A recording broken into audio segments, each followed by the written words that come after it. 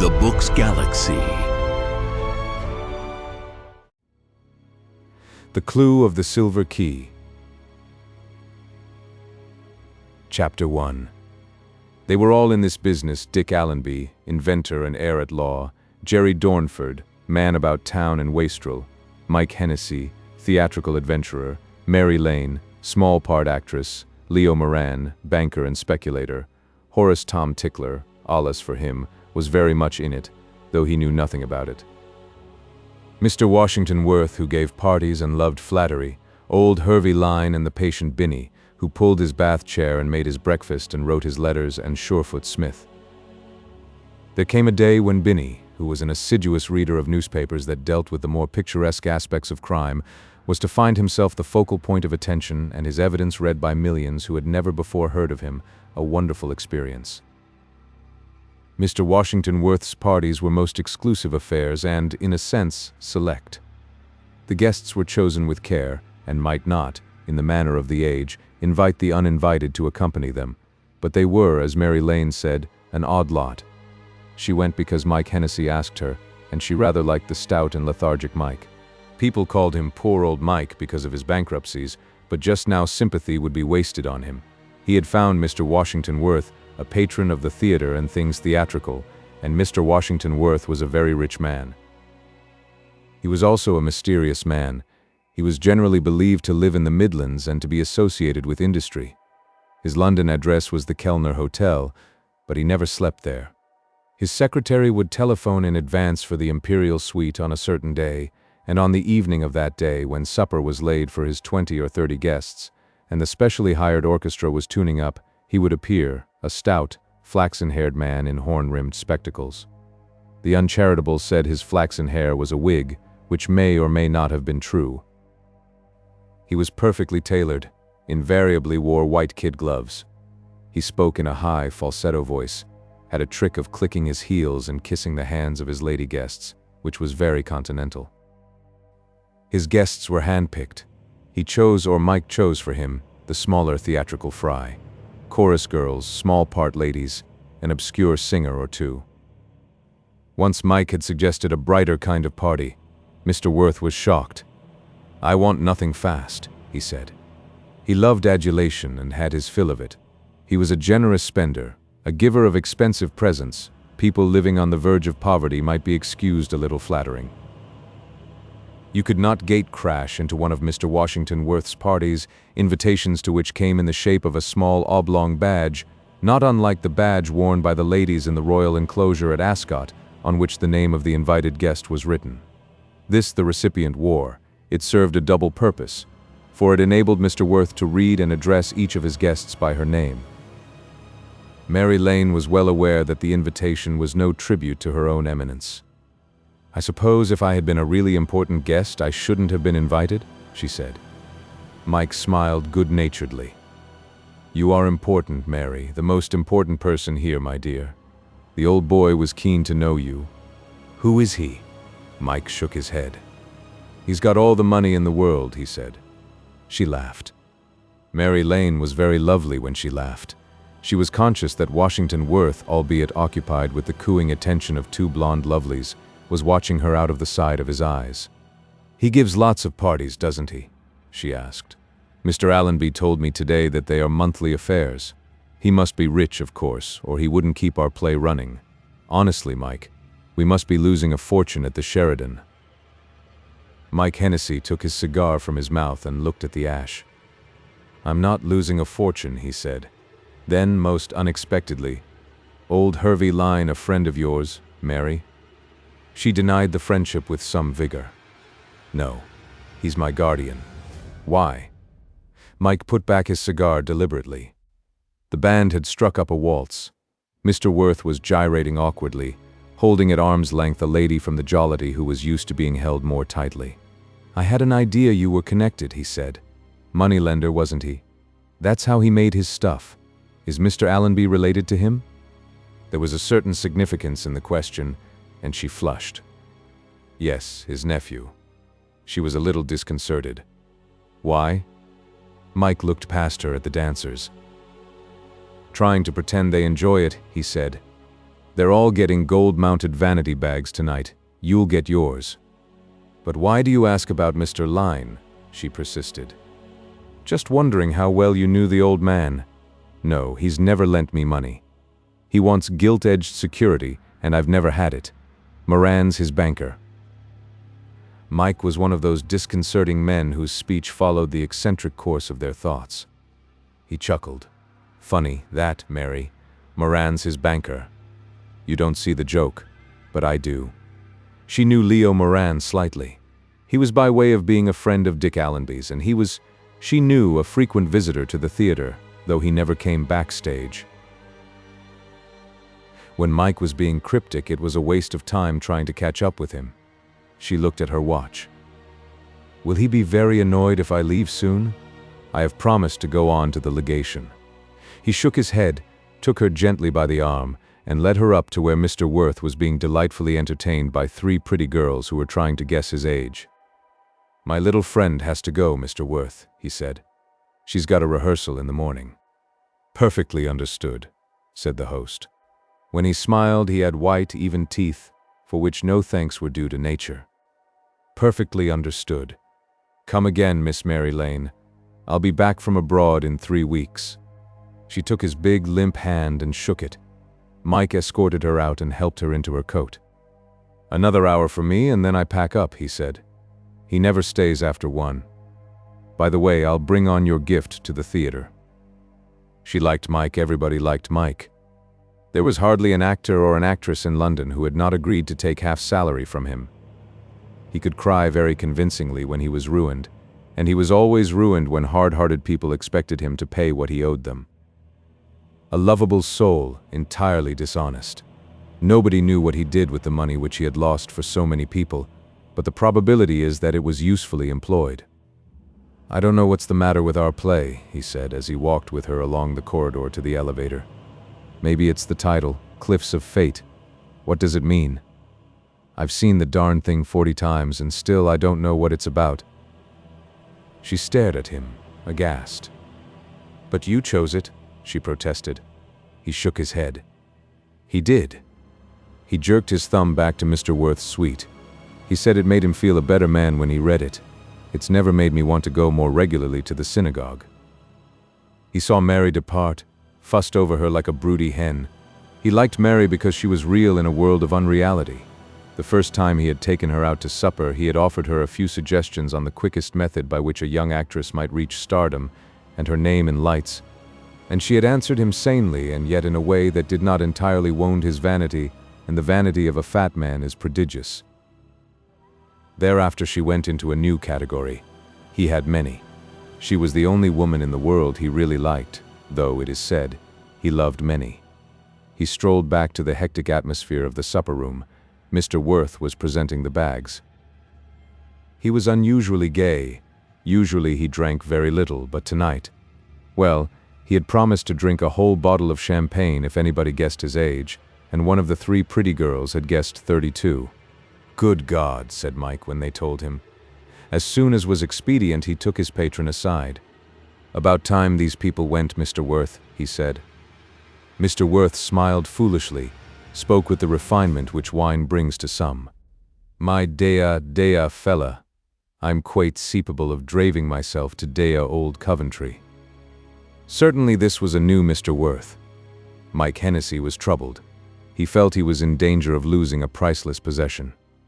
It was as though the owner of a secret gold mine, from which he was drawing a rich dividend, were hoisting a great flapping flag to mark its site. "What you want," he said agitatedly, "is something cooling. Just wait here, will you?" He ran out, saw the head waiter, and came back very soon with a little blue bottle. He measured a tablespoonful of white granules into a wine glass and filled it with water. Then he handed this fizzling, hissing potion to the giver of the feast. "Drink," he said. Mr. Worth obeyed. He stopped and gasped between the gulps. By now, the last guest had gone. "All right?" asked Mike anxiously. "Quite all right," snapped the other. He seemed suddenly sober. Mike, at any rate, was deceived. He did not see his friend to his car because that was against the rules. Mr. Worth, wrapped in a heavy coat, the collar of which was turned up, his opera hat at a rakish angle over his eyes, made his way to the garage near the hotel, had his car brought out, and was getting into it when the watcher sidled up to him. "Can I have a word with you, mister?" Mr. Worth surveyed him glassily, climbed into his seat and shifted his gear. "Can I have a word?" The car jerked forward. The little interviewer, who had one foot on the running board, was sent sprawling. He got up and began to run after the car, to the amusement of the garage workers. Car and pursuer vanished in the darkness. Chapter 2. The trailer lost his quarry in Oxford Street and wandered disconsolately onward. A sort of homing instinct led him towards Regent's Park. Naylor's Crescent was a magnificent little side street leading from the outer circle. It was very silent. Its small but stately houses were in darkness. Mr. Tickler, such was his peculiar name, stopped before number 17 and looked up at the windows. The white blinds were drawn down and the house was lifeless. He stood, with his hands thrust into his pockets, blinking at the green door that he knew so well, at the 3 worn steps leading down, and the hollow steel railway that masons had fixed into the stonework to allow the easy descent of a bath chair. Inside was wealth, immense, incalculable wealth, and a stupid old man on the verge of the grave.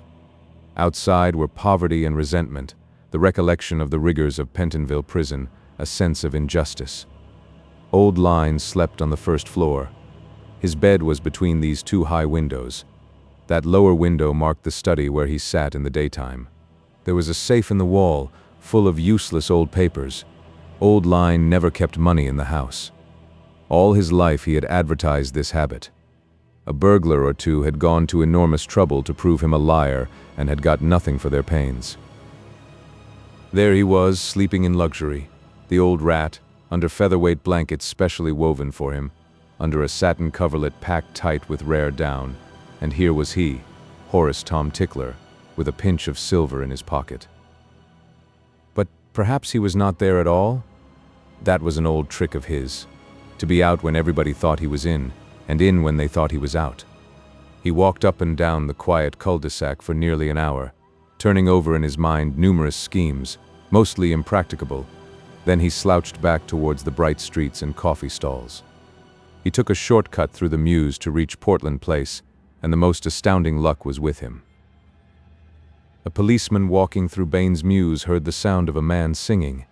It was, if his hearing gave a right impression, the voice of one who had gone far in insobriety, and the voice came from a tiny flat, one of the many above the garages that lined each side of the Mews.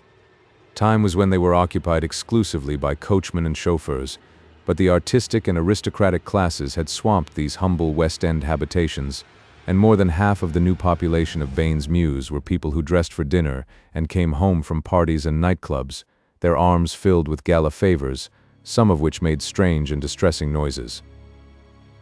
There was nothing in the voice to indicate anything more startling than normal inebriety. The policeman would have passed on but for the fact that he saw a figure sitting on the step of the narrow door which led to the little flat above. The officer turned his electric lamp on the sitter and saw nothing which paid for illumination. The little man who grinned up at the policeman was, as the officer said to his sergeant later, nothing to write home about. He was red-faced, unshaven, wretchedly shabby. His collar might have been white a week before. He wore no tie, and his linen, even in the uncertain light of the lamp, was uncleanly. "'Ear him?" He jerked his head upward and grinned. "First time it's ever happened. Soused. What a mug, eh? Gettin' soused. He slipped me tonight, and I'd never have tailed him but for this bit of luck. Eared him by accident. Soused. You're a bit soused yourself, aren't you?" The policeman's tone was unfriendly. "I've had 3 whiskeys and a glass of beer. Does a man of the world get soused on that, I ask you?" The voice upstairs had died down to a deep hum. At the far end of the Mews a horse was kicking in his box with maddening irregularity. "A friend of yours?" The little man shook his head. "I don't know. Perhaps. That's what I got to find out. Is he friendly, or ain't he?" The policeman made a gesture. "Get out of this. I can't have you lounging about. I seem to know your face, too. Didn't I see you at Clerkenwell Police Court once?" This officer prided himself on his memory for faces. It was his practice to say that he could never remember names but never forgot faces. He thought he was unique and his remark original, and was not conscious of being one of 40 million fellow citizens who also remembered faces and forgot names. The little man rose and fell in by the officer's side. "That's right." His step was a little unsteady. "I got 9 months for fraud." He had in truth been convicted of petty larceny and had gone to prison for a month. But thieves have their pride. Could a man convicted of fraud be arrested under the Prevention of Crimes Act because he sat in the doorway of a mews flat?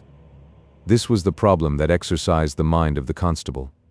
At the end of the mews he looked round for his sergeant, but that authority was not in sight. A thought occurred to him. "What you got in your pocket?" The little man stretched out his arms. "Search me, go on.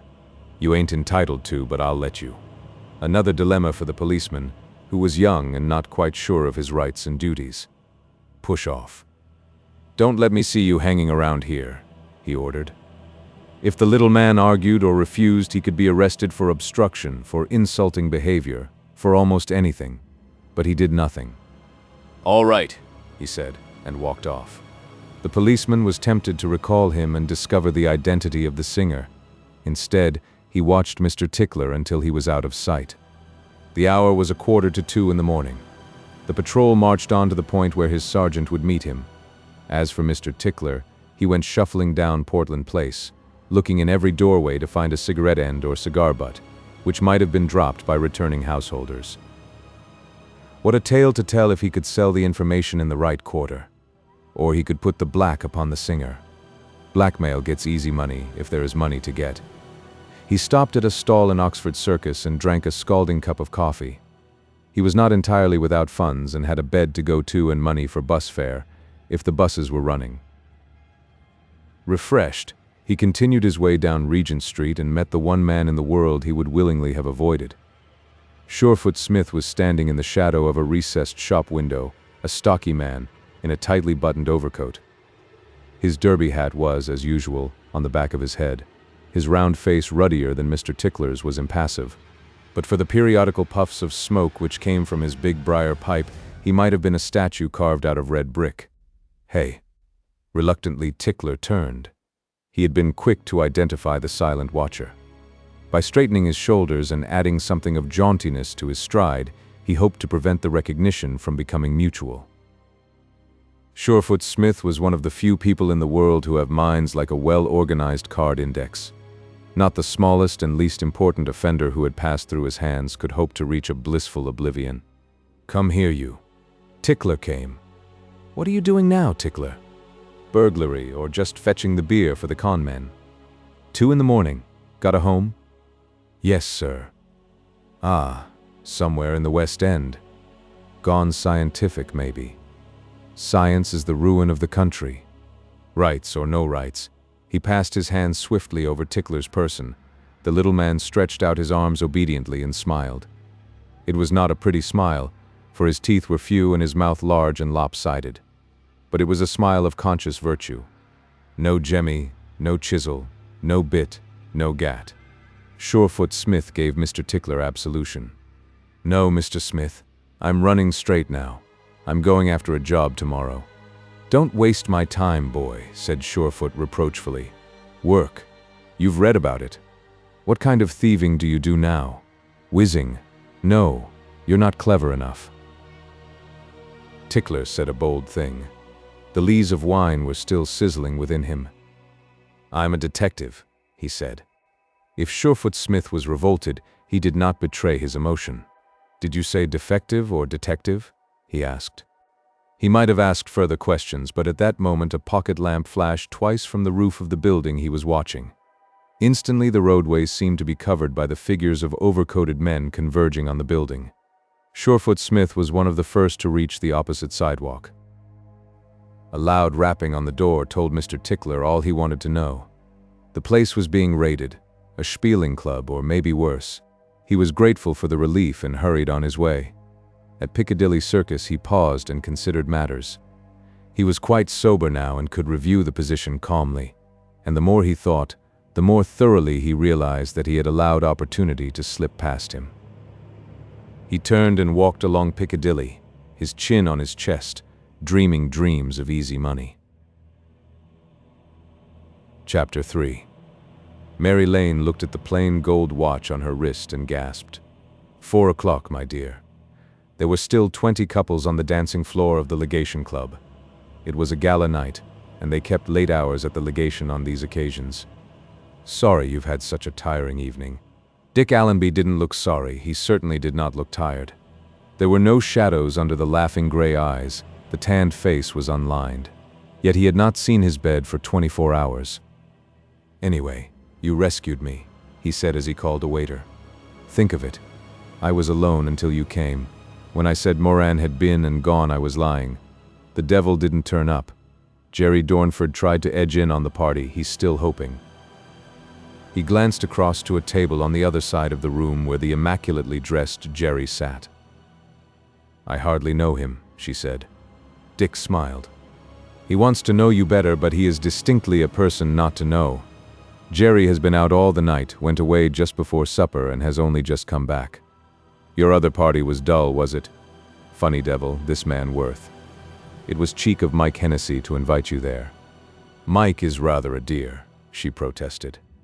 Mike is a crook, a pleasant crook, but a crook. Whilst he is at large, it is disgraceful that there is anybody else in prison. They passed out into the street, and as they stood waiting for a cab, Dick Allenby saw a familiar figure. Why, Mr. Smith, you're out late. Early, said Surefoot Smith. He lifted his hat to the girl. Evening, Miss Lane. Shock in habit, nightclubs. I'm full of bad habits, she smiled. Here was another man she liked. Chief Inspector Smith of Scotland Yard was liked by many people, and heartily disliked by many more. The cab drew up. She refused Dick's escort any further and drove off.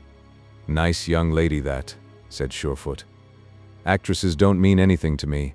I've just come from Marlborough Street where I've been charging 3 of 'em at least. They called themselves actresses. A little raid? A mere nothing, said Surefoot sadly. I expected to find kings and only pulled in prawns. Pawns, suggested Dick. Small fish anyway, said Surefoot.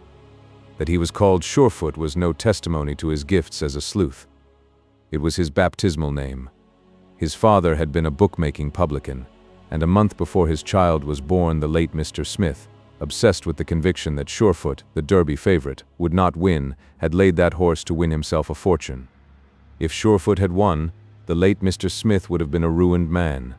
Surefoot lost, and in gratitude he had named his infant child after the equine unfortunate. I nearly came up to your workshop the other day and had a squint at that gun of yours, air gun, ain't it? A sort of one, said Dick. Who told you about it? That feller Dornford. He's a bad egg. I can't understand it, your gun. Dornford said you put in a cartridge and fire it, and that charges the gun. It compresses the air, yes. Dick Allenby was not in the mood to discuss inventions. You ought to sell it to Chicago, said Mr. Smith, and made a clicking noise with his lips. Chicago. 6 murders a week and nobody pinched. Dick laughed. He had only returned from Chicago a month before, and he knew something of the problems that the police had to face. These ride murders, Surefoot went on. I mean taking fellers out into the country in a car and shooting them. Would it be possible here? No. I'm not so sure. Dick shook his head. Anyway, it is nearly 4:30 and I'm not going to talk crime with you. Come up to my flat and we'll have a drink. Surefoot Smith hesitated. All right. There's no sleep for me tonight. There's a cab. The cab stood in the middle of the road near an island. Smith whistled. Driver's gone away, sir. It was the club link man who offered the information. I tried to get it for the lady. He's asleep inside, said Smith, and walked across the road, Dick following. Surefoot peered through the closed window of the cab, but saw nothing. He's not there, he said, and looked again. Then he turned the handle and pulled open the door. Somebody was there, somebody lying on the floor, with his legs on the seat. Drunk, said Smith. He flashed his lamp on the figure. The face was visible, yet indistinguishable, for he had been shot through the head at close quarters. But Smith saw enough to recognize something which had once been Mr. Horace Tom Tickler and was now just a dead, mangled thing. "Taken for a ride," gasped Surefoot. "Good God! What's this? Chicago?" Chapter 4. In 5 minutes there were a dozen policemen round the cab, holding back the crowd which had gathered, as crowds will gather at any hour of the day or night in London. Fortunately, a police sergeant had been at Marlborough Street, attending to a drunk, and he was on the spot within a few minutes. Shot at close quarters by a very small-bore pistol was his first verdict after a casual examination. In a very short time the ambulance arrived, and all that was mortal of Horace Tom Tickler was removed. A police officer started up the engine of the taxi and drove it into the station yard for closer inspection. The number had already been taken.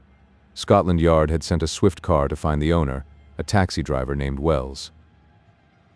Dick Allenby had not been specifically invited to the investigations, but had found himself in conversation with Surefoot Smith at crucial moments of the search and had drifted with him to the police station. The man had been shot in the cab. They found a bullet hole through the leather lining of the hood. The body, Smith thought, had sagged forward to the ground and the legs had been lifted in the approved gang style. He was probably still alive when he was on the floor. The murderer must have fired a second shot. We have found a bullet in the floorboard of the cab. "Have you found the driver?" asked Dick. "He's on his way." Mr. Wells, the driver, proved to be a very stout and thoroughly alarmed man. His story was a simple one. He had got to the garage where he kept his car a little before 2 o'clock. The door of the garage was closed. He left the cab outside, which was evidently a practice of his, for the cleaner, who would come on duty at 6 o'clock and prepare the cab for the day's work. He could leave it outside with impunity, because cabs are very rarely stolen. They are so easily identified and so useless to the average car thief that they are very seldom knocked off. His garage was in a stable yard off the Marylebone Road. So far as he was concerned, he had a complete alibi for, after leaving the cab, he had gone to the nearest police station to deposit an umbrella and a pocketbook which had been left by a previous passenger. A policeman had seen him leave the car, and to this policeman he had brought the lost property, which he had afterwards deposited at the station. It was a very lonely yard and, unlike such places, was entirely without inhabitants, the garages forming part of a building which was used as a furniture store. It was 7 o'clock, and the West End was alive with market cars when Dick drove home to his flat at Queen's Gate.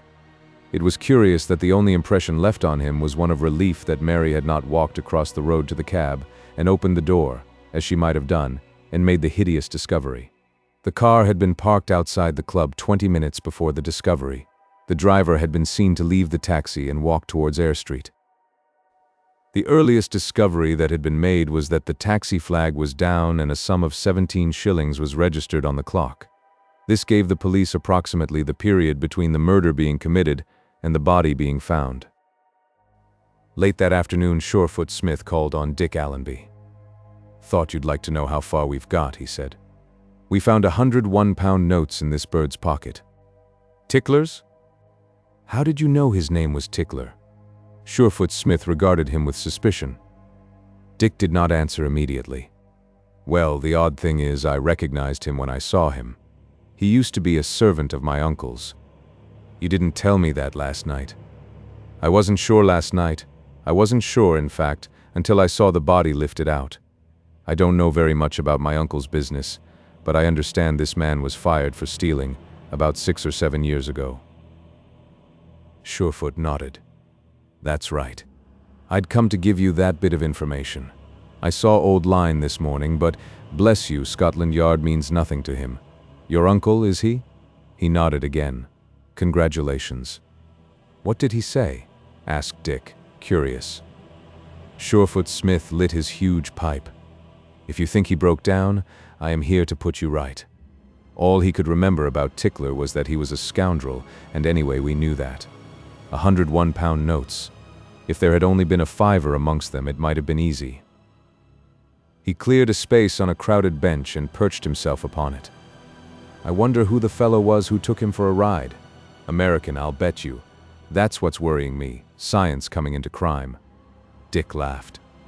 According to you, Surefoot, science is responsible for all crime. Mr. Smith raised his eyebrows inquiringly. Well, isn't it? What's science done?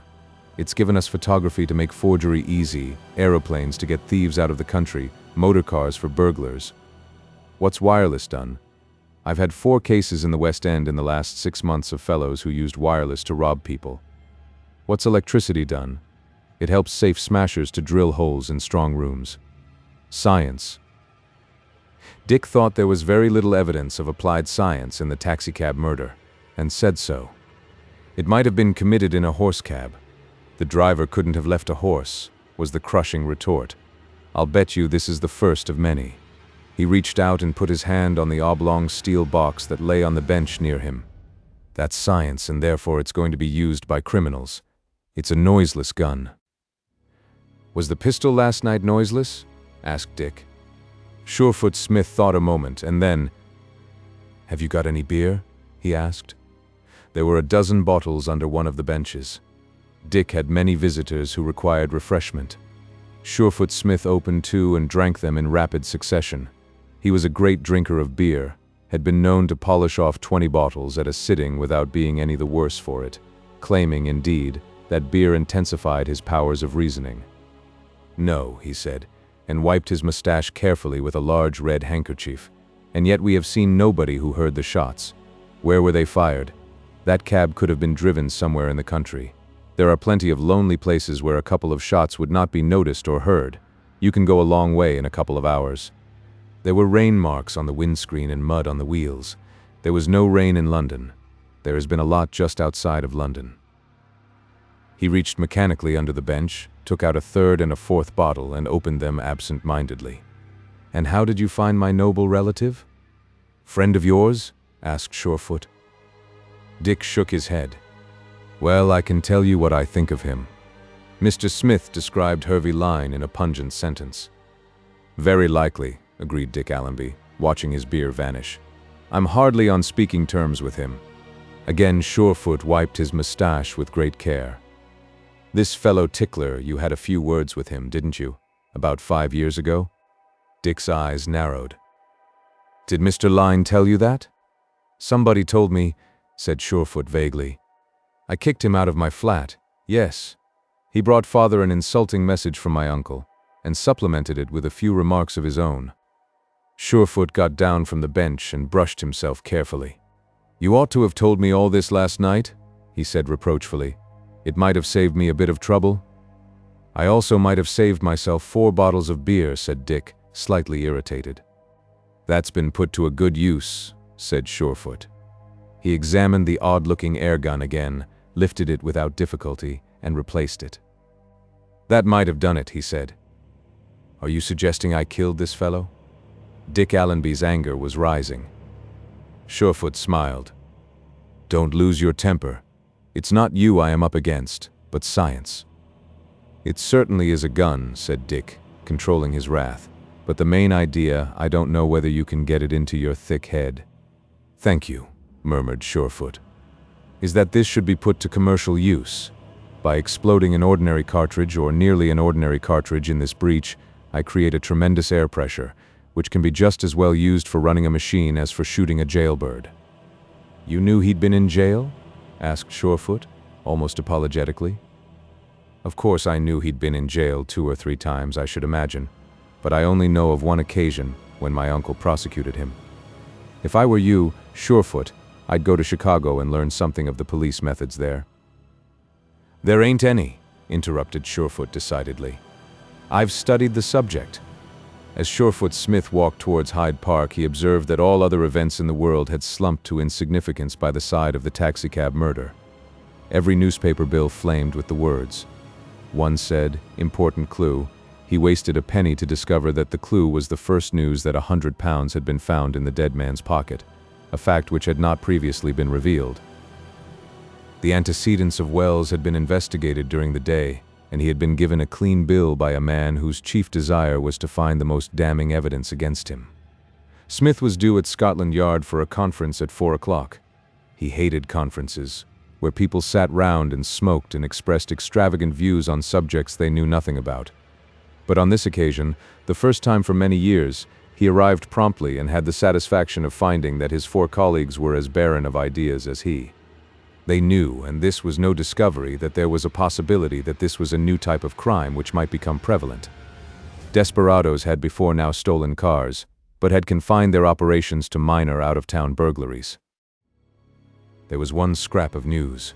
A policeman patrolling Portland Place from one of the mews behind had identified the body as that of a man to whom he had spoken at 1:45, and this tallied with Smith's own knowledge, for it was at 2 o'clock that he had seen Tickler walking down Regent Street from the direction of Portland Place. Curiously enough, though a familiar phenomenon to police investigators, the policeman had said nothing about the drunken man in whose voice Tickler had been interested. Nor in his report had he given so much as a hint of that part of the conversation which revealed his knowledge of a man against whom he had had a grudge, and who might conceivably have had as deep an animosity towards him. "This tells me no more than I know," said Surefoot, putting down the report. "Except that it is not true that Tickler ever had 9 months. All his sentences were shorter. Who was it killed this poor little hound? He was broke, or nearly broke. I saw him stop to pick up a cigarette from the sidewalk just before he came up to me. Who picked him up in the stolen cab, and why?" Fat McEwen leaned back in his well-filled chair and blew a trumpet of smoke to the ceiling. "If there were such things as gangs, you could guess it in once," he said despairingly. "But there are no gangs. This man was not even a nose, was he, Surefoot?" Surefoot shook his head. A nose is a police informer, and Tickler had never been that. Then why the dickens should he have been killed? Tell me that. This was a fair summary of an hour's discussion. Surefoot Smith went down to his little office entirely unenlightened. He found a number of letters, and one that had been posted at Westminster and had been delivered that afternoon. The envelope was dirty. His address was scrawled in an illiterate hand. He tore open the envelope and took out a sheet of paper, obviously extracted from a memorandum book of the cheaper kind. In pencil were the words, "If you want to know who killed poor Mr. Tickler, you'd better go and have a talk with Mr. L. Moran." Smith looked at the letter for a long time and then, "Why not?" he asked himself aloud. There were a great many things about Mr. Moran that he could never quite understand. Chapter 5. Faith needs the garnishing of romance as much as hope requires the support of courage. Mary Lane had faith in her future, courage to brace the hope of ultimate achievement. Otherwise, she was without the more important and disastrous illusions which do so much to create rosy prospects and unhappy memories. She knew that someday she would be accepted by the West End of London as an important actress, that her name would appear in electric lights outside a theater, and a little larger than her fellow artistes on the daybill. But she never dreamed vain dreams of sudden fame, though, in the nature of things, fame is as sudden as the transition of a sound sleeper to wakefulness. Someday the slumbering public would open its eyes and be aware of Mary Lane. In the meantime, it was oblivious of her existence, all except a few wide-awake writers of dramatic criticism. These very few, having a weakness for discovery, continuously swept the theatrical sky in search of nth-dimension stars which would one day, here the astronomical analogy became absurd, blaze into the first dimension.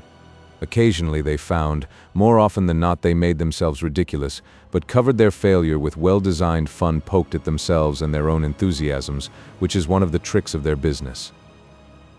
It was only a half-hearted discovery so far as Mary was concerned. She was a brighter speck in the nebula of young actresses. She might be, they said, a very great actress someday, if she overcame her habit of dropping her voice, if she learned how to use her hands, if this, that, and the other. Mary strove diligently, for she was at the age when dramatic critics seem infallible. She did not dream unprofitably, never lay awake at night, imagining the eruption of an agitated management into the dressing room she shared with 2 other girls. "You're understudying Miss Fortescue, aren't you? Get into her clothes quick. She's been taken ill." She did not visualize newspaper columns acclaiming the young actress who had found fame in a night. She knew that understudy performances, however politely received, are as politely forgotten, and that a girl who grows famous in an evening steps into oblivion between Saturday and Monday. On the second morning after her appearance at Washington Worth's party, she had a brief interview with Mr. Hervey Lyne on the subject of her allowance. It was not a pleasant interview. None of her interviews with Mr. Lyne had ever been that. "If you go on the stage, you must expect to starve?" he snarled. "Your fool of a father made me his executor and gave me full authority. 150 a year is all that you get until you're 25, and there is nothing more to be said." She was very pretty and very angry, but she kept her temper admirably. £20,000 brings in more than 150 a year, she said. He glared in her direction. She was just a blotch of blue and pink to his myopic vision. "It is all you will get until you are 25, and then I'll be glad to get rid of you. And another thing, young lady. You're a friend of my nephew, Richard Allenby?" Her chin went up. "Yes." He wagged a skinny forefinger at her. "He gets nothing from me whether I'm alive or dead. Understand that." She did not trust herself to reply. Binny showed her out and was incoherently sympathetic. "Don't worry, miss," he said in his dull voice. "He ain't himself this mornin'." She said nothing, hardly noticed Binny, who sighed heavily and wagged his head mournfully as he shut the door. He was by way of being a sentimentalist. 10 minutes later, she was talking vehemently over the telephone to Dick Allenby. His sympathy was more acceptable. People used to say about Hervey Lyne that he was the sort of character that only Dickens could have drawn, which is discouraging to a lesser chronicler. He was eccentric in appearance and habit, naturally so because he was old and self-willed and had a vivid memory of his past importance. Everybody who was anybody in the late Victorian age had borrowed money from Hervey Lyne, and most of them had paid it back with considerable interest. Unlike the late Chippy Isaacs, as mild and pleasant a gentleman as ever issued money on note of hand, Hervey was harsh, unconscionable, and rude. But he was quick. The swells who drove in broughams and had thousands on their horses, and gave champagne parties to men who wore side whiskers and women who wore flounces and regarded other women who smoked cigarettes as being damned body and soul, were sometimes in difficulties to find ready money, and generally they chose Hervey first because they knew their fate sooner than if they applied to Chippy. Hervey said no or yes, and meant no or yes. You could go into Hervey's parlor in Naylor's Crescent and either come out in 5 minutes with the money you needed, or in 2 minutes with the sure knowledge that if you had stayed 2 hours you would not have persuaded him. He gave up lending money when the trustees of the Duke of Cruden's estate fought him in the law courts and lost. Hervey thought they would win and had the shock of his life. Thereafter he only lent very occasionally, just as a gambler will play cards occasionally, and then for small stakes, to recover something of the old thrill. His attitude to the world can be briefly defined. The galley of his life floated serenely on a sluggish sea of fools. His clients were fools. He had never felt the least respect for any of them. They were fools to borrow, fools to agree to enormous and staggering rates of interest, fools to repay him. Dick Allenby was a fool, a pottering inventor and an insolent cub who hadn't the brains to see on which side his bread was buttered. Mary Lane was a fool, a posturing actress who painted her face and kicked her legs about. He invariably employed this inelegant illustration for a pittance. One was his nephew, and might with tact have inherited $1 million. The other was the daughter of his sometime partner, and might, had she been a good actress, have enjoyed the same inheritance, would enjoy it yet if he could arouse himself from his surprising lethargy and alter his will. His servants were complete fools. Old Binny, bald, stout, perspiring, who pulled his bath chair into the park and read him to sleep, was a fool.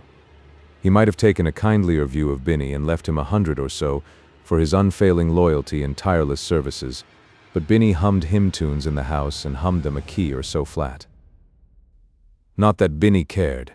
He was a cheery soul with large eyes and a completely bald head, a bit of a sluggard, whom his thin and whining wife, who was also the cook of 17, Naylor's Crescent, found a difficult man to get out of bed in the mornings.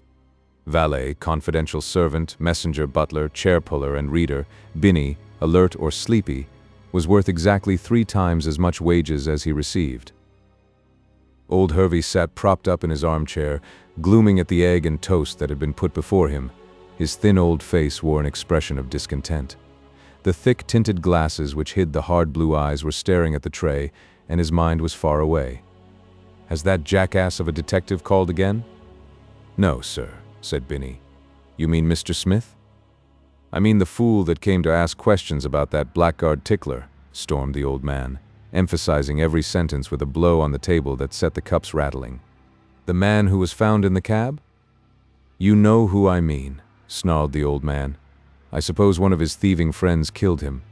It's the sort of end a man like that would come to." Hervey Lyne relapsed into silence, a scowl on his face. He wondered if Binny was robbing him too.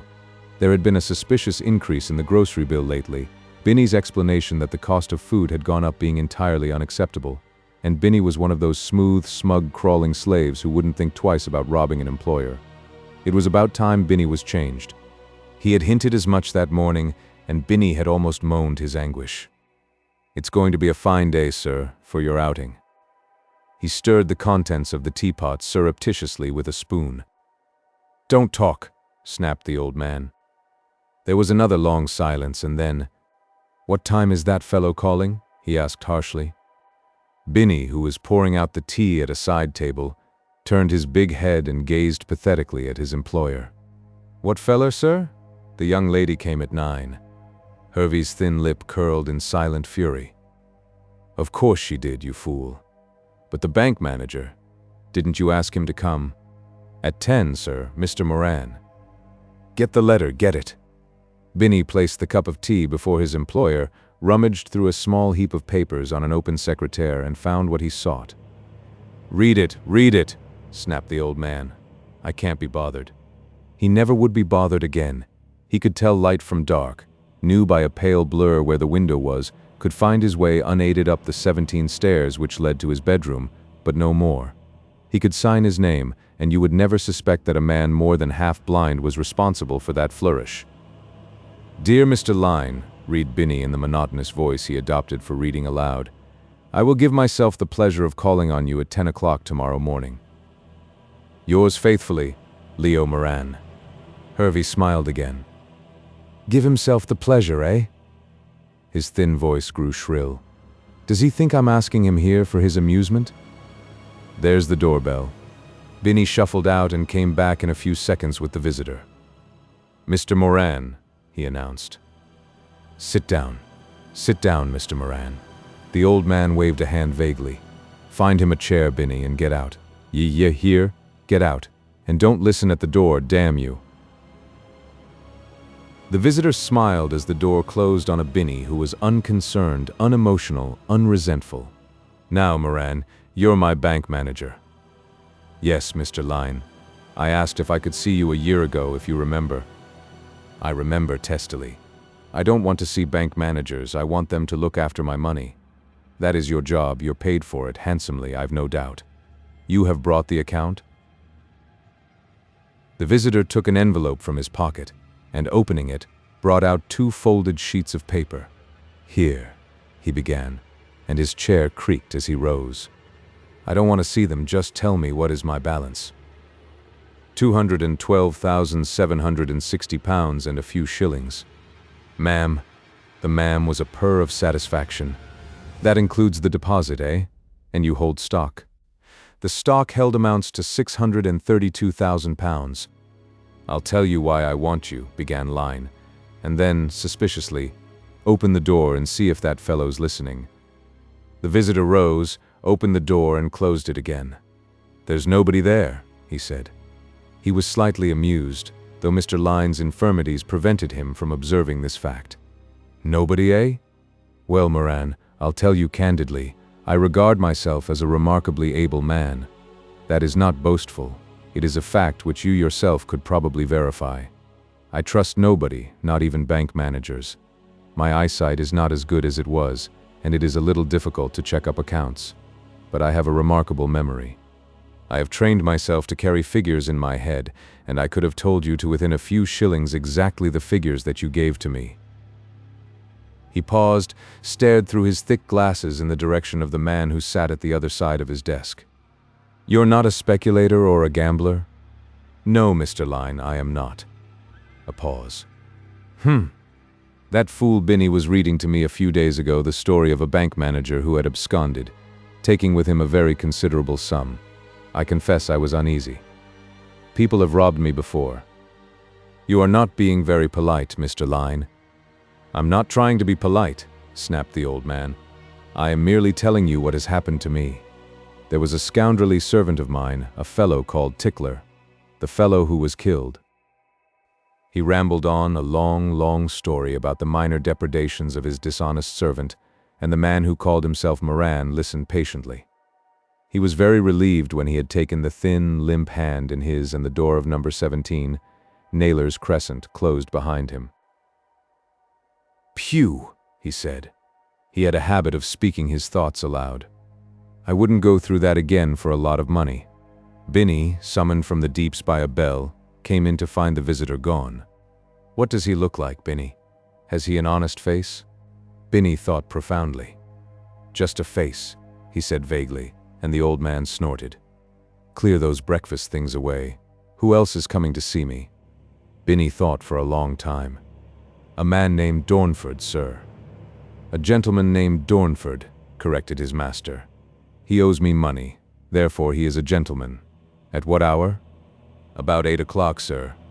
Lane dismissed him with a gesture. At 3 o'clock that afternoon he ambled out of his sitting room, wrapped in his thick Inverness coat and wearing his soft felt hat, allowed himself, growling complaints the while, to be tucked into his bath chair, and was drawn painfully into the street, more painfully up the gentle slope to the park and into the private gardens, entry to which was exclusively reserved for tenants of Naylor's and other terraces. Here he sat, under the shade of a tree, while Binny, perched uncomfortably upon a folding stool, read in his monotonous voice the happenings of the day. Only once the old man interrupted. "What time is Mr. Dornford calling?" "At 8 o'clock, sir," said Binny. Lyne nodded, pushed his blue-tinted glasses higher up the thin bridge of his nose, and folded his gloved hands over the rug which protected his knees from errant breezes. "You be in when he comes, do you hear? A tricky fellow, a dangerous fellow. You hear me, Binny?" "Yes, sir." "Then why the devil didn't you say so? Go on reading that trash." Binny obeyed, and continued with great relish the story of London's latest murder. Binny was a great student of crime in the abstract. Chapter 6. Arthur Jules barely deserves description because he plays so small a part. But as that small part was big enough to put one man in the shadow of the gallows, he may be catalogued as a plump, sallow-faced young man who wore a monocle, had perfectly brushed hair, and was invariably dressed as though he were on his way to a wedding reception. He was a sort of attaché to a South American legation, and a freelance of diplomacy generally. In more suspicious countries he would have been handed his passport with extreme politeness, and his departure from Southampton would have been watched by the bored detective whose business it is to superintend the shipment of oddities. He was always important and profound, never more so than when he sat at the bay window overlooking St. James's Street, stroking his little black mustache thoughtfully and speaking with just the slightest trace of an accent to Jerry Dornford. Everybody knew and liked Jerry, whose other name was Gerald. He had all the qualities which endear a wastrel to the moneyed classes. He was, of course, a member of Snell's, as was Jules. He was, indeed, a member of all the important clubs where gentlemen meet. He paid his subscription, never passed a check which was dishonored, had never been warned off or posted as a bankrupt. A tall man, with a slight stoop, brownish hair very thin on the top, deep-set eyes that smiled in a worn, tired face. Jerry had lived very fast. Few of his creditors could keep up with him. He had been a correspondent, and again a correspondent, and was single, and lived in a little flat in Half Moon Street, where he gave small parties, very small. He retained his membership of exclusive racing clubs. Bookmakers lived in the hope that he would one day settle with them. He had certain very rich relations who would certainly die, but were not so certain whether they would bequeath their undoubted wealth to this profligate son of Sir George Dornford. On the other hand, why shouldn't they? He was in desperate need of money now. Jules knew how desperate. They had few secrets from one another. Whenever the little party in Half Moon Street was as many as 4, Jules was the third. What is this fellow's name? Hervey Lyne. Hervey Lyne? Yes, I know him. A very odd man, reminiscently. When my dear father was Secretary of Legation, that must have been in '93, he borrowed money from Lyne, but I thought he had retired from business. He was a moneylender, wasn't he? Jerry's lips twisted in an unpleasant smile. "Financier," he said laconically. "Yes, he has retired. I owed him 3,000 for years. It's 4 now. There was, of course, a chance that the Dowager would leave a packet, but the old devil left it away, to the other side of the family. And he is pressing you?" Jerry's jaw set. "Yes," he said shortly. "To be exact, he is getting a judgment in bankruptcy, and I can't stop him. I have been dodging Carey Street all my life. Things have looked very black at times, but there has always been something that turned up." There was a long and gloomy silence. Jules, he had another name, but nobody could remember it, stroked his little black mustache more quickly. 2,000, that would stop the action, eh? Well, why not? Take 2,000 et voila. There is nothing to it.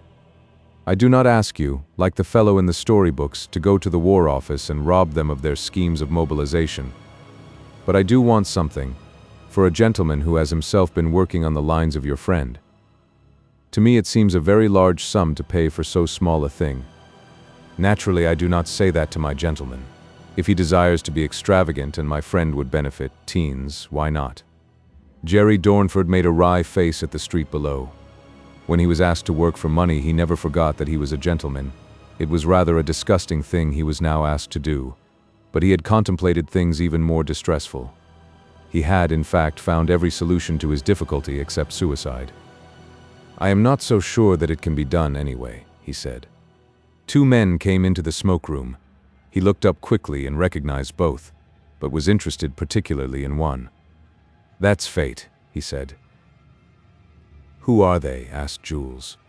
He knew the second of the 2, who was a member, but the first man, middle-aged, rather rotund, fair-haired, was a stranger to him. "That's my bank manager.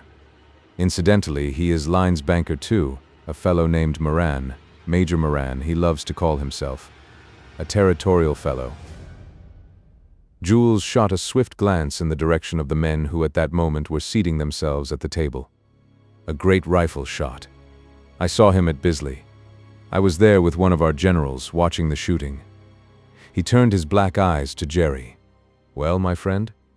Jerry breathed heavily through his nose and shook his head. "I'll have to think it over," he said. "It's a beastly thing to do." "More beastly to be a bankrupt, my friend," said Jules in his caressing voice.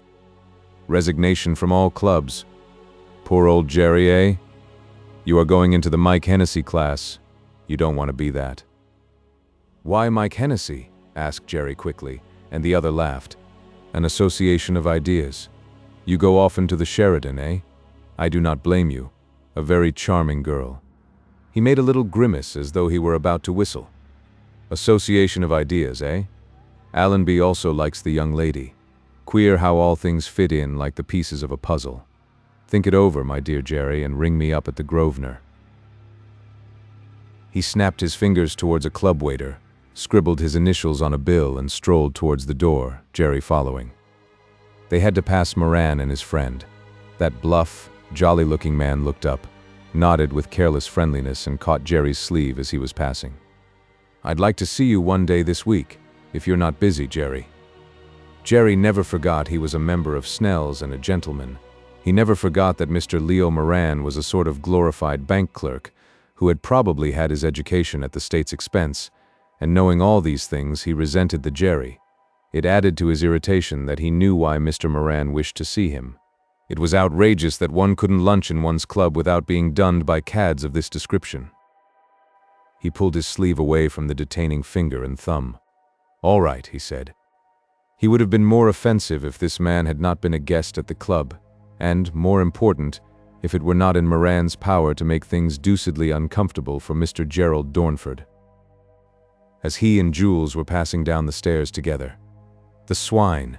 Who brought that kind of bird into the club? Snell's is getting impossible. Jules, who had a weakness for the rococo qualities of Italian opera, was humming a favorite aria of Puccini's. He smiled and shook his head. "It takes all sorts of people to make a world, my friend," he said sententiously. He flicked a speck from his immaculate coat sleeve, patted Jerry on the arm as though he were a child, and went swinging up St. James's Street towards his mysterious legation. Jerry Dornford stood for a moment, hesitant, then walked slowly down towards the palace. He was in a jam, a tight jam, and it wasn't going to be so very easy to get out. He obeyed an impulse, called a cab, and drove to near Queen's Gate, where he alighted, paid his fare, and walked on. Dick Allenby lived in a big house that had been converted into flats. There was no attendant on duty at the door, and the elevator that took him up to the 4th floor was automatic. He knocked at the door of Dick's studio, for studio it had once been, before Dick Allenby had converted it into a workroom. There was no answer, and he turned the handle and walked in. The room was empty. Evidently there had been visitors, for half a dozen empty beer bottles stood on a bench, though there was only one used tumbler visible. If he had known something of Surefoot Smith, he might have reduced the visiting list to one. "Are you there, Allenby?" he called. There was no answer. He walked across to the bench where the odd-looking steel box lay, and lifted it. To his relief, he found he could carry it without an effort. Putting it down again, he walked to the door. The key was on the inside. He drew it out and examined it carefully. If he had been an expert at the job, he would have carried wax and taken an impression. As it was, his early technical training came to his aid. It had once been intended that he should follow the profession of engineer. He listened. There was no sound of the lift moving. Dick, he knew, had his sleeping room on the upper floor, and was probably there now. Dornford made a rapid sketch on the back of an envelope, rapid but accurate. He judged the width of the key, made a brief note, and replaced it as the sound of somebody coming down the stairs reached him. He was standing examining the empty beer bottles when Dick came in. "Hello, Dornford." There was no great welcome in the tone. "Did you want to see me?" Jerry smiled. "I was bored. I thought I'd come up and see what an inventor looked like. By the way, I saw you at the theater the other night. Nice girl, that. She was damned rude to me the only time I spoke to her." Dick faced him squarely. "And I shall be damned rude to you the next time you speak to her," he said. Jerry Dornford chuckled. "Like that, eh? By the way, I'm seeing the old man tonight. Shall I give him your love?" "He'd prefer that you gave him something more substantial," said Dick coldly. It was a shot at a venture, but it got home.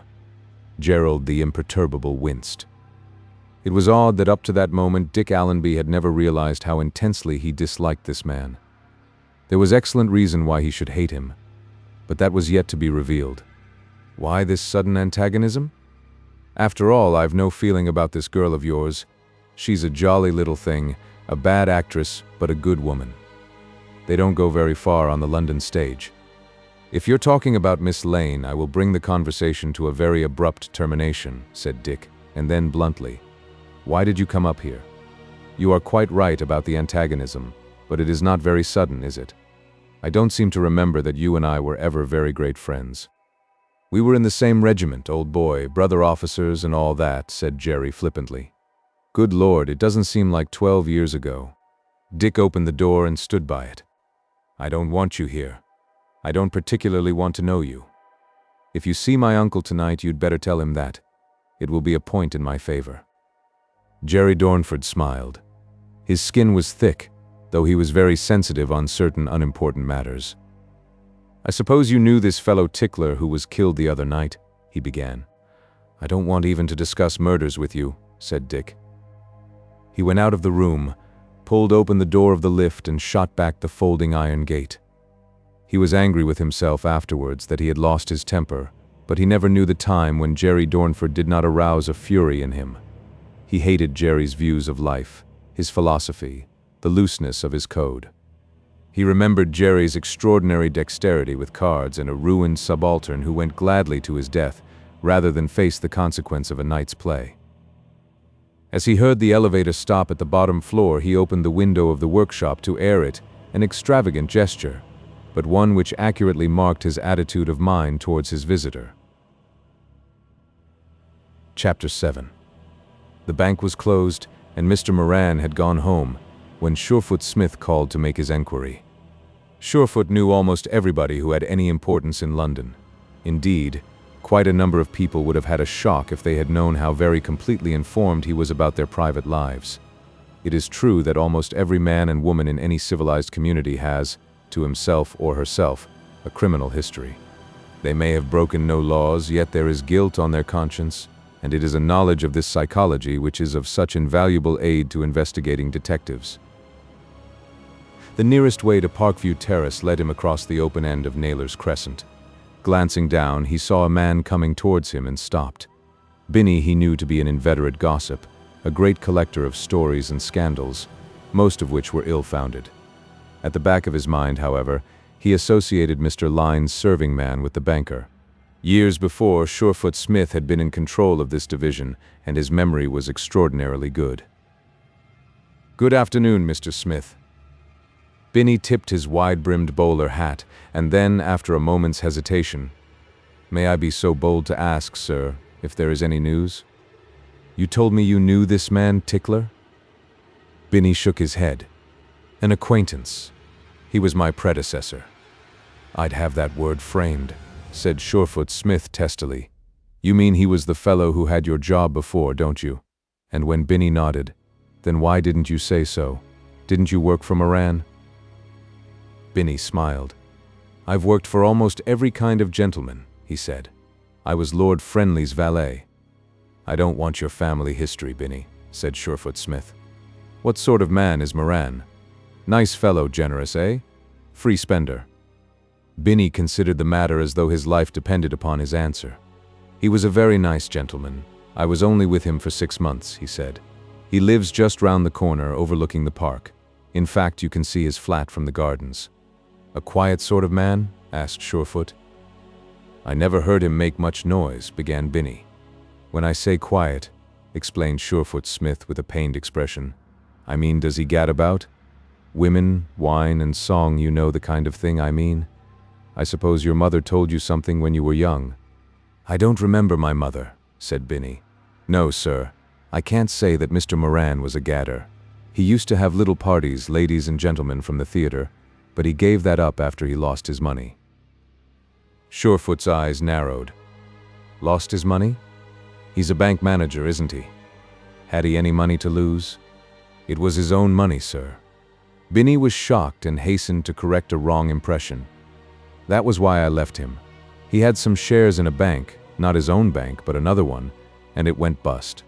I mean to say, don't try to interpret bust to me. I know the word," said Surefoot. "Gave little theatrical parties like that fellow what's his name, drinking and all that sort of thing."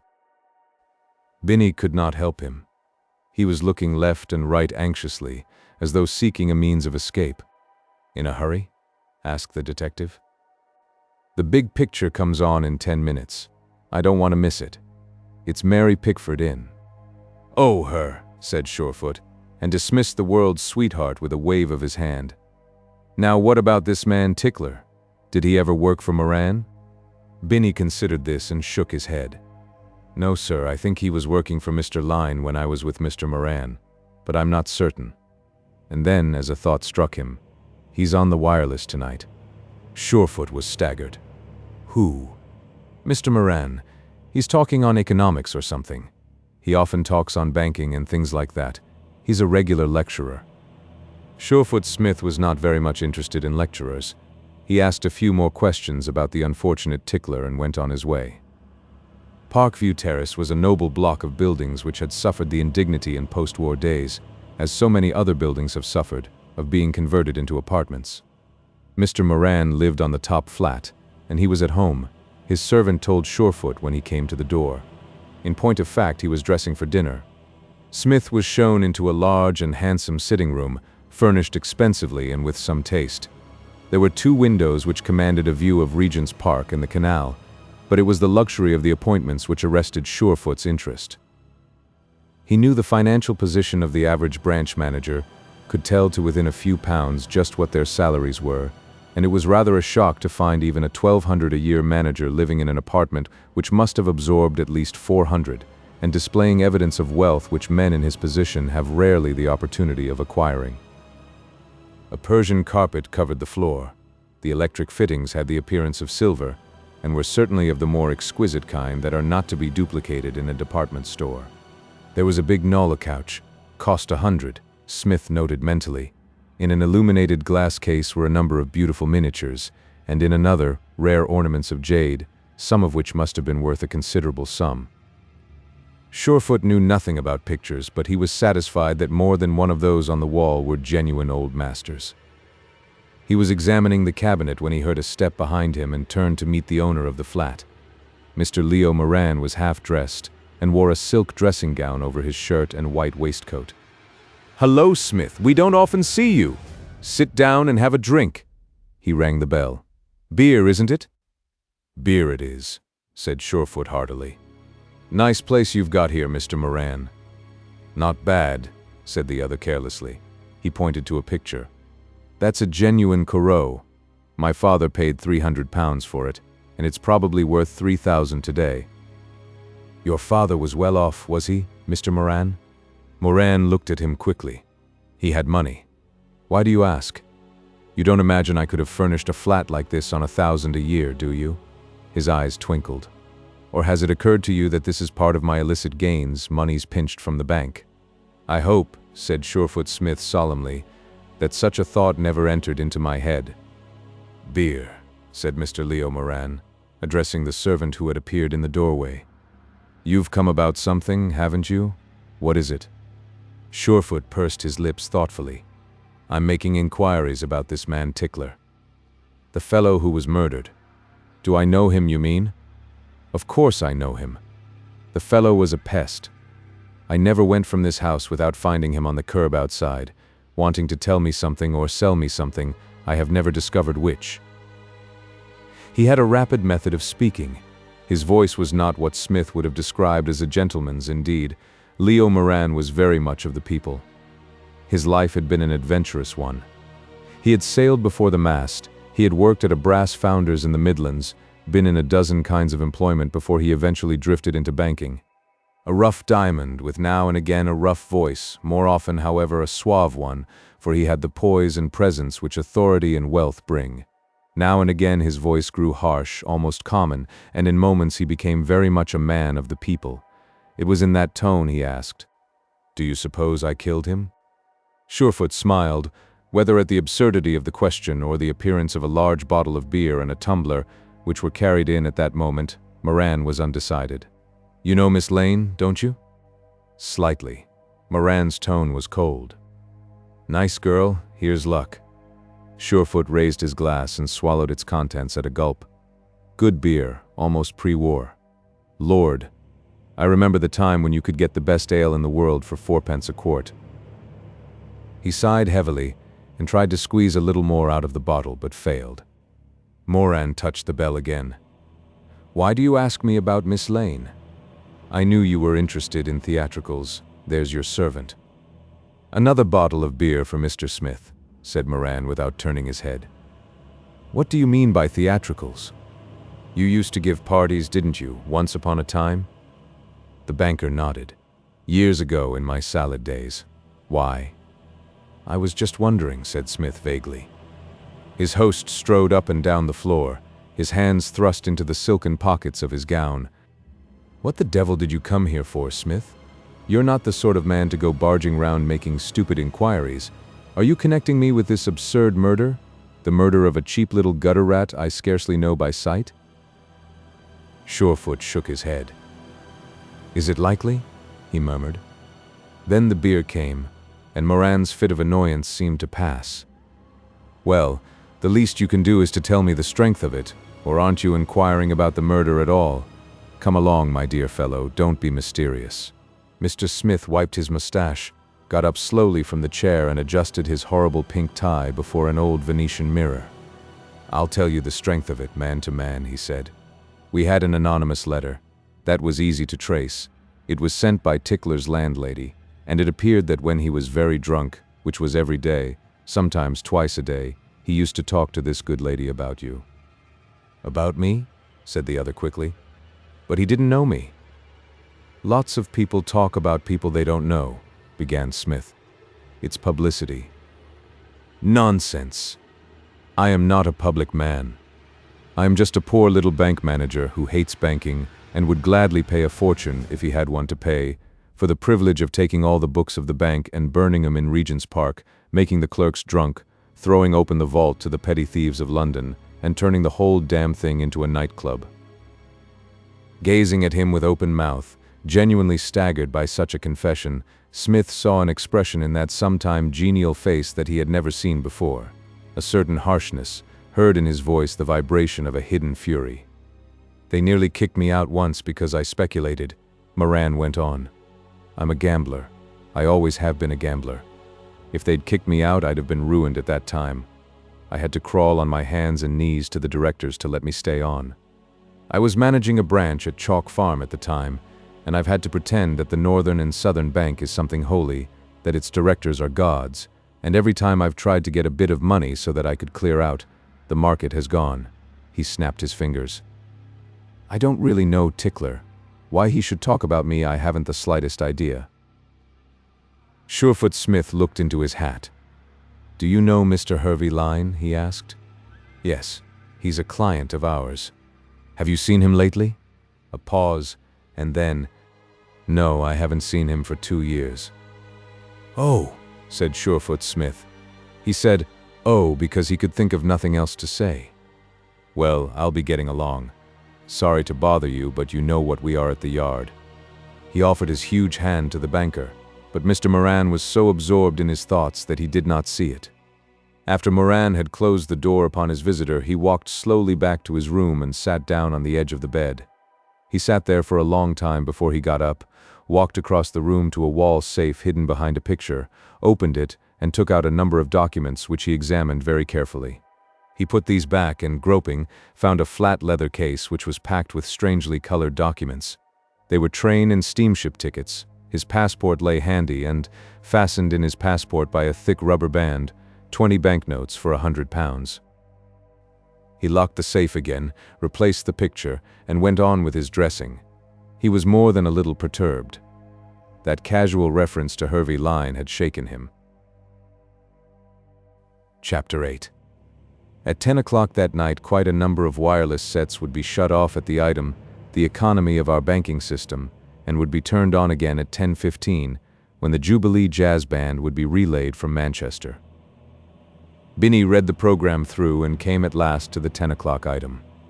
"Moran. Is that the fellow who saw me yesterday?" asked the old man. "Yes, sir," said Binney. "Banking systems, bah," snarled old Lyne. "I don't want to hear it." "Do you understand, Binney? I don't want to hear it." "No, sir," said Binney. The white, gnarled hands groped along the table till they reached a repeater watch and pressed a knob. 6 o'clock. Get me my salad. I saw that detective today, sir, Mr. Smith. Get me my salad. Chicken salad was his invariable meal at the close of day. Binney served him but could do nothing right. If he spoke, he was told to be quiet. If he relapsed into silence, old Hervey cursed him for his sulkiness. He had cleared away the meal, put a cup of weak tea before his master, and was leaving him to doze when Lyne called him back. "What are Kasari oils?" he demanded. It was so long since Binney had read the fluctuations of the oil market that he had no information to give. "Get a newspaper, you fool." Binney went in search of an evening newspaper. It was his habit to read morning and night the movements of industrial shares, a monotonous proceeding, for Mr. Lyne's money was invested in gilt-edged securities which were stately and steadfast and seldom moved except by 30 seconds. Kasari Oils had been one of his errors. The shares had been part of a trust fund. He had hesitated for a long time before he converted them to a more stable stock. The period of his holding had been 2 years of torture to him, for they flamed up and down like a paper fire, and never stayed in one place for more than a week at a time. Binney came back with the newspaper and read the quotation, which was received with a grunt. "If they'd gone up, I'd have sued the bank. That brute Moran advised me to sell." "Have they gone up, sir?" asked Binney, interested. "Mind your own business," snapped the other. Hervey Lyne used often to sit and wonder and fret himself over those Casaris. They were founders' shares, not lightly come by, not easy to dispose of.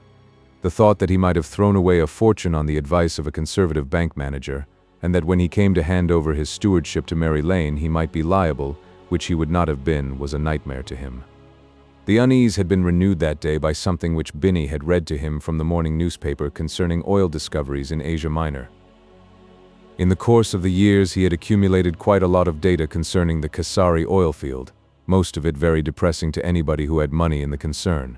He directed Binney to unearth the pamphlets and reports, and promised himself a possibly exasperating evening. 8 o'clock brought a visitor, a reluctant man, who had rehearsed quite a number of plausible excuses. He had the feeling that he, being the last of the old man's debtors, was in the position of a mouse in the paws of an ancient cat, not to be killed too quickly, and here, to some extent, he was right. Hervey Lyne received him with a set grin which was a parody of the smile he had used for so many years on such occasions. "Sit down, Mr. Dornford," he piped. "Binney, go out." "Binney's not here, Mr. Lyne. He's listening outside the door. He's always listening. Have a look." Dornford opened the door. There was no sign of the libeled servant. Now. Again he was his old business-like self, repeating a speech which was part of a formula. "About this money, 3,700, I think. You're going to settle tonight?" "Unfortunately, I can't settle tonight, and not for many nights," said Jerry. "In fact, there's no immediate prospect of my settling at all. I've made arrangements to get you 400 or 500 on account." From Isaac and Solomon, eh? Jerry cursed himself for his stupidity. He knew that the moneylenders exchanged daily a list of proposals which had come to them. "Well, you're not going to get it, my friend.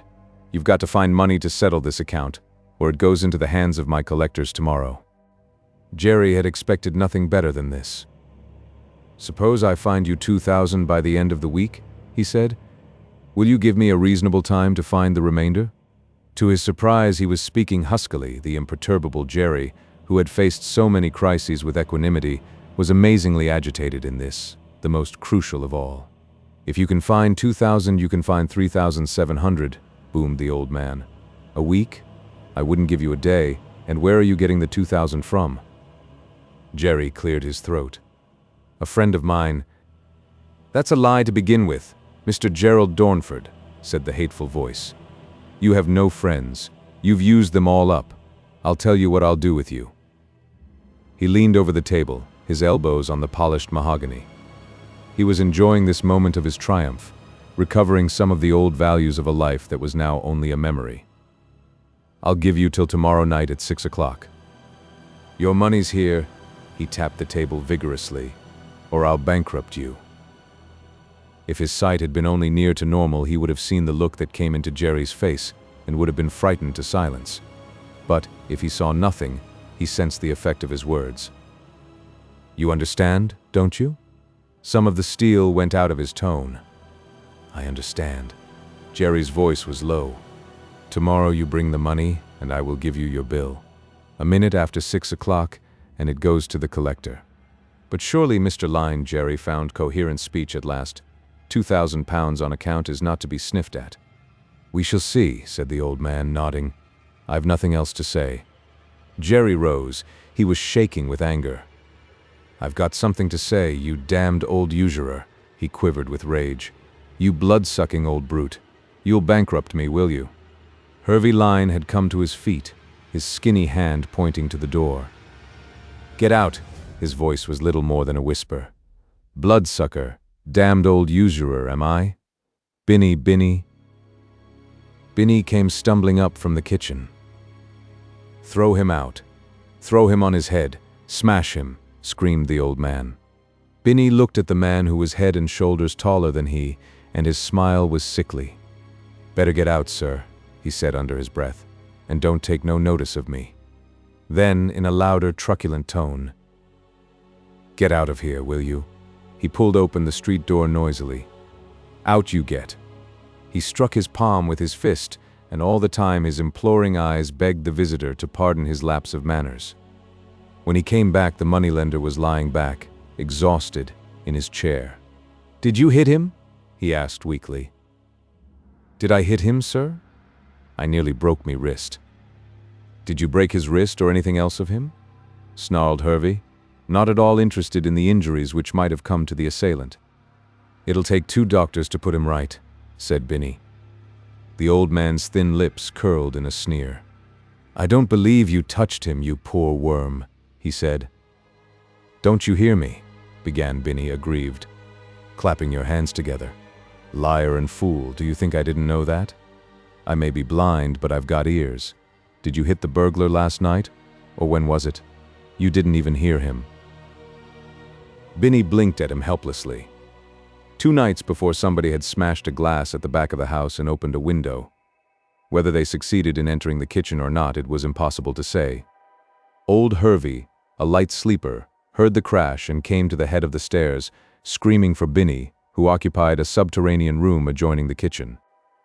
Did you hit him? Did you hear him? My idea was to bring in the police, began Binny. There's nothing like the law in cases like this. Get out, roared the old man. The law? Do you think I wanted a lot of clumsy-footed louts in my house? Get away, you make me sick. Binny left hurriedly. For the greater part of 2 hours the old man sat, muttering to himself, twisting and untwisting his fingers one in the other, and then, as his repeater struck 10, he turned to the wireless set at his side and switched it on. A voice immediately blared at him. Before I discuss the banking systems of this country, I would like to say a few words about the history of banking from the earliest times. Hervey Lyne sat up and listened.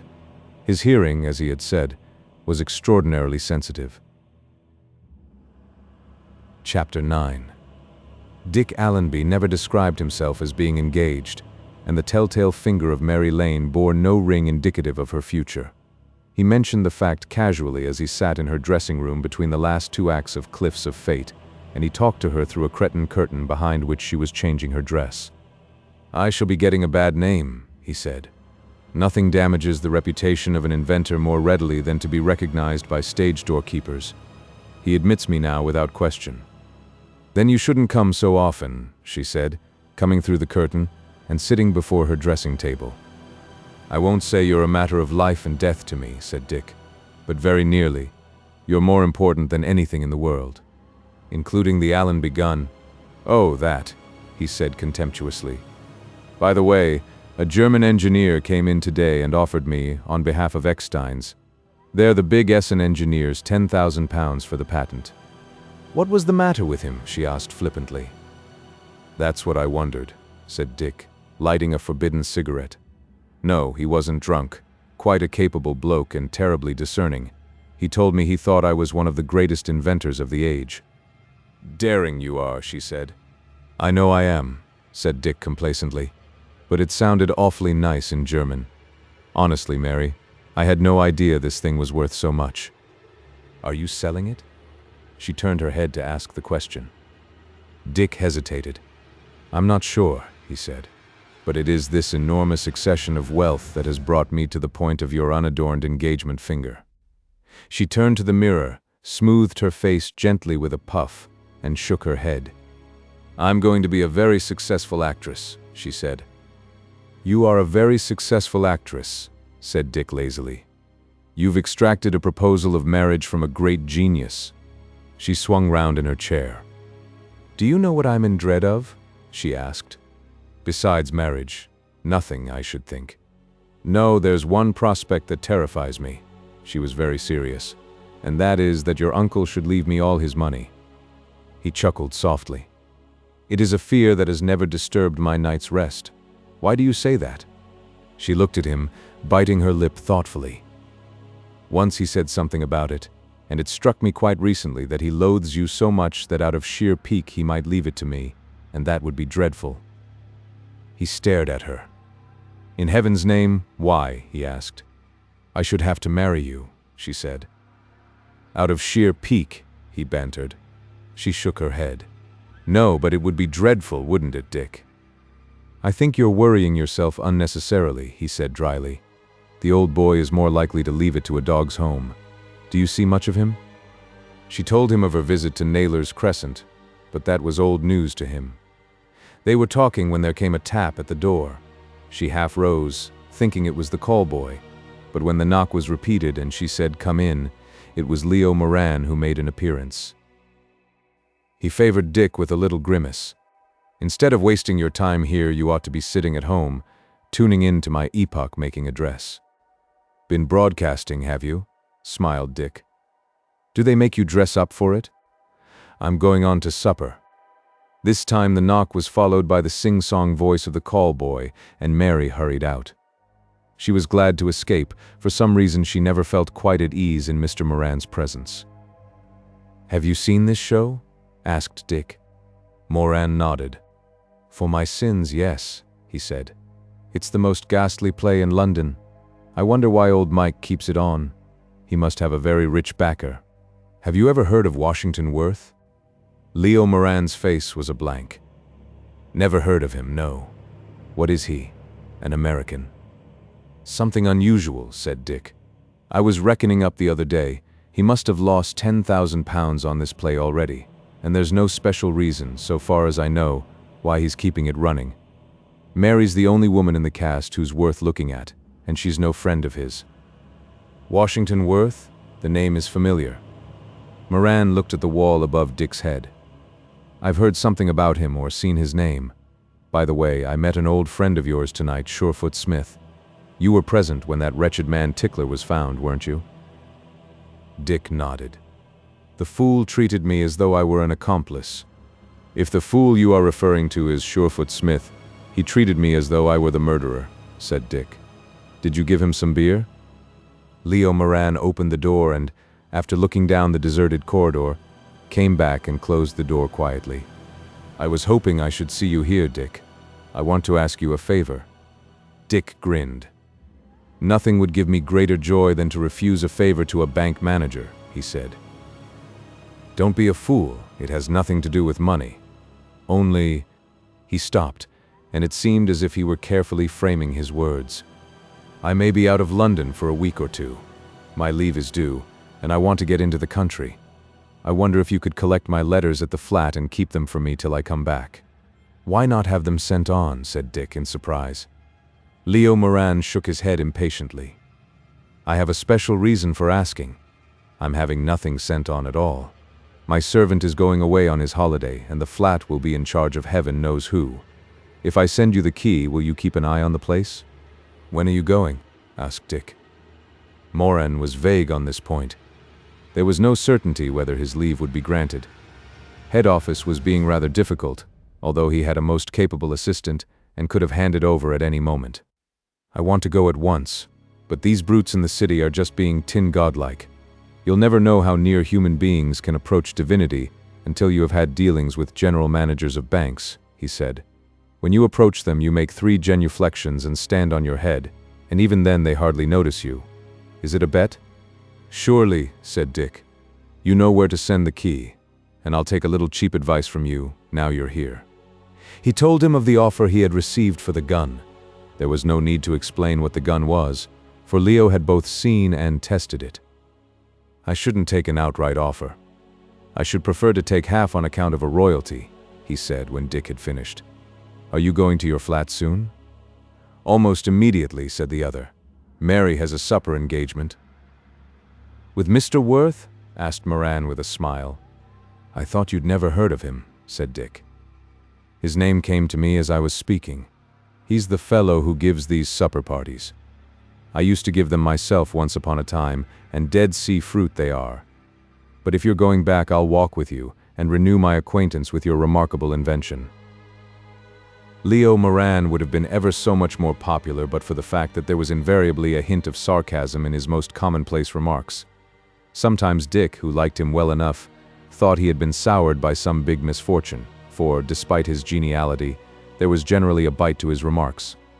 Dick forgave him as they walked along the Strand for all that he had to say concerning Jerry Dornford.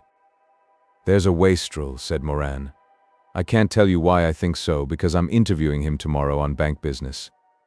Though the evening was warm, a fog had formed, which, as their cab approached the park, increased in density. It was clearing off as they passed through Knightsbridge. "As a matter of fact," said Dick, "you're making me do something it has been on my conscience to do all the evening, and that is, go home and look at that gun. Like a fool, I charged it before I came out. I was about to make the experiment of trying to shoot a nickel bullet through a steel plate, and like an idiot I left it loaded. It's thicker here." The fog was very patchy, and was so dense that the cabman had to feel his way along the curb as they approached the house where Dick Allenby had his workshop. The little lift was in darkness, and even when Dick turned the switch, no light came. As he moved, he trod on something which crashed under his feet. Immediately there followed a loud and alarming explosion. "What the devil was that?" asked Moran irritably. Dick struck a match. He saw on the floor the remains of a small incandescent globe, which had evidently been removed from the roof of the lift. "That's odd. Our janitor is a little careless," he said, and pushed the button that sent the elevator up to the top floor. He took out a key and had another surprise, for a key was already in the lock, so tightly fitted that it could not be turned one way or the other. He twisted the handle. The door gave. "There's somebody been playing monkey tricks here," he said. Turning on the light, he stood stock still, momentarily incapable of speech. The bench on which the gun had stood was empty. The gun was gone. Chapter 10. He recovered his voice at last. "Well, I'll be. Who could have taken it?" He was staggered, so staggered that he could not be angry. Pulling back the door, he examined the key and, with the aid of a pair of powerful pliers, presently extracted it. It was a rough and ready affair, badly filed, but evidently it had fitted and had done all that its owner had required, for the lock had turned back. It was when the unknown had tried to relock the door and take away the key that he had failed.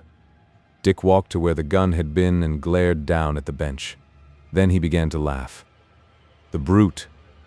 It's a very serious loss to you, isn't it?" asked Moran. Dick shook his head. "Not really. All the plans and specifications are in the hands of a model maker, and fortunately I applied for letters of patent for the main features 3 days ago." He stared at Moran. "The question is, who did it?" And then his jaw dropped. "If he doesn't know how to handle that thing and isn't jolly careful, he'll either kill himself or some innocent passerby," he said. "I wonder if he knows how to unload it." He pulled out a chair and sat down, and with a gesture invited his visitor to sit. "I suppose we ought to tell the police. Now, if old man Surefoot is at the yard." He consulted an address book and gave a number. After a long parley with a suspicious man at the Scotland Yard Exchange, he found himself connected with Smith. In a few words, he explained what had happened. "I'll come up. Is there anything else missing?" "No, the beer is intact," said Dick. When he had hung up the receiver, he went into his little larder and dragged in a wooden case. "Surefoot will be glad. He loathes science." "Don't make a face like that, my dear chap. Surefoot's clever. I used to think that beer had a deadening effect on people, but Surefoot is an amazing proof of the contrary. You don't like him?" "I'm not passionately attached to him," said Moran. He looked at his watch. "If you don't mind, I'll leave you alone with your grief. It's hard luck. Is it insured?" "Spoken like a banker," said Dick. "No, it isn't, Leo. I never realized I was a genius till now. It's like the things that you read about in thrillers. You see what has happened? Our friend came here in the fog, but to make absolutely sure he shouldn't be seen, he took out the light in the lift, so that nobody should spot him on his way down. The door is latticework, and if the light had been on, he could have been seen from any of the floors, supposing somebody was there to see him. I presume he had a car outside. He put the gun into the machine and got away. Probably we passed him. Who would know you had the gun?" Dick thought for a while. Mary knew. Jerry Dornford knew, by Jove. Leo Moran smiled and shook his head. Jerry wouldn't have the energy anyway, and he wouldn't know where to mark it. He stopped suddenly. "I saw him the other day at Snell's club, with that poisonous little devil Jules, the fellow who is supposed to have been concerned in pinching the French mobilization plans." Dick hesitated, reached for the telephone directory, found the number he wanted, and put in a call. The line was engaged. 5 minutes later, the exchange called back to him, and he heard Jerry's voice. "Hello, Dornford? Got my gun?" asked Dick. "Your what?" asked Jerry's steady voice.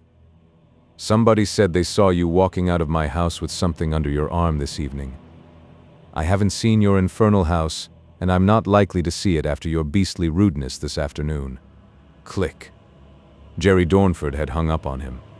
"I wonder," said Dick, and frowned as he slowly hung up the receiver. "I can't believe he did it, though there's nothing bad I wouldn't believe about him." "Do you think it was your German friend?" asked Leo. "Rubbish. Why should he offer me the money? He would have given me a draft right away this afternoon if I had wanted it. No, we'll leave it to old man Surefoot." "Then you'll leave it to him alone," said Leo, and buttoned up his overcoat. He went to the door and turned back. "You'll not go back on your promise about clearing my letters?" "It all depends on what happens tomorrow, how soon I go. And the first intimation you'll get will be when you receive my key." "Where are you going?" asked Dick. Leo shook his head. "That's the one thing I can't tell you," he said. Sitting alone, surveying the empty bench, Dick Allenby began to realize the seriousness of his loss. If he was bewildered by the theft, the last thing in the world he expected, he was by no means shattered. He tried to get Mary on the telephone, but thought better of it. It would be selfish to spoil her night's amusement. Better start again. He was working at his drawing board on a new plan, and had already conceived an improvement on the older model when Surefoot Smith arrived. He listened while Dick described the circumstances of his return, examined the key casually, and seemed more interested in the marks that the machine had made, visible against its dusty surroundings, than in anything else. "No, it's not remarkable," he said when Dick so described the theft. "Dozens of inventions are stolen in the course of a year. Yes, I mean burgled. I know a company promoter who floated a business to sell cameras, who had his house burgled and the plans of the invention stolen a week before the company was put on the market. I've known other promoters to have police guards in their houses day and night." He walked round the room and presently related the sum of his discoveries. "The man who took this was taller than you." He pointed to a bench near the door, the contents of which were in some disorder. "He rested the gun there while he tried to operate the lock, and that bench is higher than this. He wore gloves. He must have handled this cylinder, and there's no fingerprints on it. Who has been here lately?" Dick told him. "Mr. Gerald Dornford, eh? I shouldn't think he'd have the nerve. We had some trouble with him once. He was running a little game in the West End. I might look him up, but it would be asking for trouble. I hardly think it's worthwhile putting him under observation," said Surefoot. "Are you going to call up the press and tell them all about it?" "They'll make a story of it. Sensational invention stolen. I didn't think of doing anything so silly." "Then you're wise," said Surefoot. He looked helplessly around. Dick pointed to the beer case under the bench. "In a way, and without any offense to you, Mr. Allenby, I'm glad to see it go. All these new inventions are coming so thick and fast that you can't keep track of them." "Which reminds me," said Dick, "that this thing was loaded." Surefoot was not gravely concerned. "If somebody gets shot," he said calmly, "we shall find out who did it." He was less interested in the robbery than in the killing of Tickler. "It's a puzzle to me. I can't understand it. I wouldn't mind if it hadn't been in that cab. It's the Americanization of English crime that is worrying me.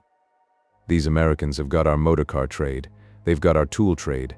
If they come here and corner our murder market, there's going to be trouble." He stopped suddenly, stooped, and picked something from the floor. It was a pearl waistcoat button. "This sort of thing only happens in stories," he said as he turned it over. "The fellow was in evening dress and rubbed this off when he was carrying the gun. As a clue, it's about as much use as the evidence of the old lady in every murder case who saw a tall, dark man in a big, gray car." He looked at the button carefully. "You can buy these at almost any store in London. You don't even have to buy them, they give them away." He made a careful scrutiny of the floor but found nothing new. "Still, I'll put it in my pocket," he said. "It may have been Leo Moran's," said Dick, remembering. "He wore a white waistcoat. He and I came back together." Surefoot's nose wrinkled. "This. It would have been diamonds and sapphires. Ain't he a bank manager? No, this is the button of some poor depositor. I shouldn't be surprised if it was somebody with an overdraft. What do you think of Mr. Moran?" He was looking at Dick keenly. "He's a nice fellow. I like him," said Dick. "There are moments when I don't, but, generally speaking, I do. Who's Corot?"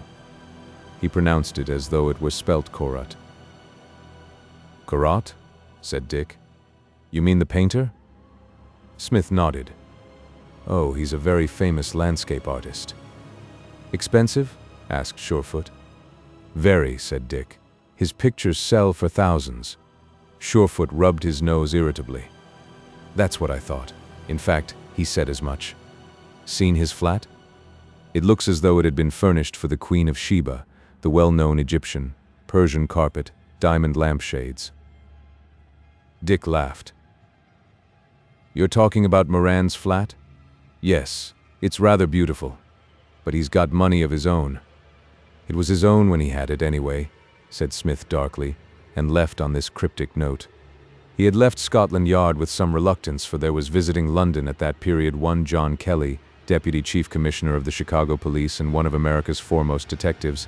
Great John had been holding an audience of senior officers spellbound with stories of Chicago's gangland. Earlier in the evening, Surefoot had discussed the Regent Street murder. It sounds like a ride, said Kelly, shaking his head. But I guess that kind of crime will never be popular in this country. In the first place, you've no big men in your underworld, and if you had, your police force and government are pull-proof. It reads to me like an imitation murder. I suppose you've got bad men here. I only know one English gangster. They called him London Len. He was a bad egg.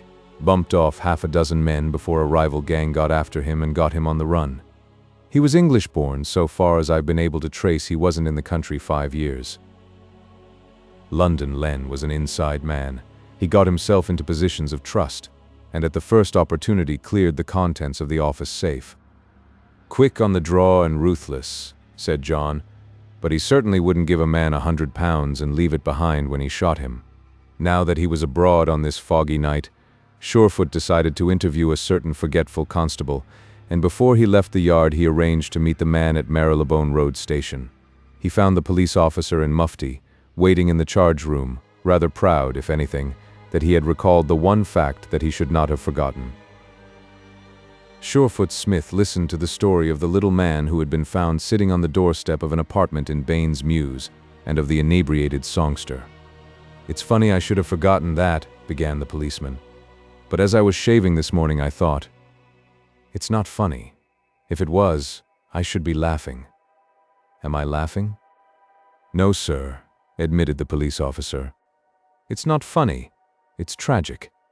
If you'd been a rabbit wearing uniform, you would have remembered to tell your superior officer about that incident. A poor, harmless, lop-eared rabbit would have gone straight to his sergeant and said so and so and so and so, and if a rabbit can do that, why couldn't you? The question was unanswerable, partly because the bewildered young constable was not sure whether rabbit had any special esoteric meaning. And you're taking credit, Surefoot went on inexorably, for thinking, I repeat, thinking as you were shaving this morning, that you ought to have told somebody about meeting that man in the mews. Do you use a safety razor, my man? Yes, sir, said the officer. Then you couldn't cut your throat, which is a pity, said Surefoot. Now lead me to this place, and don't speak unless I speak to you. I am not suspending you from duty, because I am not associated with the uniformed branch. There was a time when I was associated, he said carefully, but in those days police constables had brains. Chapter 11. The crushed policeman led the way to Baines Mews and pointed out the door where he had seen the figure of Tickler sitting. The door did not yield to Surefoot's pressure. He took from his pocket some skeleton keys, which he had borrowed at the station without authority, and tried them on the door. Presently, he so manipulated the key that he succeeded in snapping back the lock. He pushed open the door, sent a ray of light up the dusty stairs, and climbed, breathing stertorously, to the top. He came upon a landing and a barrier of matchwood, in which was a door. He tried this and again had recourse to his skeleton key. Without a warrant, he had no right whatever to invade the privacy of an English home, but Surefoot had never hesitated to break the law in the interests of justice or the satisfaction of his curiosity. He found he was in a large, bare room, almost unfurnished except for a big, cheap-looking wardrobe, a chair, a table, a large mirror, and a square of carpet. At the back of the room, behind the matchboarding partition, was a wash place. Singularly enough, there was no bed, not even a couch. On the wall was an old print representing the marriage of Queen Victoria. It was in a dusty maple frame and hung groggily. Mr. Smith, who had a tidy mind, tried to straighten the picture, and something fell to the floor. It was a white glove which contained something heavy. It struck the floor with a clump. He picked it up and laid it on the dressing table. The glove was of kid, with 3 strips of black lace at the back, and it held a key. It was nothing delicate in the way of keys, but a large, old-fashioned door key of a type fashionable before the introduction of patent locks. What was remarkable about this key was its color. It had been painted with silver paint. Surefoot looked at the key thoughtfully. An amateur had painted it. The inside of the business end had not been touched. The steel was bright, and evidently the key was often used. He brought this beneath the one naked electric globe which served to illuminate the room, but found nothing new about it. Putting the key in his pocket, he continued his search, without, however, discovering anything more noteworthy until he found the cupboard. Its door seemed part of the matchboard lining of the room, to the height of which it rose. There was no handle, and the keyhole was so concealed in the dovetailing that it might have passed unnoticed but for the fact that Surefoot Smith was a very painstaking man. He thought at first it was a Yale lock, but when he tested it out with the aid of a big clasp knife, which contained half a dozen tools, he found it was a very simple catch. The cupboard held a complete dress suit, including silk hat and overcoat. On a shelf was a number of plain but exquisitely woven handkerchiefs, socks, folded dress ties, and the like. He searched the pockets but could find no clue to the ownership of the suit. There was no maker's tab on the inside of the coat or concealed in the breast pocket. Even the trousers' buttons were not inscribed with the tailor's name. He examined the dress shirts. They were similarly unidentifiable. He found nothing more except a large bottle of expensive perfume, a monocle attached to a broad silk ribbon, and a locked box. This he forced under the lamp and found 3 wigs perfectly made. One was wrapped in silver tissue, and it was either new or had been newly dressed. "Bit queer, isn't it?" said Surefoot Smith aloud. "Yes, sir," said the constable, who had been silent until that moment. "I was talking to myself," said Surefoot coldly. He made another round of the room, but without adding to the sum of his knowledge. He replaced everything where he had found it, except the key and the glove. After all, there might be a perfectly simple explanation of his finds. The man may have been an actor. The fact that Tickler had been sitting on his doorstep, listening to his drunken song, meant little, and would certainly carry no weight with a jury. On the other hand, if the explanation was so simple, Surefoot Smith was in a position of some embarrassment. Against his name, if the truth be told, were many black marks for unauthorized entry. This might very well be the cause of another. He went out into the mews, locked the door, and walked silently into Portland Place, followed by the policeman. And Surefoot Smith did not forget that the constable might possibly be a witness at any inquiry before the commissioner. "I think that is all, officer," he said, "but I am not blaming you for failing to report. Things like that," he went on, "slip out of a man's mind. For instance, I left my house yesterday and forgot to take my pipe." The officer murmured his polite surprise. He was a little mollified, and was sufficiently intelligent to understand the reason for this change of attitude. "I suppose it's all right, sir, going into that place without a warrant?" he said. "I'm asking because I'm a young officer, new to the force." Surefoot Smith surveyed him soberly. "I went," he said with great deliberation, "because you reported a suspicious circumstance. You told me you had reason to believe that the murderer might be hiding in that loft." The constable gasped at this atrocious charge, gasped but was speechless. "So that if there's any trouble over it," said Surefoot, "we're both in it. And my word's better than yours. Now go home and keep your mouth shut. It won't be hard for you." He could not resist the temptation to jibe. "In fact, I should say you were a pretty good mouth shutter." The key and the white glove he locked away in a drawer of his desk at Scotland Yard. There was nothing remarkable about either article. Surefoot Smith would indeed have been glad to sacrifice his fines for 1 packet of cartridges, the bullets of which corresponded to those extracted from the unfortunate Tickler. In his mind, however, he was satisfied that there was some connection between that flat in Baines Mews and the murder of the little thief. The finding of the dress clothes signified little. It might only mean that some swell, for reasons best known to himself, wanted a place where he could change without going home. Such things happen in the West End of London, and in the East or any other end of any other large city. The absence of the bed rather puzzled him, but here again it simply removed one explanation of the flat being used. Yet, if he could have foreseen the future, he would have known that he had in his possession a clue more valuable than the science of ballistics could have given to him. Chapter 12. Mary Lane's party was a very dull one. She was one of 10 young people, and young people can be very boring. 3 of the girls had a giggling secret, and throughout the meal made esoteric references to some happening which none but they understood. The young men were vapid and vacuous, after their kind. She was glad to get away on the excuse of a matinee. Mary lived in a large block of flats in the Marylebone Road. These 3 small rooms and a kitchenette were home and independence to her. She seldom received visitors, rarely men visitors, and never in any circumstances invited a guest so late at night. She was staggered when the liftman told her that a gentleman had just gone up to her flat. "No, miss, I've never seen him before. It wasn't Mr. Allenby, but he says he knows you." He opened the door of the lift and walked along the corridor with her. To her amazement, she saw Leo Moran, who had evidently rung the bell of the flat several times and was returning to the elevator when they met. "It is unpardonable of me to come so late, Miss Lane, but when I explain to you that it's rather a vital matter, I'm sure you will not be angry with me. Your maid is asleep." Mary smiled. "I haven't a maid," she said. The situation was a little embarrassing. She could hardly ask him into the flat. Still less did she find it possible to suggest that the liftman should be her chaperone. She compromised by asking him in and leaving the front door open. Moran was nervous. His voice, when he spoke, was husky. The hand that took a large envelope from his inside pocket was unsteady. "I wouldn't have bothered you at all, but I had rather a disconcerting letter when I got home, from an agent of mine." She knew Moran, though she had never regarded him as a friend, and felt a sense of resentment every time he had come unbidden to her dressing room.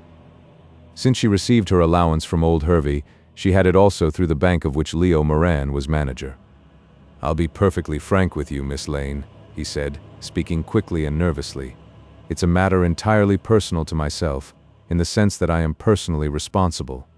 The one man who could get me out of my trouble is the one man I do not wish to approach, your guardian, Mr. Hervey Lyne." To say she was astonished is to put it mildly. She had always regarded Moran as a man so perfectly self-possessed that nothing could break through his reserve, and here he was, fidgeting and stammering like a schoolboy. "If I can help you, of course I will," she said, wondering what was coming next. "It concerns some shares which I purchased on behalf of a client of the bank. Mr. Lyne signed the transfer, but the other people, that is to say, the people to whom the shares were transferred, have just discovered that it is necessary also that your name shall be on the transfer, as they originally were part of the stocks left in trust to you. I might say," he went on quickly, "that the price of this stock is exactly the same, or practically the same, as it was when it was taken over." "My name, is that all you want? I thought at least it was something valuable," she laughed. He put the paper on the table. It was indubitably a stock transfer. She had seen such documents before. He indicated where her name should be signed, and she noticed above it the scrawl of old Lyne. "Well, that's done." There was no mistaking his relief. "You'll think I'm an awful brute to come at this hour of the night. I can't tell you how grateful I am. It simply meant that I had paid out money of the banks without the necessary authorization. Also, if old Mr. Lyne died tomorrow, this transfer would be practically valueless." She made a little grimace. "Is he likely to die tomorrow?" He shook his head. "I don't know. He's a pretty old man." Abruptly, he held out his hand. "Good night, and thank you again." She closed the door on him, went back to her kitchenette to make herself a cup of chocolate before she went to bed, and sat for a long time at the kitchen table, sipping the hot decoction, and trying to discover something sinister in his midnight visitation. Herein she failed. If Hervey Lyne died tomorrow? By his agitation and hurry, one might imagine that the old man was in extremis. Yet, the last time she had seen old Hervey, he was very much in possession of his faculties. She was at breakfast the following morning when Dick Allenby called her up and told her of his loss. She listened incredulously, and thought he was joking until he told her of the visit of Surefoot Smith. "My dear, how terrible," she said. Surefoot thought it was providential. Moran thought nothing. Was he there? She asked quickly. Yes, why? She hesitated. Moran had so evidently wished his visit to her to be a private matter that it seemed like betraying him. Oh, nothing, she said, and then, as an afterthought, come round and tell me all about it. He was there in half an hour, singularly unemotional and cheerful, she thought. It really isn't as dramatically important as it sounds, he said. If it has been stolen, as Surefoot thinks it has, with the idea of pinching the patent, the buyer will be shrewd enough to make a search of the registrations at the various patent offices. I had an acknowledgement from Germany this morning that it has been entered there.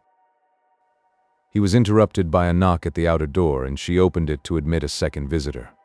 It was not usual, she explained apologetically to Dick, that she should receive guests so early, but Mike Hennessy had telephoned, asking whether he might come. The first thing she noticed when Mike came into the room was his embarrassment at finding Dick Allenby there. A genial soul was Mike, big-faced, heavy-featured, sleepy-eyed, constitutionally lazy and lethargic in his movements. He was never a healthy-looking individual, but now he looked positively ill, and she remarked upon the fact. Mike shook his head. Had a bad night, he said. Good morning, Mr. Allenby. Don't go. I've nothing private. Only I wanted to see this young lady about our play. It's coming off.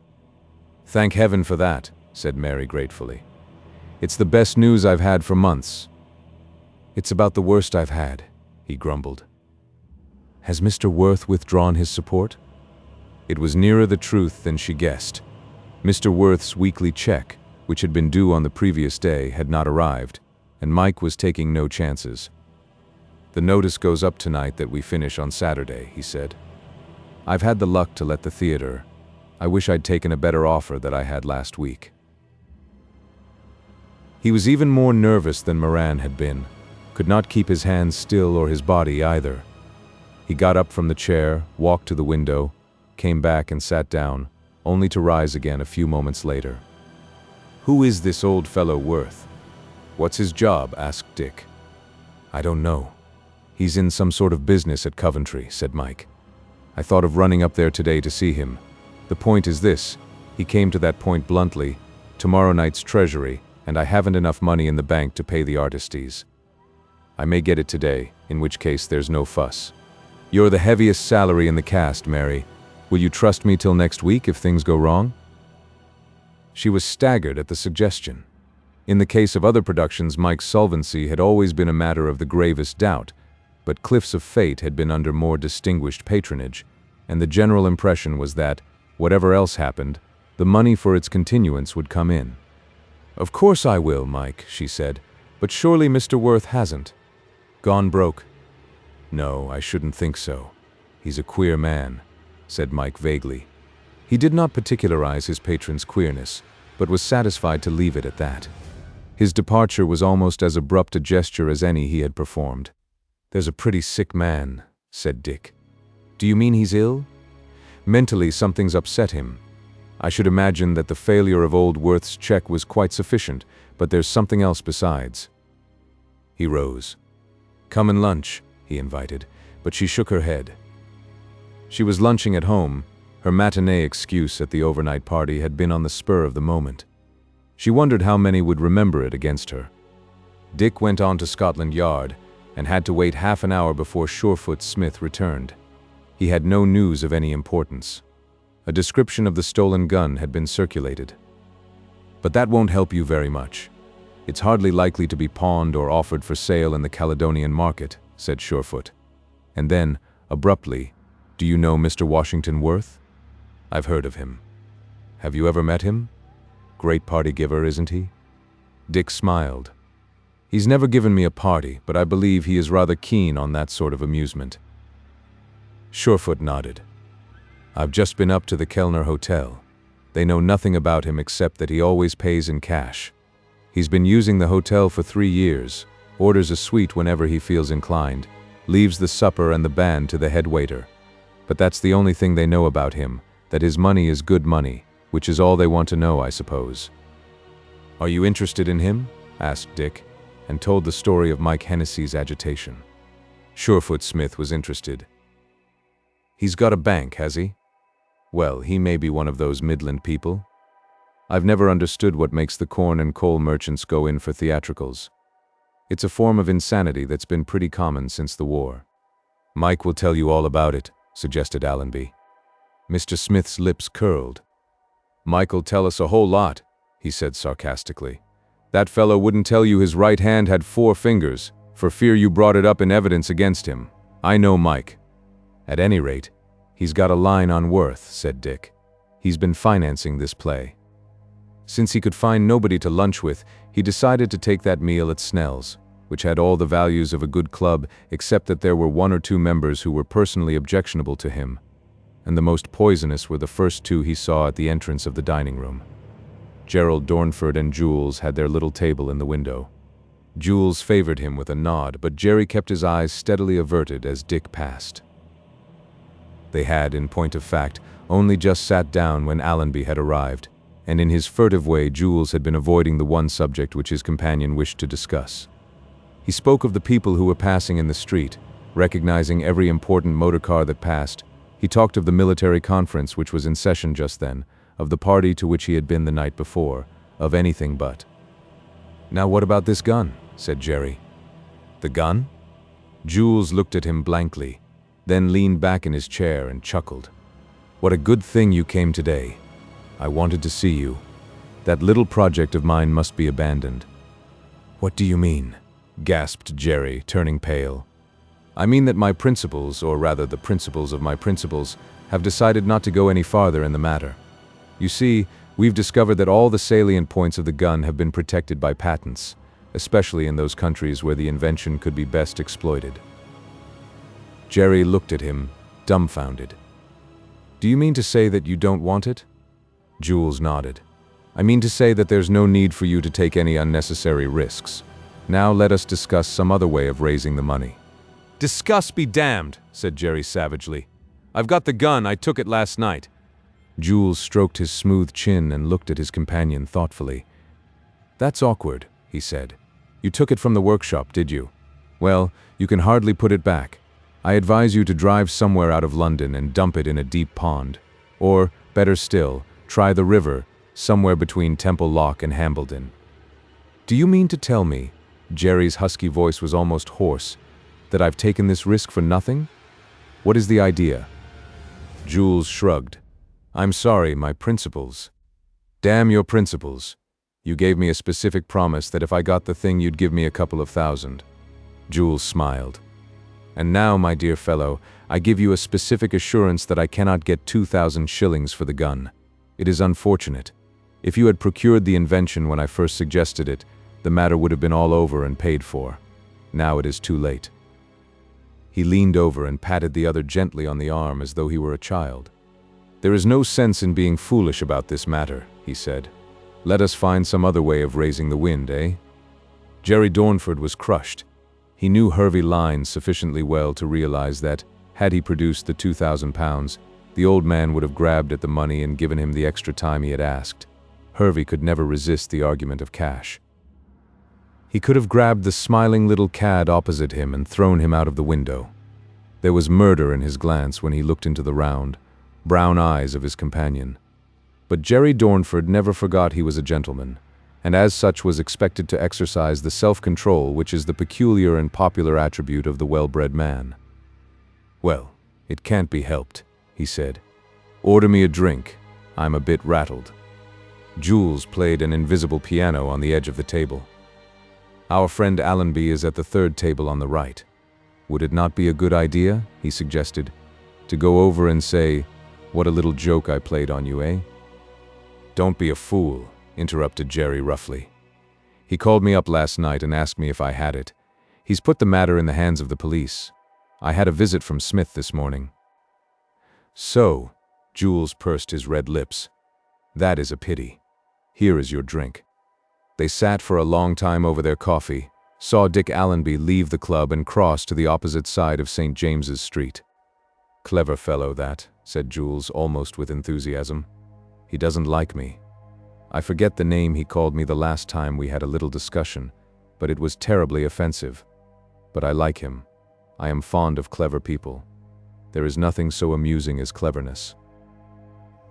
Dick had hardly left the club before a telephone message come through for him, and this he missed. It was Mary Lane, and at that moment she needed Dick's advice very badly. She called his flat again. He had not returned. She tried a third club, where he sometimes called in the afternoon, but again was unsuccessful. She had been writing out the small checks which her housekeeping necessitated, when the strange message had arrived. It came in the hands of a grubby little boy, who carried an envelope which was covered with uncleanly finger marks.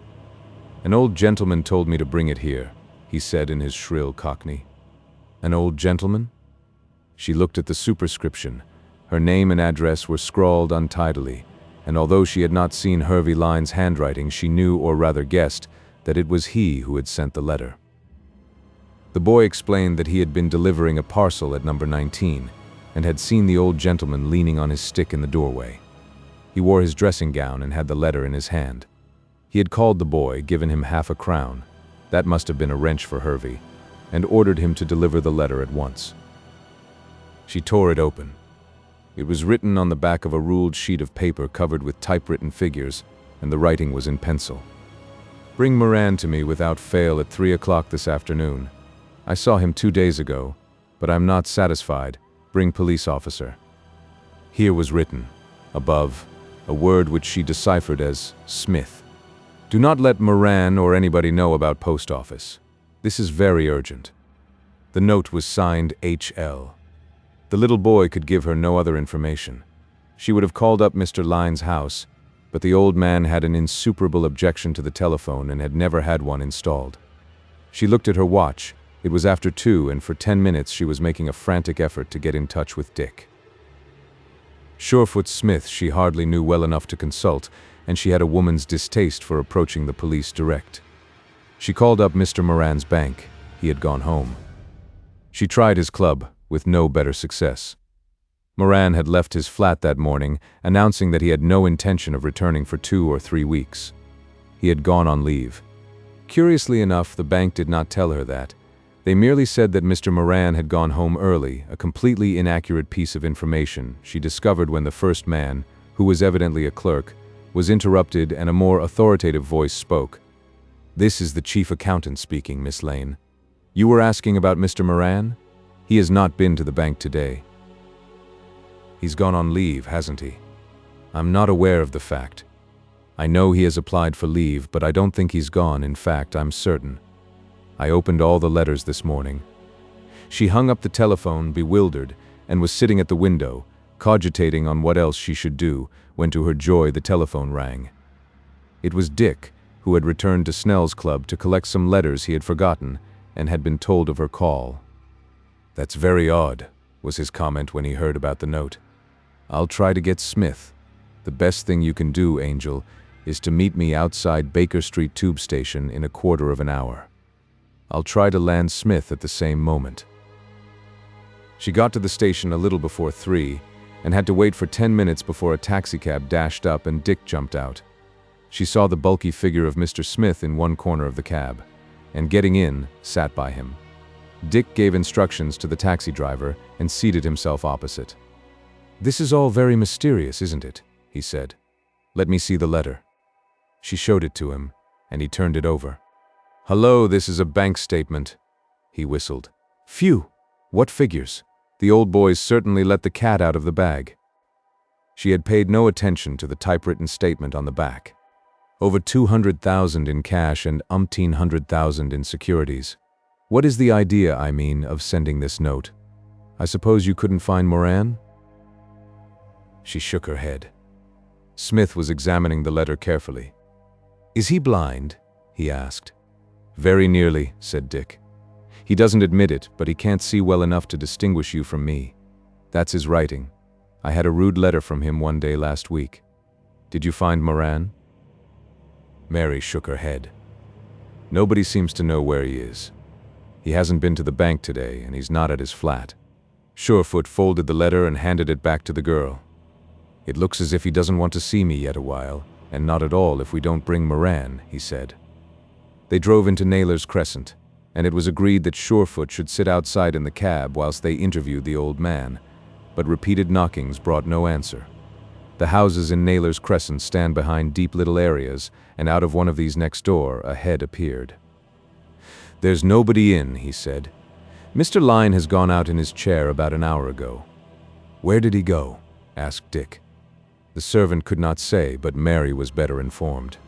"They always go to the same place, into the private gardens of the park," she said. "It's only a few minutes' walk." The cab was no longer necessary. Dick paid it off. They were about to cross the road when a big, open touring car swept past, and Dick had a momentary glimpse of the man at the wheel. It was Jerry Dornford. The car was old and noisy. There was a succession of backfires as it passed. It slowed down a little at one point, then, gathering speed, disappeared from view. "Any policeman doing his duty will pinch that fellow under the Noises Act," said Smith. Presently they came in sight of the chair. Binny was sitting on his little collapsible stool, a paper spread open on his knees, a pair of gold-rimmed glasses perched on his thick nose. The gate into the gardens was locked, and it was some time before Dick attracted the servant's attention. Presently Binny looked up, and, ambling forward, unlocked the gate and admitted them. "I think he's asleep, sir," he said, "and that's a bit awkward. If I start wheeling him when he's asleep and he wakes up, he gives me hell, and he's got to be home by 3. Old Hervey Lyne sat, his chin on his breast, his blue-tinted glasses firmly fixed on the high bridge of his nose. His gloved hands were clasped on the rug which was tucked about his legs. Binny folded his paper, put it in his pocket, folded his stool, and hung it on a little hook on the bath chair. "Do you think you'd better wake him up?" Mary went nearer. "Mr. Lyne," she said. She called again, but there was no answer. Surefoot Smith, who was standing at some distance, came nearer. He walked round the back of the chair, came to the front, and, leaning over, pulled open the old man's coat. He closed it again, then, to Mary's amazement, Surefoot Smith caught her gently by the arm. "I think you'd better run away for about an hour, and I'll come and see you at your flat," he said. His voice was unusually gentle. She looked at him, and the color went out of her face. "Is he dead?" she breathed. Surefoot Smith nodded, almost impelled her towards the gate. When she was out of hearing, "He's been shot through the back. I saw the hole in the cape as I came round. Look." He opened the coat. Dick saw something that was not pleasant to see. Chapter 13. The ambulance had come and gone. 4 men sat in the dead man's study. Binny was one. The other, besides Surefoot Smith and Dick Allenby, was the divisional inspector. Smith turned to the gray-faced servant. "Tell us just what happened, my boy," he said. Binny shook his head. "I don't know. Awful, ain't it? Him going like that." "Were there any visitors?" Binny shook his head again. "Nobody, so far as I know." "Where was he at 1 o'clock?" "In this room, sir. In the chair where you're sitting," said Binny. "He was writing something, put his hand over it when I came in. I didn't see what it was." "It was probably a letter to Miss Lane," said the detective. "Does he often write notes?" Binny shook his head. "When he does write them, do you deliver them?" Binny shook his head again. "No, sir, not always. Poor Mr. Lyne was very suspicious. His sight wasn't very good, and he'd got an idea that people was listening at the door or reading his letters. He'd call anybody off the street to take a note when he sent one, which wasn't often." "What visitors has he had lately?" "Mr. Dornford came last night, sir.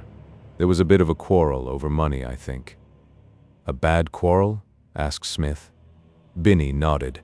"He asked me to throw him out, Mr. Lyne did." Surefoot jotted down a note. "And who else?" Binny looked serious. "Mr. Moran came 2 days ago." "That's right, sir. Mr. Moran came to see him about banking business, and Miss Lane came. I think that's the lot. We don't often have people call." Again Smith scribbled something. He employed a weird kind of shorthand which was indecipherable to Dick, who, from where he sat, had a view of the notes. "Tell us what happened today. Do you usually go out in the afternoon?"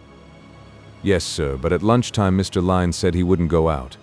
In fact, he told me not to bother about the chair, that he was expecting some visitors at 3 o'clock. About 2 o'clock he changed his mind and said he'd go out. I pulled him into the park gardens and sat down and read a case to him." Do you mean a police court case? That's right, sir. He likes reading about moneylenders' actions against people who owe them something. There was a case this morning. Oh, you mean a law court's case, any kind of case, in fact? Binny nodded. Did he say anything in the park? Nothing at all, sir, of any consequence. He'd been sitting there a quarter of an hour and he asked me to turn up the collar of his coat. He was feeling a draft. I sat down and read to him until I thought he was asleep. You heard no sound? He thought a moment. Yes, there was a bit of a noise from a car that went past. For a moment both Smith and Dick had forgotten Gerald Dornford's car, and they exchanged a glance. You heard nothing like a shot? Binny shook his head. Nothing more than the motorcar noise, he said. Did Mr. Lyne speak at all, groan, move? No, sir. Surefoot settled his elbows on the table. This is the question I want to ask you, Binny. How long before we found Mr. Lyne was dead did you hear him speak? Binny considered. About 10 minutes, sir, he said. A park keeper came along and said good afternoon to him, and when he didn't answer, I thought he was asleep. That's when I stopped reading. Now show me the house, said Smith, rising. Binny led the way first to the kitchen, from which opened a bedroom. His wife was away in the country, living with relations, he told Surefoot, but that made little difference to Lyne's comfort, for Binny did most of the work. To tell you the truth, sir, my wife drinks, he said apologetically, and I'm glad to have her out of the house. The kitchen was none too tidy. Surefoot Smith saw something on the floor, stooped and picked up a triangular piece of glass from under the table beneath the window. He looked up at the window, felt the puttied edge. Had a window broken in? Binny hesitated. Mr. Lyne didn't want to say anything about it. Somebody broke the glass and opened the window a couple of nights ago. A burglar? Mr. Lyne thought it was somebody trying to get in. I didn't send for the police, because he wouldn't let me. He hastened to exculpate himself. They went upstairs to the front room. There was only one large room on each floor, though both could be divided into two by folding doors. The top room had been Lyne's bedroom, but presented no particular features. A divisional inspector and two of his men would conduct a leisurely search through the possessions and papers of the dead man. Surefoot had taken the keys from the old man's pocket. He had already made a casual inspection of the safe without discovering anything of moment. They came back to the study. Surefoot Smith stood for a long time staring out of the window, drumming his fingers on the leather-covered top of the desk. When he spoke, it was half to himself. There's an American going back to New York tomorrow who might tell us something. I've a good mind to bring him down to a consultation. Who's that? Asked Dick curiously. John Kelly, he's chief of the detective force in Chicago. He might give us an angle, and then again he mightn't. It's worth trying. He looked at his watch. I wonder if there's any news of Moran. I'm going to look at his flat. I suppose there'll be a servant there. If there isn't, said Dick, I can help you. He told me he was going away and that he intended sending me the key so that I could forward any letters that arrived. If you don't mind, I'll walk round with you. The housekeeper of the flat gave a surprising piece of information. Mr. Moran had left only an hour before. Are you sure? Asked Dick incredulously. Didn't he leave this morning? The man was very emphatic. No, sir. He's been out all the morning, but he didn't actually leave till about 3:30. You're Mr. Allenby, aren't you? He addressed Dick. I've got a letter to post for you. He went to his little office, came out, opened the post box and took out a stamped envelope which contained a few lines, evidently written in a hurry, and the key of the flat. I'm just off. Those brutes have turned me down. Who are the brutes? Asked Surefoot. Dick smiled. I presume he's referring to his directors. He told me he was going on his holiday whether they agreed or not. When they entered the flat, there was evidence of Moran's hurried departure. They found, for example, a waistcoat hanging from the edge of the bed, in which was his watch and chain, a gold cigarette case, and about 10 pounds in cash. He had evidently changed his clothes quickly and had forgotten to empty his pockets. Another peculiar fact, which both Surefoot and Dick remarked, was that the window overlooking the park had been left open. Do you notice anything? Asked Surefoot. Dick nodded, and a little chill went down his spine. From where he stood by the open window, he commanded a view, not only of the private gardens, but of the actual spot where old Hervey Lyne had been killed. Surefoot searched the floor near the window, but found nothing. He passed into Moran's elegant bedroom and made a rapid search. Pulling out the wardrobe door, something fell out. He had time to catch it before it reached the floor. It was a Lee Enfield rifle. A second lay flat on the wardrobe floor, and near it, half a dozen long black cylinders. Surefoot snapped open the breech and smelt. He had taken the rifle to the window. He placed the block upon the sill and squinted down the barrel. If it had been recently fired, then it must have been recently cleaned, for there was no sign of fouling. He tested the other rifle in the same way, and then he took up one of the cylinders. "What are those?" he said. Dick looked at them carefully. "They're silencers," he said. "But Moran is very much interested in rifle shooting, especially in any new brand of silencer. He has consulted me once or twice, and has frequently urged me to take up the making of silencers. You mustn't forget, Smith, that Mr. Moran is an enthusiastic rifleman. In fact, he's been runner-up for the King's Prize at Bisley, and shooting was about his only recreation." "And a pretty good recreation, too," said Smith dryly. He searched the wardrobe and the drawers for cartridges, but could find none. The magazines of both rifles were empty. There was no sign of a discharged shell anywhere in the flat. Smith went back to the window and judged the distance which separated the room from the place of the killing. "Less than 200 yards, he suggested, and Dick Allenby agreed. Moran had not taken his servant. Surefoot got his address from the housekeeper and wired him to report at once. "You'd better go along and see the young lady. She's probably having hysterics by now." "It's hardly likely," said Dick coldly, "but I'll see her. Where are you going?" Surefoot smiled mysteriously, though why he should make a mystery of the most obvious move, it was hard to say. Chapter 14. The bank premises were closed when he reached them. He rang a bell at the side door and was admitted. The accountant and the chief clerk and 2 or 3 other clerks were on duty. He interviewed the accountant in his office. "I know nothing whatever about Mr. Moran's movements except that he applied for leave and it was not granted. I know that because the letter from the head office did not come addressed to him personally, but to the manager, and was opened by me. I got him on the phone and told him. He said nothing except that he wouldn't be down today." "Have you reported this to your head office?" asked Surefoot. No report had been made. It was not a very extraordinary happening. Bank managers do occasionally decide to stay away from business, and as it happened, there had been no inquiries by telephone from headquarters, and the fact had not been mentioned. "It will go in, of course, in the daily report," said the accountant. "To tell you the truth, I was under the impression that Mr. Moran had gone up to the city and had interviewed the managing director, so that when I heard he was taking his leave, I naturally supposed that he had persuaded the head office to change its mind. Has anything happened to Mr. Moran?" he asked anxiously. "I hope not, I'm sure," said Smith with spurious solicitude. "Did he bank with you?" "He had an account at this branch, but carried only a small balance," explained the accountant. "There was a little trouble about speculation a few years back, and naturally, I suppose, Mr. Moran did not run his main account through us, not wishing the directors to know his business. I can tell you for your private information that he banks with the Southern Provincial. I know that, because once, when his account with us was low, he paid in a check on that bank to put it in credit. May I ask, Mr. Smith, what is the reason for this inquiry?" In a few words, Surefoot told him of the murder. "Yes, we carry Mr. Lyne's account. It is a fairly large one, not as large as it used to be. He is a moneylender and has a lot of money out." Smith looked at his watch.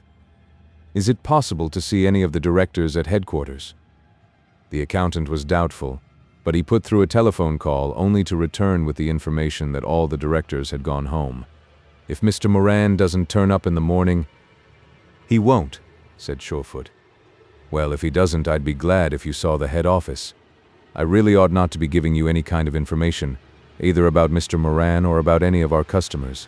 Just one moment." He went behind a desk and consulted a clerk. After a while, he came back. "I might tell you this, whether I get into trouble or not, that the late Mr. Lyne drew £60,000 from the bank yesterday, that is to say, the check came into us and was cleared last night. It was a bearer check and passed through some bank in the Midlands. I can't give you the exact details, but I've no doubt head office will give you the authorization. When Surefoot returned to Scotland Yard, he found a group of officers in his room. They were saying goodbye to John Kelly, who was leaving at midnight for the United States. "I'm sorry," he said, when he heard Surefoot's idea. "Nothing would have given me greater pleasure than to have got in on a murder case. I read it in the evening papers. Have there been any developments?" Surefoot told him what he had learned at the bank, and the American nodded. "You might do worse than look after a man called Arthur Ryan," he said. "I know that he's in England. I'll send you some photographs of him taken when I was in Chicago. That was part of his graft, running banking accounts, switching somebody else's money from one to the other. You'd never guess he was that kind of bird." Surefoot was forced to resign with regret the invitation to an informal farewell dinner. The chief constable was waiting for him, a little impatiently, for his dinner hour was more formal. "We'll have to circulate a description of Moran," said the chief when he had finished, "but it must be done without publicity, or we'll be getting ourselves into all sorts of trouble. The fact that he keeps a couple of rifles in his room means nothing. Even I know him as a rifle shot. So far as we are aware, there is nothing wrong at the bank, and the only circumstance connecting him with the crime is the old man's note. Have you got it?" Mary had handed the note to the detective, who produced it from his pocket and spread it on the table. The chief constable nodded. The fact that he wants to see Moran again, had he seen him before? 2 days ago, according to Binney, the servant, not for 2 years, according to Moran, said Surefoot slowly, and the chief looked up. Moran said he hadn't seen. Surefoot nodded. "That's just what he said. Allenby asked him casually the night before the murder when he had seen Lyne last. He said 2 years ago. Allenby is absolutely definite. Now, why did he say he hadn't seen him when he had? And why did old Lyne, when he sent that note, say, 'Bring Moran,' and immediately follow this by asking for a police officer to be in attendance? There's only one explanation, that he'd discovered something about Moran and intended either to confront him or threaten him with police action. Moran applies for urgent leave from the bank, and this isn't granted. He doesn't come to the bank, and I think we'll find, when I make inquiries at their head office, that the directors know nothing about his being away. Moran had the handling of the old man's account, and if there was anything wrong, it meant penal servitude for him. Probably the only person who could say whether anything was wrong was Lyne himself. He dies, somebody puts a bullet in him, half an hour before Moran leaves London. That's circumstantial, but better circumstantial evidence than most people are hung on. If you want anything clearer than that, lead me to it." He continued his enquiries throughout the evening, and about a quarter of an hour before the curtain came down, the penultimate curtain, as it proved on Cliffs of Fate, he called at the theater. Mike Hennessy had gone home, as his manager dramatically described, a broken man. "He'd set his heart on this play, Mr. Smith," began the little manager, but Surefoot silenced him. "No one could set their hearts on a lousy play like this," he said. "It doesn't appeal either to the intelligent or the theatrical classes." He went through the pass door to the stage and down a long corridor to Mary's dressing room. Dick Allenby, as he had expected, was with her. She looked tired. Evidently the old man's death had been a greater shock to her than either Dick or Surefoot Smith could have expected. "Oh yes, the play comes off. But things aren't so bad with poor Mike as he expected. His check turned up and he was able to pay the company and, I hope, himself." She could tell him nothing about Hervey Lyne, but she was very informative about Leo Moran when he began to question her. He heard the story of his midnight call. It was news to Dick also. "But, my dear, I don't understand. He wanted you to sign a transfer."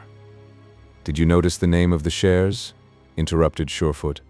This she had not seen. Surefoot, who knew a great deal about the city and had been in many financial cases, suggested that it must be a foreign stock. It is the rule on certain foreign stock exchanges that shares cannot be transferred by a trustee without the approval and signature of the beneficiaries for whom he is acting. "There is nothing fishy about that," said Surefoot thoughtfully. "Even if he was a buyer, old Lyne would not have put his name to a transfer unless he had his money's worth." Surefoot could do little more that night. Lyne's documents were being carefully examined and tabulated, and the place of the murder was roped off and guarded, a precautionary measure justified when, at midnight, the surgeon's report came through. Hervey Lyne had been killed by a bullet which passed through his heart from behind. Actually, no bullet was found in the body, and Surefoot gave orders that at daybreak every inch of the lawn where the murder was committed should be searched for the spent bullet.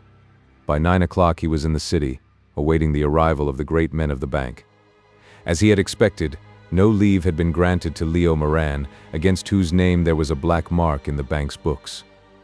He was a very capable manager and very popular with our clients, otherwise I doubt if we should have kept him after his speculations. We know nothing against him whatever, except of course this act of indiscipline. "If he's gone away, he has simply taken French leave?" asked Surefoot. "Exactly," said the managing director, "and that is a very serious offense. We believe he is in Devonshire at least. That is where he said he was going." Surefoot smiled. "He's not in Devonshire, I can tell you that," he said. "He left by a specially chartered aeroplane from Croydon at 20 minutes past 4 yesterday afternoon for Cologne. Another plane was waiting to take him to Berlin, and there we have not as yet traced him." The managing director looked at him open-mouthed. Surefoot thought he turned a little pale. In Berlin? He could hardly believe it. One could almost see his mind working. Leo Moran's branch carried very heavy accounts, and a branch manager who disappears suddenly and in suspicious circumstances might not have gone empty-handed. I shouldn't imagine anything is wrong. He was very much perturbed. Beyond the fact that he speculated, and of course one never knows to what length a gambler will go, he was a very honest, high-principled man. He had, I know, dreams of making a great fortune, but then we have all passed through that stage without doing anything dishonest. He pressed a bell. "Nevertheless, I will have an immediate examination of the books, and will send down our 2 best inspectors. We must replace Mr. Moran at once." Surefoot had managed to get a very accurate description of Leo Moran, but could find no photograph of him. He should not be difficult to trace. He was almost completely bald, which fact, however, he could disguise, if he had reason for disguise at all, with a wig. Surefoot stopped in his reasoning and frowned. A wig. He remembered the 3 wigs he had found in a little room over the garage in Baines Mews, and he recalled, too, the name of Mr. Washington Worth, who lived in the Midlands. £60,000 had gone from Lyne's account on the previous day through a Midland branch bank. He asked for and secured authority for obtaining complete information regarding any account that was in Moran's branch, and armed with this, he went back to the bank and interviewed the chief accountant. "I happen to know the state of Mr. Lyne's account up till a few days ago," he said. By error, he wrote a note to his ward on the back of the statement. He produced it from his pocket, and the accountant examined it. "I'll just check this up," he said. This would not, of course, show the £60,000 which was debited the day before yesterday. He was gone a long time, then came back to the little office where the interview was being held, and put the statement on the table. By it was a sheet of paper on which he had scribbled a number of figures. "This statement is entirely inaccurate," he said. "It seems to be dated 3 days ago, but it does not in any way represent Mr. Lyne's account. It shows, for example, over £200,000 on deposit account.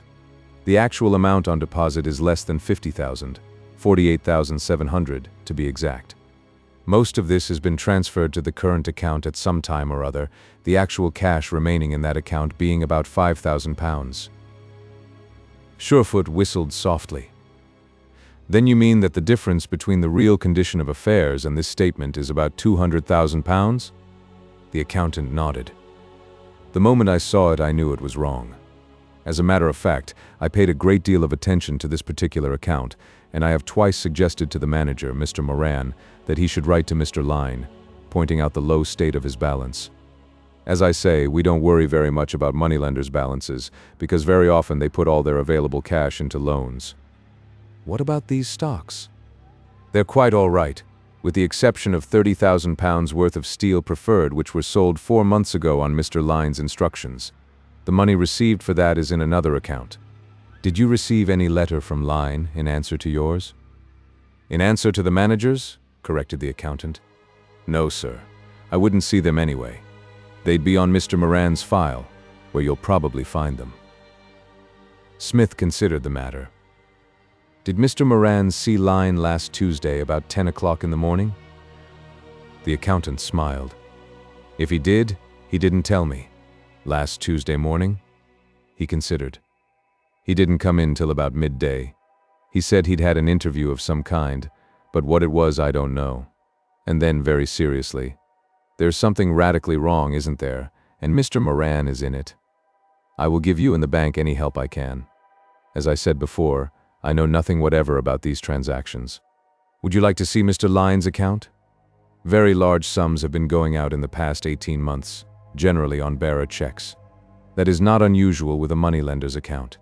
It is customary to deposit promissory notes or acceptances against these withdrawals, but I understand that Mr. Line has never done this." He came back with a ledger, which Smith examined with an expert eye. Money had gone in sums of 10, 15, 20,000, and invariably through a Birmingham bank. "Only one of these large checks has been made payable to an individual," said the clerk, turning a leaf and pointing to a name. "It was whilst Mr. Moran was on his holiday." Smith looked, and his jaw dropped. The name was Washington Worth. Chapter 15. He stared at the entry for a long time. "Can I get a trunk call through to this bank in Birmingham?" he asked. Apparently there was some arrangement for facilitating interbanking calls, for in a few minutes he was connected. The Birmingham bank manager confirmed all that he already knew. He did not know Mr. Washington Worth, though he had seen him once in his hotel. Apparently, when Mr. Worth opened his account, he was suffering from some complaint which confined him to bed and made it necessary that the blinds should be drawn.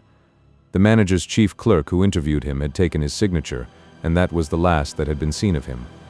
He had an arrangement by which he could draw cash against checks at 3 other branches of the bank, one at the London office, one at Bristol, and a third, which had never been used, at Sheffield. He invariably notified the Birmingham branch by telegraph that he was drawing money 24 hours before the check was presented, and although huge sums passed through his account, he had very little to his credit at that moment. Surefoot Smith sent a detective to Birmingham with a number of specimen signatures and instructions to bring back Worths. Whoever was the giver of these midnight parties was certainly the man to whom large sums of money had been paid out of Hervey Lyne's account, possibly his murderer. He called up Dick, and finding him working at his new model, told him as much as he thought was necessary of his discoveries. "You're his next of kin, and I suppose you ought to know this," he said. Dick was staggered when he learned the amount of money that was missing.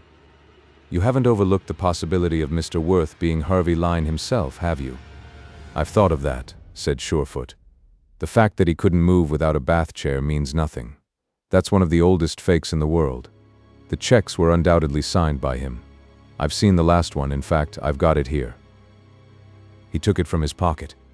Turning it over, he saw what he had not noticed before, a scrawling pencil mark on the back. The mark was faint. It had evidently been written by one of those patent pencils which occasionally function and occasionally do not. Even so, an attempt had been made, which was partially successful, to rub off the inscription. With the aid of a magnifying glass, the detective examined the writing and presently deciphered it. "Don't send any more Chinese E." Evidently, the writing had wandered off the back of the check onto the blotting paper where the old man wrote. "Now what the devil does that mean?" asked Smith irritably. "There's no doubt about it being his writing. What does Chinese mean? And who took the trouble to rub it off?" He scratched his head in his exasperation. "I ought to have asked the clerk if he'd got any Chinese bonds." Dick lunched with Mary Lane and passed on to her all that the detective had told him. He was telling her about the check with the inscription on the back when he heard an exclamation, and looked at her in amazement. Her eyes and mouth were wide open. She was staring at him. "Oh," she said. Dick smiled. "Do you know anything about Chinese bonds?" She shook her head. "Tell me it all over again, and tell me slowly, because I'm not particularly clever." He repeated the story about the faked account and the big checks that had been drawn obviously to the credit of Mr. Washington Worth. Whenever she could not understand, she pressed him for explanations, which he was not always able to give. When he had finished, she sighed and leaned back in her chair. Her eyes were bright. "You look terribly mysterious." She nodded. "I am mysterious. Do you think you know who killed that unfortunate old man?" She nodded slowly. Yes, I wouldn't dare name him, but I really do think I have what the police call a clue. You see, I lived in Mr. Lyne's house when I was a little girl, and there are some things I've never forgotten. I'll tell Surefoot, he began. No. She was very insistent, Dick, you mustn't. If you make me look foolish, I'll never forgive you. My theory is probably utterly silly. I'll make a few inquiries before I even hint at it. In fact, you're going to be a detective, darling, said Dick. By the way, poor old Lyne's will has been discovered. I am his heir. The will is full of restrictions. For example, if I marry anybody outside my own nationality and religion, I lose something. And if I reside out of England, I lose something. And if I don't give his dog a good home, I lose something more. His dog has been dead 16 years, by the way, but generally speaking, he's very generous and gives you about £40,000 free of death duty. Really? She was staggered at the old man's munificence, genuinely relieved, too, that in a moment of caprice he had not carried out the threat to disinherit his unpopular nephew. Surefoot Smith did not know that the will had been found until he got back to his office, and, calling up Dick to congratulate him that afternoon, was annoyed to find that his news was old. As you're an interested party, you'd better come down to the yard right away. I've the bank accountant here, and he's got something to say that will interest you. Dick arrived to find the accountant looking rather bored in his shabby surroundings. Evidently, the office arrangements at Scotland Yard did not impress him. He certainly shifted frequently in the hard-seated kitchen chair which had been placed at his disposal. On Surefoot's table was a number of typewritten sheets of paper. "This is the point," said Smith impressively, pushing the sheets for Dick to see them. "This gentleman, Mr. Smith," said the accountant. "That's very awkward," said Surefoot gravely. "Have you got any other names, such as Huxley or Montefiore?" "Just Smith," smiled the accountant. "Very awkward indeed," said Surefoot. "Most Smiths adopt another name. This is his name," he went on to explain. "Our friend here, he studiously avoided calling his brother Smith by that name, and never afterwards did he employ it to describe the accountant. Says that the statement that was sent to Miss Lane was not typed at the bank or on any bank typewriter. He proved this conclusively from my point of view by giving me specimens from all the typewriters used at the bank. A very good bit of detective work, though I don't see that it carries us much farther forward because, if as we believe, Moran has been bilking these funds, he probably typed the statements at home. The blanks or forms are not difficult to get?" The accountant shook his head. "Oh no, they are printed by hundreds of thousands. Could anybody outside the bank secure them?" The accountant thought it was possible. "It comes to this then," said Surefoot, "that you're satisfied this statement was not typewritten in your bank?" "Or by any bank machine," said the accountant. "Every branch office uses a—" He mentioned the name of an American make of machine, and always the same typeface is used, the same color ribbon, the same carbons. The ribbon here is purple. We invariably use black. I didn't realize that till I made enquiries. The typeface is entirely different." He suggested the make of machine on which the statement had been written, and this afterwards proved to be correct. Surefoot could not remember having seen a typewriter at Moran's flat. He accompanied Dick, after the accountant had gone, to Parkview Terrace, and made a more careful search. They found a portable typewriter, though it was unusable. Remembering the flat in Baines Mews, Smith was not greatly depressed by his failure to discover the machine. It was possible, and even likely, that if Moran was the tenant of Baines Mews, he would also have other places of call. In London there might be 2 or 3 flats engaged in false names, that in Baines Mews had been engaged in the name of Whiteley, which Moran used for his own purpose, supposing it was Moran. "Have you any doubts?" said Dick. "I'm full of doubts," said Surefoot. "Some of 'em may be set at rest when I find Jerry Dornford. You remember, after we left Naylor's Crescent and were going over to see the old man, Dornford passed in a car that was raising a noise like hell? And do you remember he slowed down just about opposite the place where the old man was sitting?" "Well?" said Dick when he paused. "Well," said the other, indignant at his denseness, "didn't he have a gun of yours?" "Good God. You don't think that Dornford killed him?" "Why shouldn't he?" asked the other truculently. "He owed Lyne money, and Lyne had threatened to put him into the court unless he paid on the very day of his murder. If you know Dornford's reputation as well as I do, you know that that's the one thing he'd want to avoid.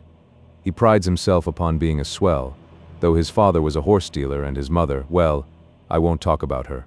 Bankruptcy means being kicked out of all his clubs. A bird like that would do almost anything to avoid social extinction. Is that the right word? Thank you very much. Where is he? That's what I'd like to know, said Surefoot grimly. He hasn't been seen since we saw him. Chapter 16.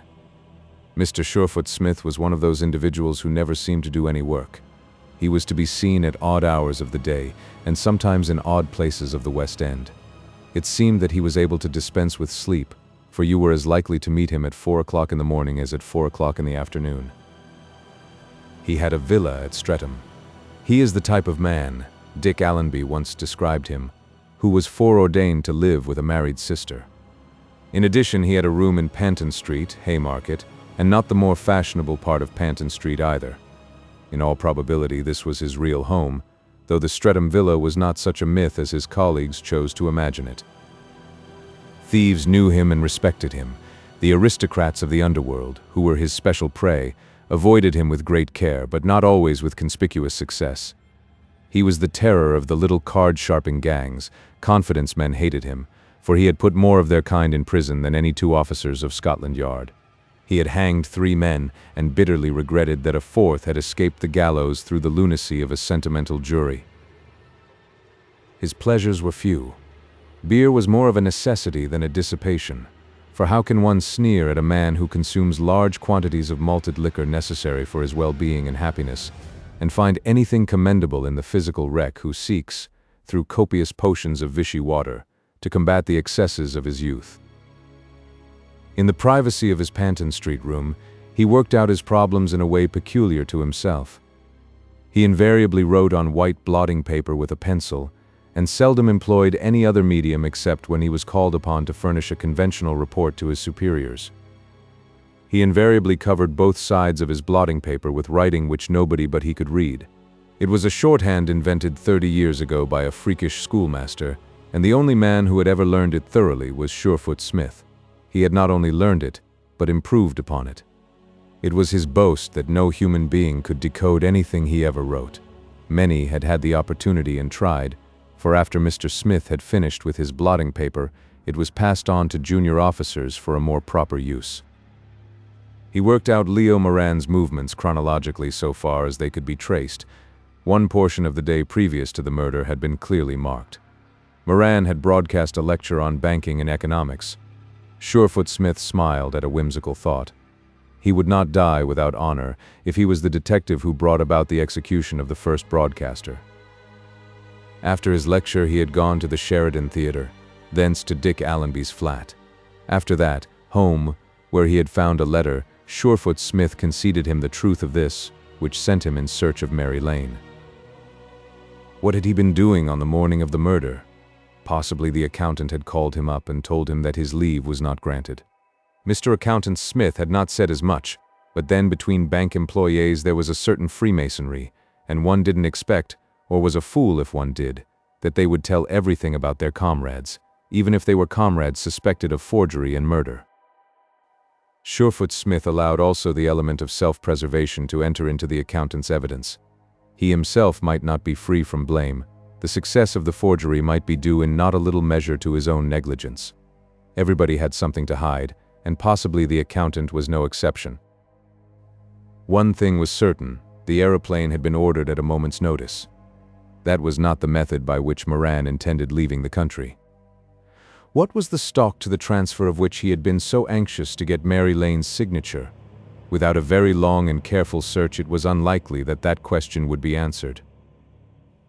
Jerry Dornford's disappearance presented a problem of its own. His manservant in Half Moon Street said he was not worrying.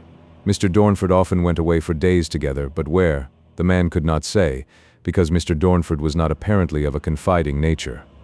If the servant guessed, he guessed uncharitably. Here was a man also without money, and almost without friends. He had 1 or 2 who had country houses, but inquiries of these had produced no result. The servant remembered the names and addresses of a lady or 2, but these could throw no light upon the mystery. Dornford owned an estate in Berkshire. Part of it was farmland, which produced enough income to pay the interest on the mortgage. And if the mortgagees did not foreclose, it was because a sale would bring only a portion of the money which had been advanced.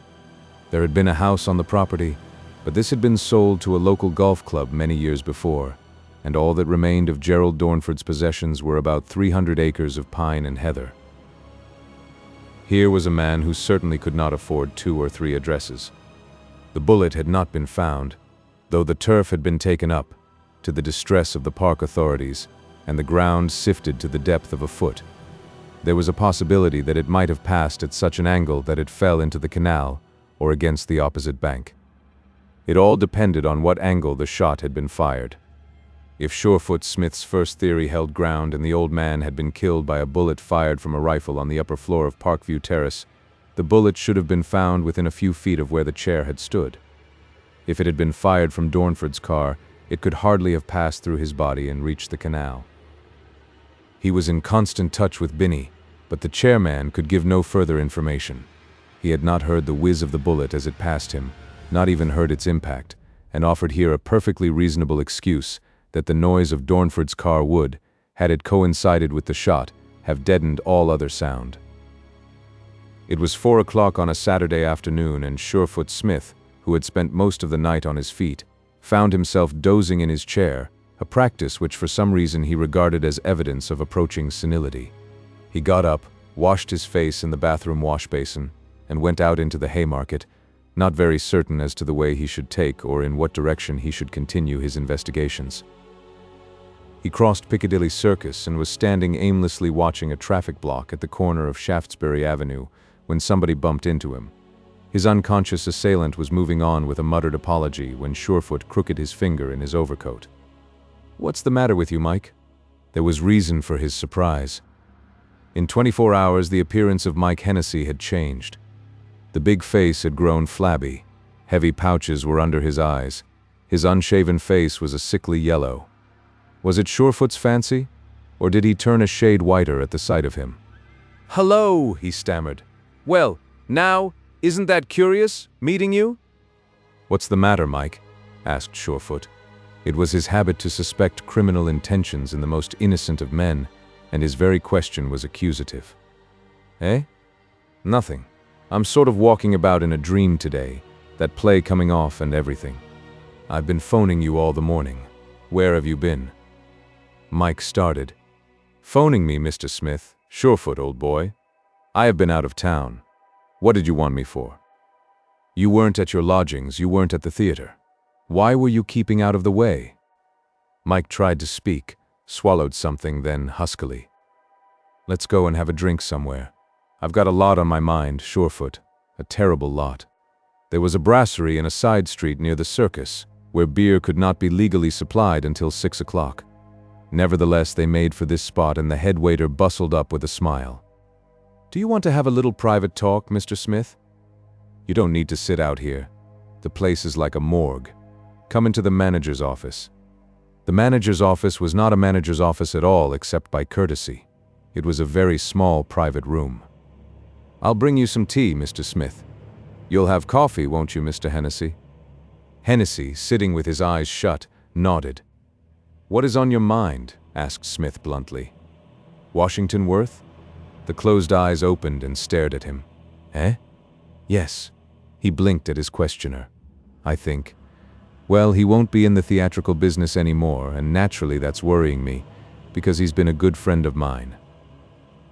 He seemed to find a difficulty, not only in speaking but in breathing. His chest puffed up and down, and then, "Is that what you wanted to see me about?" he asked jerkily. "That was just what I wanted to see you about. He was a friend of yours?" "A patron," said Mr. Hennessy quickly. "I looked after him when he was in town. I didn't know very much about him except that he had a lot of stuff. Money, I mean." "And you didn't ask him where he got it, Mike?" "Naturally," said Hennessy, avoiding his eyes. The head waiter came at that moment with a tray which contained 2 large bottles of beer, a bottle of gin, cracked ice, and a siphon. "Tea," he said formally, put it down, and left them. Surefoot Smith was in no sense depressed as he broke the law. "Now come across, Mike," he said, not unkindly. I want to hear just who is this fellow worth. Mike licked his dry lips. I'd like to know where I am first, he said doggedly. Not that I could tell you anything, Surefoot, not anything for certain. What's my position? Suppose I thought he was somebody else and said, listen, you either help me or I'm going to ask questions. Yes. Suppose you blackmailed him, interrupted Smith brutally. Mike winced at this. It wasn't blackmail. I wasn't sure, do you get my meaning? I was putting up a bluff. I wanted to see how far he'd go, and then suddenly he broke down and covered his face with his big diamond-ringed hands and began to sob. Oh my God, it's awful, he moaned. Other men would have been embarrassed. Surefoot Smith was merely interested. He laid his hand on the other's arm. Are you in on the murder? That's the question? Mike's hands dropped with a crash onto the marble-top table. His ludicrous, tear-stained face was a picture of bewilderment. Murder? What do you mean, murder? He almost squeaked the question. The murder of Hervey Line. Didn't you know? The man did not answer. He was petrified with terror. Lean, murdered, he croaked the words. It was amazing to believe that he was the one man in London who did not know that a mysterious murder had been committed in Regent's Park on the previous day, because the newspapers were full of it. Yet Surefoot felt that this was a fact. Murdered. Old Line murdered. My God, you don't mean that. Of course I mean it. What do you think, that I'm trying to make you laugh? Mike Hennessy was silent. Speech was frozen in him. He could only sit regarding the detective with round eyes from which all expression had died. Mike had a weakness for weeping, but he also had an unsuspected strength of will. When he spoke at last, his voice was completely under control. That's shocking. I didn't read the newspapers this morning. It was in last night's, said Surefoot. The other shook his head. I haven't read a newspaper since Thursday morning, he said. Old Line. He was Miss Lane's guardian, wasn't he? He was fighting for time to get the last weakness in him crushed, and to build himself the reserve that would prevent his collapse. No, I've read nothing about it. It's curious how you miss things in newspapers, isn't it? I've been so worried over this theatrical business that I've practically taken no interest in anything else in the world. What work did you do for Worth? Surefoot's voice was cold. He had dropped his boyfriend manner, was even without interest in the unopened bottle of beer. Did you draw money from the bank on his behalf? Mike nodded. Yes, I've done that for him, big sums of money. Gone to his bank and met him afterwards by appointment. Where? Sharply. At various places, railway stations, the Kellner Hotel mostly. He generally drew a big sum when he had his parties, and I used to hand it over to him before the guests came. He said he was a merchant in the Midlands, but to tell you the truth, Surefoot, I've always had my doubts about that. Still, he didn't look a crook, and some of the queerest mugs are rolling in money. Why shouldn't he have been? He's not the first Jay that put up money for a theatrical production, and not the last, please God. Which bank did you draw it from? Mike told him. It corresponded with the information which Surefoot already had. He generally gave me a letter to take to the bank manager, asking him to cash the check. I've been to Birmingham and Bristol and... That's all right. Smith leaned heavily on the table. Who was he? Washington Worth? Mike shook his head. Honestly, I don't know. If I die this minute, I don't know. I got in touch with him after my last bankruptcy proceedings had appeared in the newspapers. He wrote to me and said how sorry he was that a clever man like me had got into trouble and offered to finance me. A written note? Typewritten. I've got the letter in my diggings somewhere. He asked me to meet him at the Kellner. That was before the parties started, when he had a smaller suite. I went. The only thing I knew about him was that he wore a wig and that he wasn't what he appeared to be. But I've never pried into his business. That's a lie, said Surefoot. You just told me that you blackmailed him. I didn't really. I put a bluff up on him. I knew he wasn't what he pretended to be. I had to guess what he really was. He was lying, of that Surefoot Smith was perfectly certain. Does it occur to you that you're in rather a tight place if this man is ever arrested? I have reason to believe that he has misappropriated money, the property of the late Hervey Line, and I have also reason to believe that he killed the old man, and that's murder. You don't want to be mixed up in murder, Mike, do you? Michael Hennessy's face was contorted with anguish. He was almost incoherent when he spoke. I'd help you if I could, Mr. Smith, but how can I? I don't know the man. I swear I don't know the man. Smith peered into his face. Do you know anything about Moran? The big mouth dropped. The banker? He stammered. Do you know anything about the faked balance sheet which was sent by accident to Miss Lyne? For a second, Surefoot thought the man was going to faint. No, nothing. I know Moran. I know Worth too. He stopped, was silent a little while. Suppose I found him, Worth. What's my position then? Surefoot stood up. Your position is just the same whether you find him or whether we find him, he said roughly. You don't seem to know what you've let yourself in for, Mike Hennessy. Here's a man been murdered. 2 men have been murdered, probably by the same hand. Tickler was killed for knowing too much. It might be safer for you if I put you inside. A smile dawned on Mike's face. Am I a child? He asked. He had got back his old poise. How did I get out of the gutter? By taking notice of threats. Don't worry about me, Surefoot. There's a lot more I've got to say to you, interrupted the detective. But just wait here till I telephone.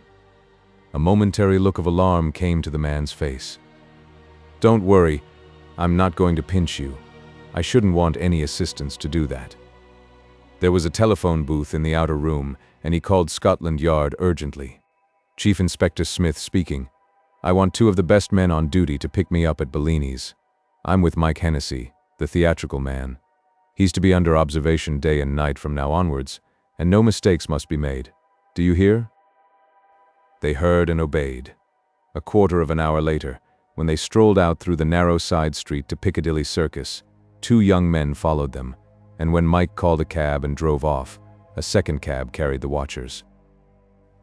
Mike Hennessy was not at the theater when the curtain rang down finally on Cliffs of Fate, and although the termination of this drama meant a search for new work, there was not one of the cast who did not breathe a sigh of relief when the muffled strains of the national anthem came through the thick curtains.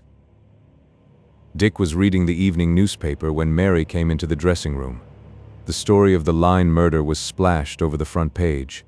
It included an interview with Binney and a talk with the park keeper. I knew Mr. Lyne very well by sight, said James Hawkins, who had been a park keeper for 23 years. He always came into the gardens in the afternoon and generally had a little nap before he was taken home. I've spoken a word or 2 with him, but he was not a gentleman who encouraged conversation. Mostly his attendant, Mr. Binney, used to sit and read to him. I saw Mr. Binney reading that afternoon and went up to him and said, "What's the good of your wasting your breath? The governor's asleep." Little did I think that he was dead. This is the 2nd murder that we've had in the park in 35 years. Dick put down the paper when the girl came in and prepared to make himself scarce. Sit down. I'm not going to change yet. I'm tired. Well, have you found your man? He asked flippantly. She did not smile. I think so, she said. Have you read the account? I've read it, every ghastly line of it. Well, he challenged her, is it Binney or the park keeper? And then, realizing that flippancy was in the circumstances a little callous, he apologized. I don't know how it is, but I can discuss this murder as though it were of somebody I'd never heard of. The poor old man loathed me, and I'm sure if he could only have made up his mind as to who else would have taken better care of his fortune than I, he would have left the money to him like a shot. By the way, Binney has a theory of his own. I had a talk with him today. He favors Jerry Dornford, mainly, I think, because he doesn't like Jerry. Has Mr. Smith told you all the clues he has? She asked. She had evidently paid no attention to Binney's theory. No, I can't say that he has. He's rather stuffy when it comes to his own business. Do you think he would tell me? He looked at her in amazement. My dear Mary, he began. Don't dear Mary me, or I shall be very rude to you, she said. Do you think he would? She was quite serious, and he changed his tone. If he thought you could help him, I'm sure he would, he said. He has promised to call here tonight and tell me the latest developments. Would you like me to ask him? I'll ask him myself, she said. Surefoot arrived very late and very ruffled. He was entitled to his annoyance. for at 7:30 that night a penitent young detective had called him on the telephone and had confessed failure. "You missed him?" roared Smith. "Two of you? What's the matter with you?" "I'm sorry, sir, but he must have known he was being tailed, and he dodged through the Piccadilly tube. I just turned my head and he was gone." "Turned your what?" sneered Surefoot. "All right. Scour London and pick him up. You know his address. He's got to be found." He came to the Sheridan, full of bitterness about the new generation of detectives. They expect everything to be done for them. They rely on science instead of their eyesight, he fumed. "Here's a detective for you." Dick indicated the girl, and to his surprise, Surefoot showed no sign of impatience. "I should say she's got more sense in her little finger than those gentlemen have in their big, useless bodies." He looked at her thoughtfully. "I'm going to ask you something, Mr. Smith," she said. "Would you tell me all you know about this case? I think I may help you." Again, Dick Allenby was amazed that the big man made no jest of the offer. He looked at her owlishly, opened his big mouth, closed it again, rubbed his head, going through his repertory, noted Dick mentally. "Why shouldn't you?" he said at last. "Do you want him to know?" He jerked his head towards Dick. She hesitated. "If you don't mind. If you do, we'll turn him out." She was dressed for the street by the time the detective had arrived, and suggested that they should go to her flat. They went up in the lift together. Her flat was the last in the corridor. She went ahead of them and stood stock still, showing an alarmed face to the two men. The door was wide open. "Did your servant leave it open?" asked Smith. Surefoot pointed to the lock. The marks of a powerful jemmy showed where the door had been forced. The lock itself was hanging on one screw. He went ahead, switched on the lights, without result. "It's been turned off at the fuse box." "Where is it?" She indicated the position, and after a little fumbling there was a click, and light showed along the short passage. He fastened the door after he got in, but couldn't fasten it when he left. Smith picked up 2 small wooden wedges from the floor. He went out again into the corridor, the end of which was formed by a half-wood, half-glass door leading to the fire escape. He tried this, and, as he expected, found it open. A flight of iron stairs led into the darkness below. He sent for the liftman, who could give no information at all. On a Saturday night, most of the people who lived in the flats, he said, were in the country, where they spent their weekends, and there had been no strange visitors that he could remember. Surefoot went ahead down the passage into the flat, saw a door wide open, and entered Mary's bedroom. It was a scene of indescribable confusion. Every drawer of every bureau had been taken out and emptied on the bed and roughly sorted. They found the same in the dining room, where the little secretaire desk, which she had locked before she went out, had been broken and its contents piled onto the table.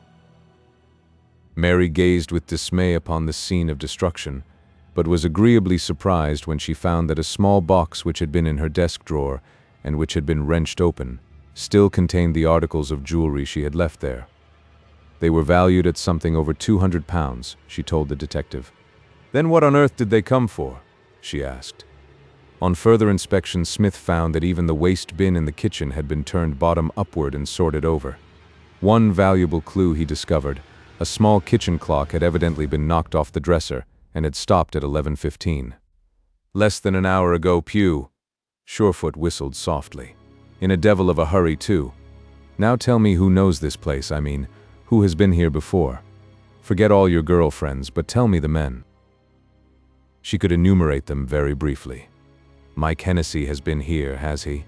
Often? I've seen all the rooms, haven't I?" "Except the bathroom," she said. He opened the door of this well-appointed little apartment, switched on the light, and went in. The intruder had been here too. The wash basin was half filled with discolored water. "Hello! What's that?" Smith's eyes narrowed. Level with the wash basin, and a little to the right of it, the enameled walls of the bathroom bore a red smear. The detective touched it. It was still moist.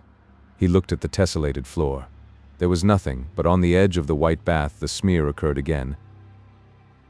Behind the door was a clothes hook, and here also there was a trace of red.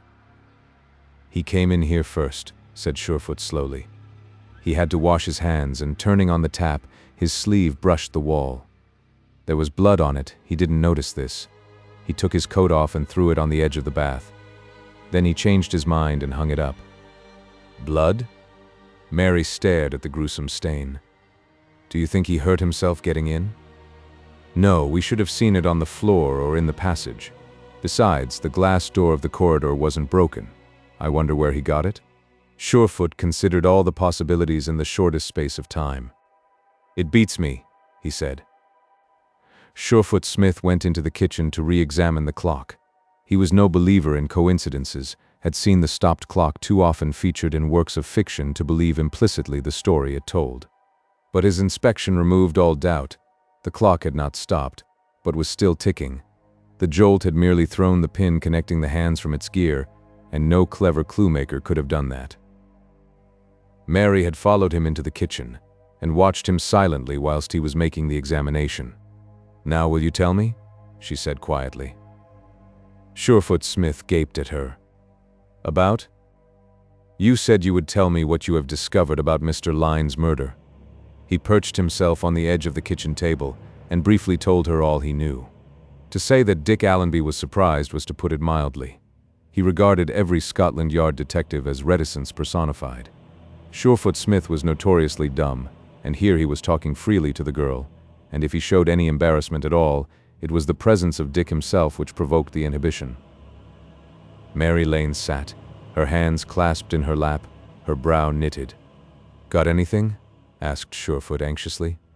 And then he must have caught a glimpse of the astonishment in Dick Allenby's face, for he scowled at him. "You think I'm being foolish, Mr. Allenby? Get the idea out of your mind, I never am. Every woman has just the kind of mind that every detective should have and hasn't. No science in it, not that I mean to be disrespectful, Miss Lane, just plain common sense. Got it?" He addressed the girl again. She shook her head. "Not quite," she said. "I know why they burgled my flat, of course." Surefoot Smith nodded. "But you can't quite understand how they came to think it was here?" Dick interrupted. "May I be very dense?" he asked politely, "and inquire what this is all about? Didn't know what was here?" "The bank statement," said Mary without looking up, and again Smith nodded, a broad grin on his face. "I guess that is what they came for, but I can't understand how they knew." Surefoot chuckled. "I am the clever fellow that gave it away," he said. "I told Mike Hennessy this afternoon that a bank statement had been sent to you. I didn't tell him that it was in my pocket, and I could have saved him a lot of time and trouble. It's a great pity." He ran his hand irritably through his hair and slid off the table. "Those bloodstains, now they look bad," he said, and loafed out of the room with the other two behind him into the bathroom. "That's his sleeve, that's his hand, but too blurred to get a print. The man who came here wasn't hurt, and probably wasn't aware that he was bloodstained. Look at the top of that tap." He pointed. There was a distinct smear of blood on the white enameled word "hot" on one of the taps. Surefoot Smith took out his pocket torch and began to examine the passageway.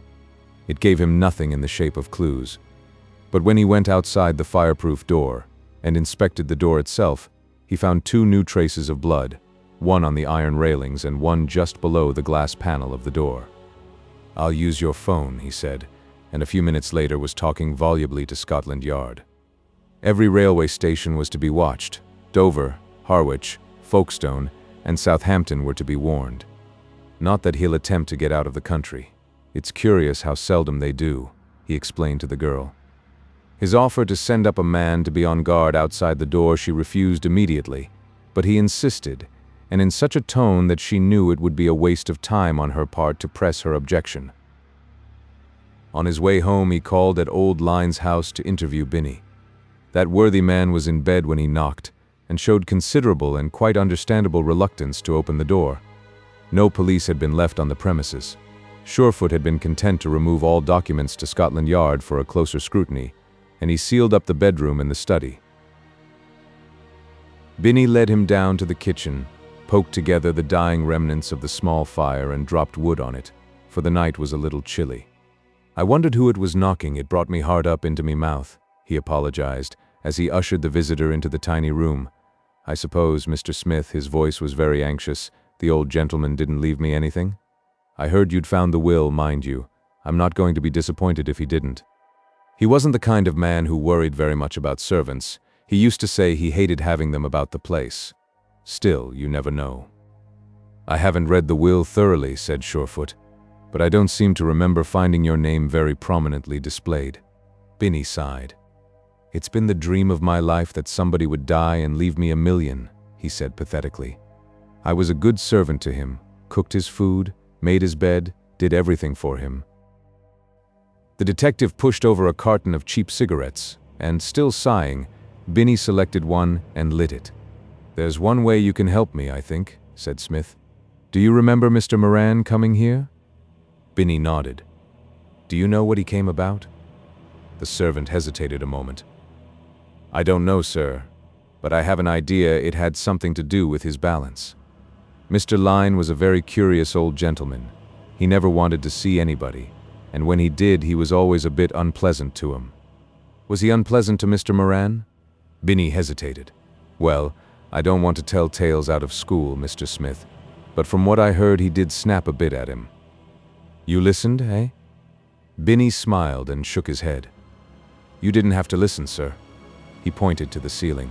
The study's above here. You can't hear what people are saying, but if a gentleman raises his voice as Mr. Lyne did, you can hear him. You know Moran? Binny nodded. Do you know him very well? Very well, sir. I was servant. I remember, yes. Surefoot Smith bit his lower lip thoughtfully. Did he speak to you after his interview with the old man? Again, Binny hesitated. I don't want to get anybody into trouble. The trouble with you, Binny, is that you can't say yes or no. Did you see him? Yes, sir, I did. Binny was evidently nettled. I was taking in a letter that had come by post as he went out. And now, Mr. Smith, I'll tell you the truth. He said a queer thing to me. He asked me not to mention the fact that he'd been, and slipped me a quid. Now I've told you all I know. I thought it was funny, but, bless your heart, he wasn't the first man to ask me not to mention the fact that they'd called on Mr. Lyne. I suppose not. On a little table near the wall was a small paper parcel, loosely wrapped. Surefoot Smith was blessed with a keen sense of smell. He could disentangle the most conflicting and elusive odors, but putty was not one of them. It had a pungent, and to Surefoot Smith, an unpleasant aroma. He pointed to the parcel. Putty?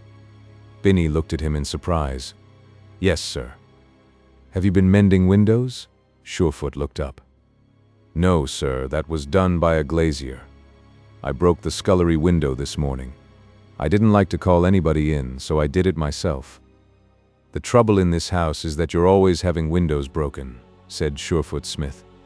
Why didn't you report to the police the attempt to break into this house? Oh, I remember. Mr. Lyne didn't want it. When he went outside, he made a more careful examination of the premises in the darkness than he had ever done by daylight. He went to the trouble of going to the back of the house, along the narrow mews, and here he saw how easy it was for a burglar to obtain admission. The back of the house was not protected, as most of its fellows were, by a garage block, and the door and window were approachable for anybody who could either scale the wall or force the door into the back courtyard. Was it a coincidence that this attempt had been made to gain admission into Lyne's house on the night of? Surefoot Smith frowned. It must have been the night that Tickler was murdered. Was there any connection between the two events?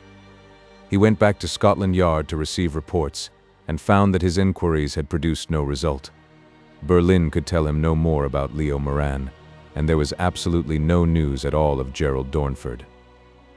He opened the safe in a corner of his little room, took out the glove and the silver key, and laid them on the table. That key puzzled him. Was there any special reason why its owner should have gone to the trouble of painting it so elaborately and yet so carelessly? Any plater would have made a better job of it. The glove told him nothing. He took from the big drawer of his desk a large sheet of virgin blotting paper and began to work out again the sum of his problem. Tickler had been killed. Old Lyne had been killed, possibly by the same hand, though there was nothing to connect the two murders. Leo Moran was, to all intents and purposes, a fugitive from justice, a man against whom could be made out a prima facie charge of felony. His disappearance had coincided, Not only with the death of Line, but with the discovery that Line's bank account had been heavily milked. Was he in Berlin at all? Somebody was very much interested in the recovery of the bank statement, had gone to the trouble of burgling Mary Lane's flat to recover it. Who? One man at any rate knew, or thought he knew, that the statement was at Mary's flat, and that man was Michael Hennessy. Mike's conduct that afternoon had been consistent with guilty knowledge. He knew, at any rate, who was Washington Worth. The gentleman called Washington Worth was a murderer, possibly a murderer twice over. In disjointed sentences, Surefoot wrote down his conclusions as they were reached, crossed out one and substituted another, elaborated some simple proposition in his mysterious shorthand, only to cross through the wriggly lines and begin all over again. He made a little circle that represented Mary, another for Dick Allenby, another for Gerald Dornford, a fourth for Leo Moran. At the bottom of the page he put a fifth circle for Line. How were they connected? What was the association between the four top circles and the fifth? Between them he placed a larger O that stood for Michael Hennessy. Michael touched Washington Worth, he touched Mary Lane and possibly Moran. He crossed out this last conclusion and started again. Gerald Dornford touched Dick Allenby. He could draw a straight line from Dick Allenby to the murdered man, a line that missed all and any intermediary. He got tired after a while, threw down the pencil, and sat back with a groan.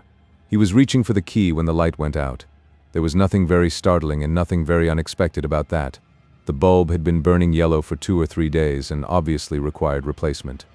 Surefoot Smith, in his lordly way, had demanded a fresh globe, and the storekeeper, in his more lordly way, had ignored the request. Without warning, the bulb had ceased to function. Surefoot was rising to his feet to reach for the bell when something he saw stopped him dead. In the darkness, the key was glowing like green fire. He saw the handle and every ward of it. And now he understood why it had such an odd color. It had been treated with luminous paint. He picked it up and turned it over. The underside was dull and hardly showed, for it had not absorbed the rays of the lamp. Surefoot went out into the corridor and summoned an officer, and a little later a bulb was discovered and fixed. He examined the key now with greater interest, jotting down notes upon his already overcrowded blotting sheet. He was beginning to see daylight, but only dimly. Then the telephone bell buzzed. He took it up, and going to the officer on duty at the door, called him. "If you see Mr. Allenby, send him up." He looked at his watch. It was 20 minutes past 12, and he could only wonder what had brought Dick to Scotland Yard at such an hour. Possibly his gun had been recovered. "I wondered if you were here," said Dick, as he came into the office and closed the door behind him. "I should have telephoned, but I was scared they wouldn't put me through to you." "What's the trouble?" asked Surefoot curiously. Dick smiled. "There isn't any real trouble, only I've been, or rather, Mary has been called up by Hennessy's housekeeper for information about the gentleman." "Hasn't he come home?" asked Smith quickly. "He wasn't expected home," said Dick. "The lady called up from Waterloo Station. She's been there since 9 with a couple of Mike's trunks. He was leaving for the continent by the Havre train, and had arranged for her to be there to meet him with his baggage. She waited till nearly 12, got worried, and apparently called up several people who knew Michael, amongst them Mary. Fortunately, I was just leaving the flat when the woman telephoned." "Have you been to his house?" Dick shook his head. "It wasn't necessary," he said. "He had a furnished flat in Doughty Street. He paid his rent and closed up the place tonight. Obviously, he was making a getaway in rather a hurry. He didn't start packing till this afternoon, after he'd seen me," said Surefoot. He scratched his chin. "That's queer. I can quite understand his wanting to get away. As a matter of fact, he wouldn't have got any farther than Southampton. I had already notified the ports." "You would have arrested him?" asked Dick, in amazement. "There's no question of arrest, my friend," said Surefoot wearily.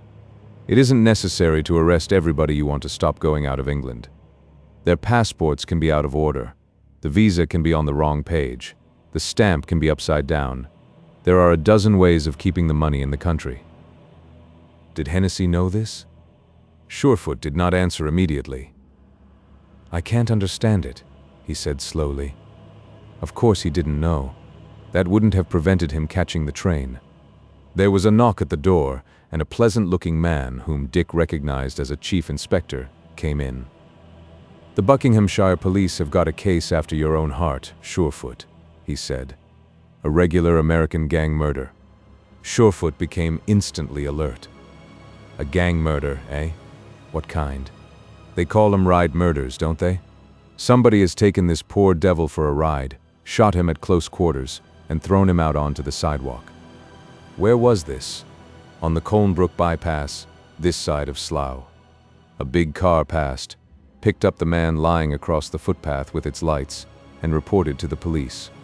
He couldn't have been dead more than half an hour when the police got to him." "What is his description?" asked Surefoot. "A big-made man of 45, said the other, wearing a green tie. That was the tie that Mike Hennessy was wearing this afternoon." Chapter 17. Mike Hennessy looked very calm, almost majestic in death, most easily recognizable. Surefoot Smith came out of the sinister little building and waited while the police sergeant turned the key. Dick was waiting at the station. He had had enough of horrors for one night, and had not attempted to join himself in the identification. "It's Mike all right," said Surefoot. "The murder was committed at 10:17 there or thereabouts. The time is fixed by the big car that found the body, and a motorcyclist who lives in this village reported to the police that he saw a small saloon car standing by the side of the road near where the body was found. I make out the two times as being between 10:15 and 10:20, and, allowing for the fact that the big machine did not overtake any car on the Colnbrook bypass, that puts the time at 10:17. The murderer's car might have turned round and gone back. It could, of course, have gone right through the village of Colnbrook, avoiding the bypass, and I should imagine that is what happened. And now, my friend," he said seriously, "you realize that this was the gentleman who called at your young lady's flat?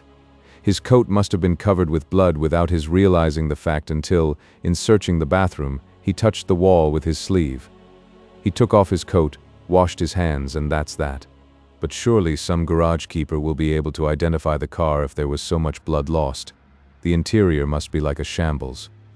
Surefoot nodded. "Oh yes, we'll find the car all right. There were 3 stolen last night that answer the description.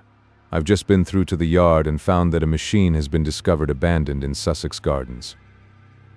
A swift police car took them back to Paddington, and Surefoot Smith's surmise was confirmed. The abandoned car was that which the murderer had used. There was grisly evidence enough that the man had met his death in its dark interior. Of other evidence, there was none. "We'll test the wheel for fingerprints, but Mr. Worth will have worn gloves. That lets out Moran, doesn't it?" said Dick. Surefoot smiled. "Where is Moran?"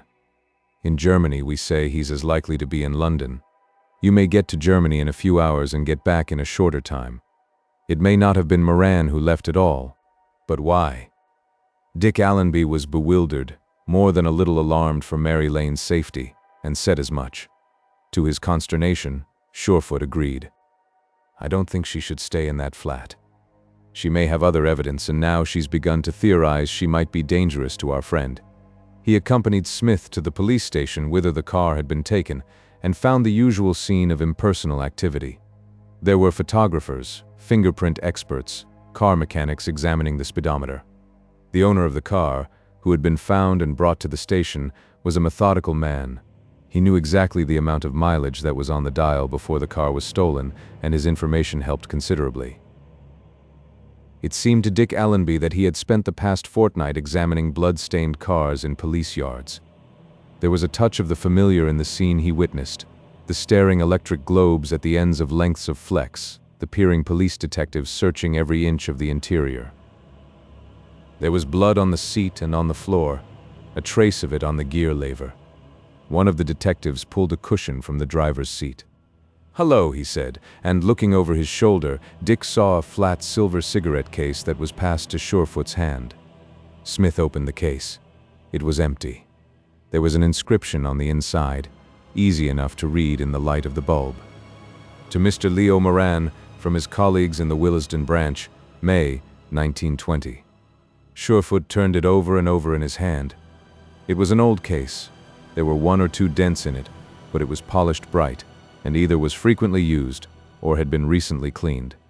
Surefoot held it gingerly by the help of a sheet of paper and had it carefully wrapped. "We might get a fingerprint on that, but I don't think it's likely," he said. "It's a little odd, isn't it, being under the cushion? He might have put it there and forgotten all about it." Surefoot shook his head. "It's not his car. It was pinched. As I say, it's odd." He did not speak again for some time. I mentioned the fact that the young lady has the bank statement. Mr. Hennessy passed the information on in the course of the ride or before. The killer settled with Hennessy.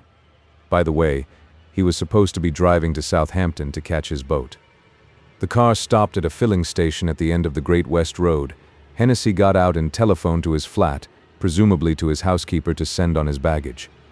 The murderer got rid of Hennessy as quickly as he could, rushed back to town and burgled the flat. Obviously, he was somebody who had been there before. "Like Moran," suggested Dick. Surefoot hesitated. "He'll do as well as anybody else," he said. He was looking for the bank statement. He couldn't have known that his coat was covered with blood until he went into the bathroom and saw either himself in the mirror or a stain on the wall.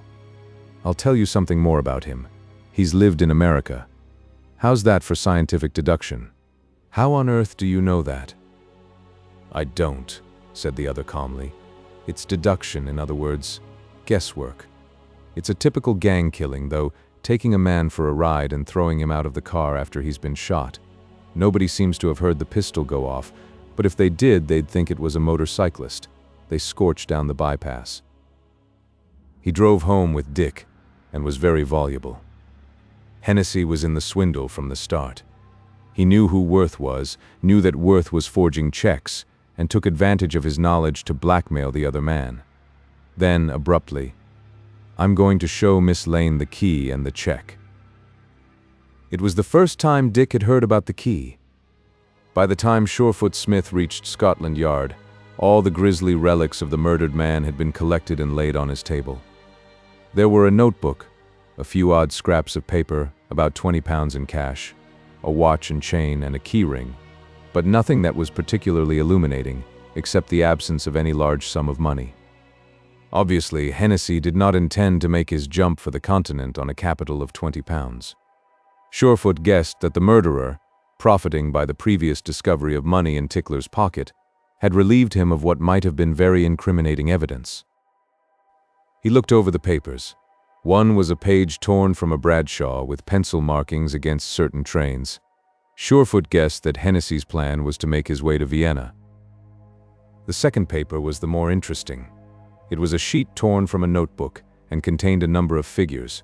Surefoot had a remarkable memory, and he recognized at once that the figures represented those balances which had appeared in the statement. Evidently, the paper had been handled many times. Smith was puzzled.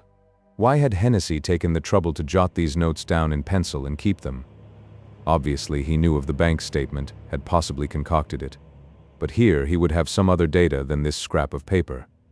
If the bank statement was an invention, as undoubtedly it was, there was no need to keep this note. Either the man would invent the figures on the spur of the moment, or else he had some book record of the defalcations and the amount that should have stood to old Lyne's account. Early the next morning he telephoned to Mary Lane, who had spent an uneasy night. She was not even stimulated by the knowledge that there was a police officer in the corridor outside her flat, one at the foot of the fire escape, and another patrolling before the house. "Come round by all means," she said, and was relieved to know that she was seeing him, for she wanted advice very badly. The morning had brought no news to Surefoot. The inquiries he had made had drawn blank. A search of Mike Hennessy's flat gave him no clue that was of the least value. Of papers or documents there was none. An old bank book told him no more than that 3 years before Hennessy had been living from hand to mouth. He was rather despondent when he came into Mary's flat. "It almost looks as if science has got to be brought in," he said gloomily, as he produced a small packet from his pocket and laid it on the table. "Maybe you're it." He opened the wash-leather wrapper and disclosed the key. Then from his pocketbook he took out a check and laid it on the table. She examined the faint pencil marks carefully and nodded. "That is Mr. Lyne's handwriting," she said. "I think I told you that when I was a girl I lived in the same house. In fact, I kept house for him, in a very inefficient way." he was rather trying to live with. "In what way?" asked Surefoot. She hesitated. "Well, in many ways, domestically, I mean. For example, he had the same tradespeople for over 40 years and never changed them, although he was always quarreling with them or disputing the amount he owed them." She looked at the key, turning it over and over in her hand. "Would you think I was terribly vain if I told you I thought I could find the man who killed Mr. Lyne?" "I think you would be very silly if you tried to do it on your own," said Smith bluntly. "This fellow isn't one you can monkey about with." She nodded. "I realize that. Will you give me a week to make enquiries? Don't you think you'd better tell me now what your suspicions are?" She shook her head. "No, I am probably making a fool of myself, and I have a very natural desire to avoid that."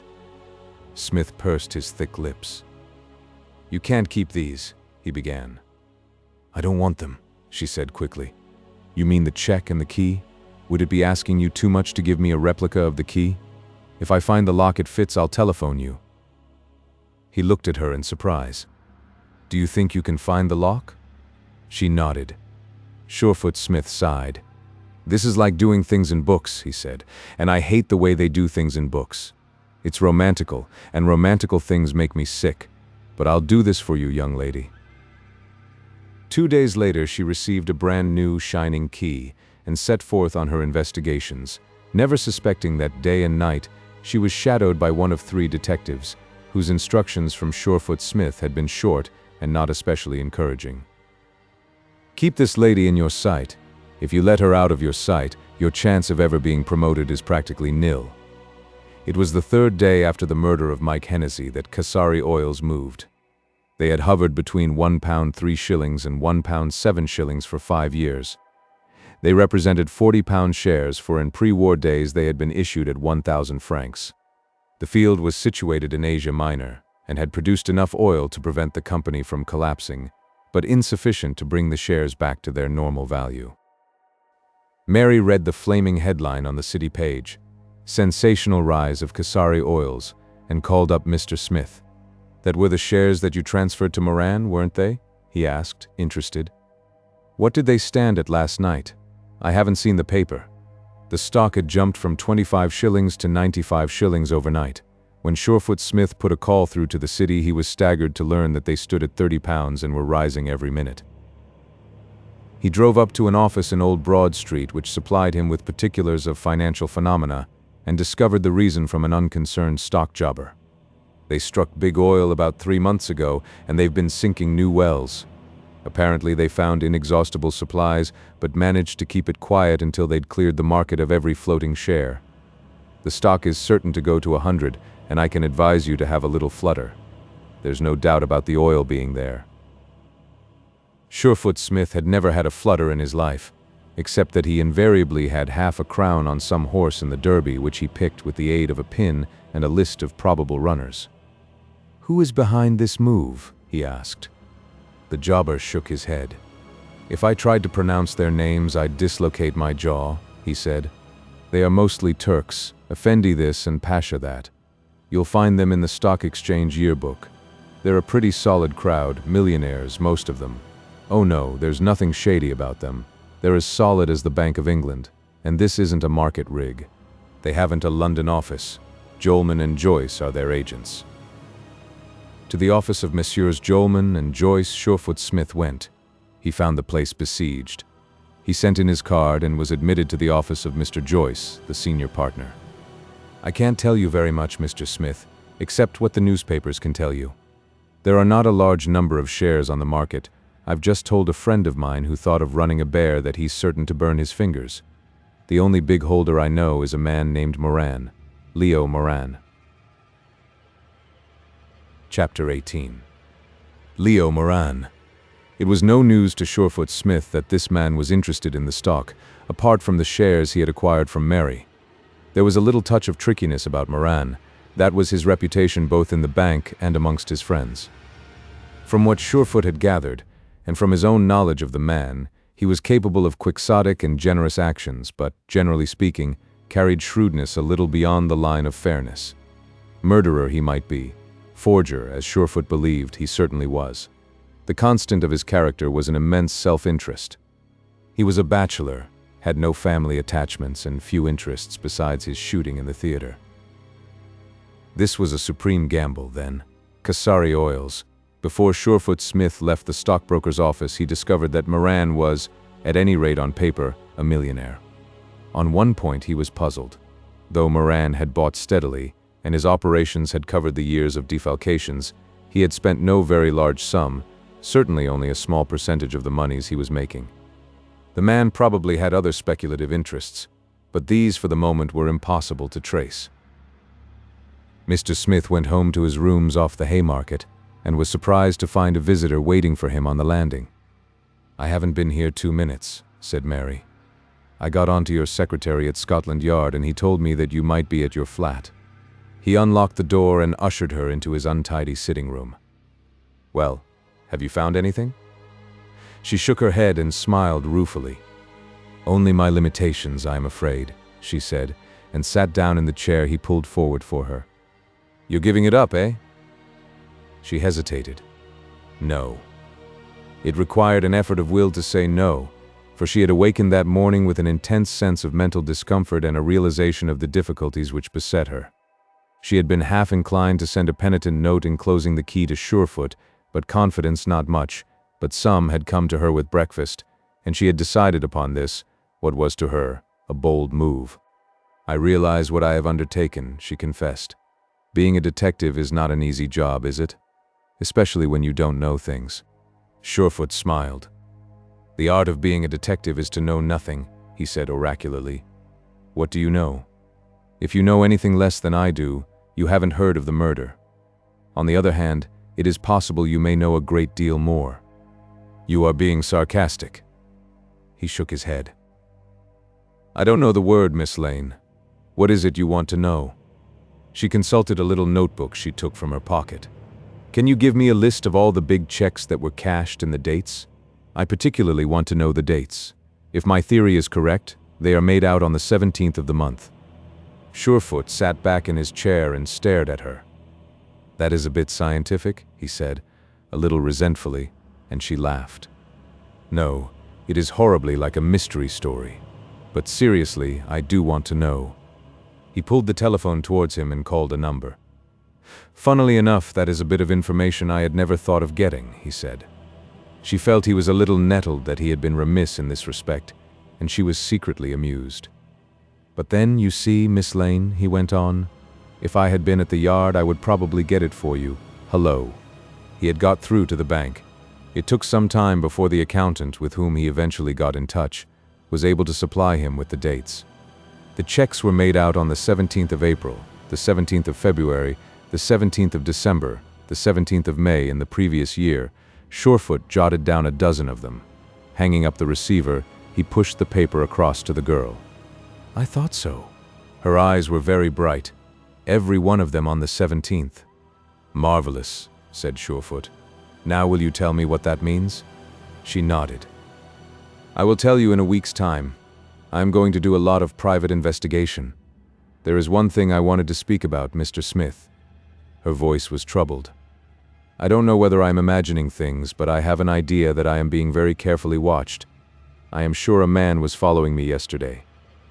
I lost sight of him in Oxford Street. I was looking in a shop window in Regent Street and saw him again.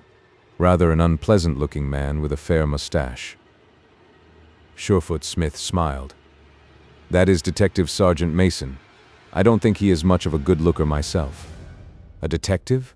she gasped. Surefoot nodded. "Naturally, my dear young lady, I am taking great care of you.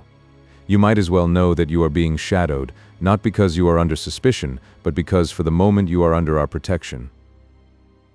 She heaved a sigh. "You don't know how relieved I am. It was rather getting on my nerves. As a matter of fact, I don't think I should have come to see you at all but for this." "What about the 17th?" asked Surefoot. "Don't you think it would be wise for you to tell me what your suspicions are about?" She shook her head. "I am being mysterious and rather weak," she said.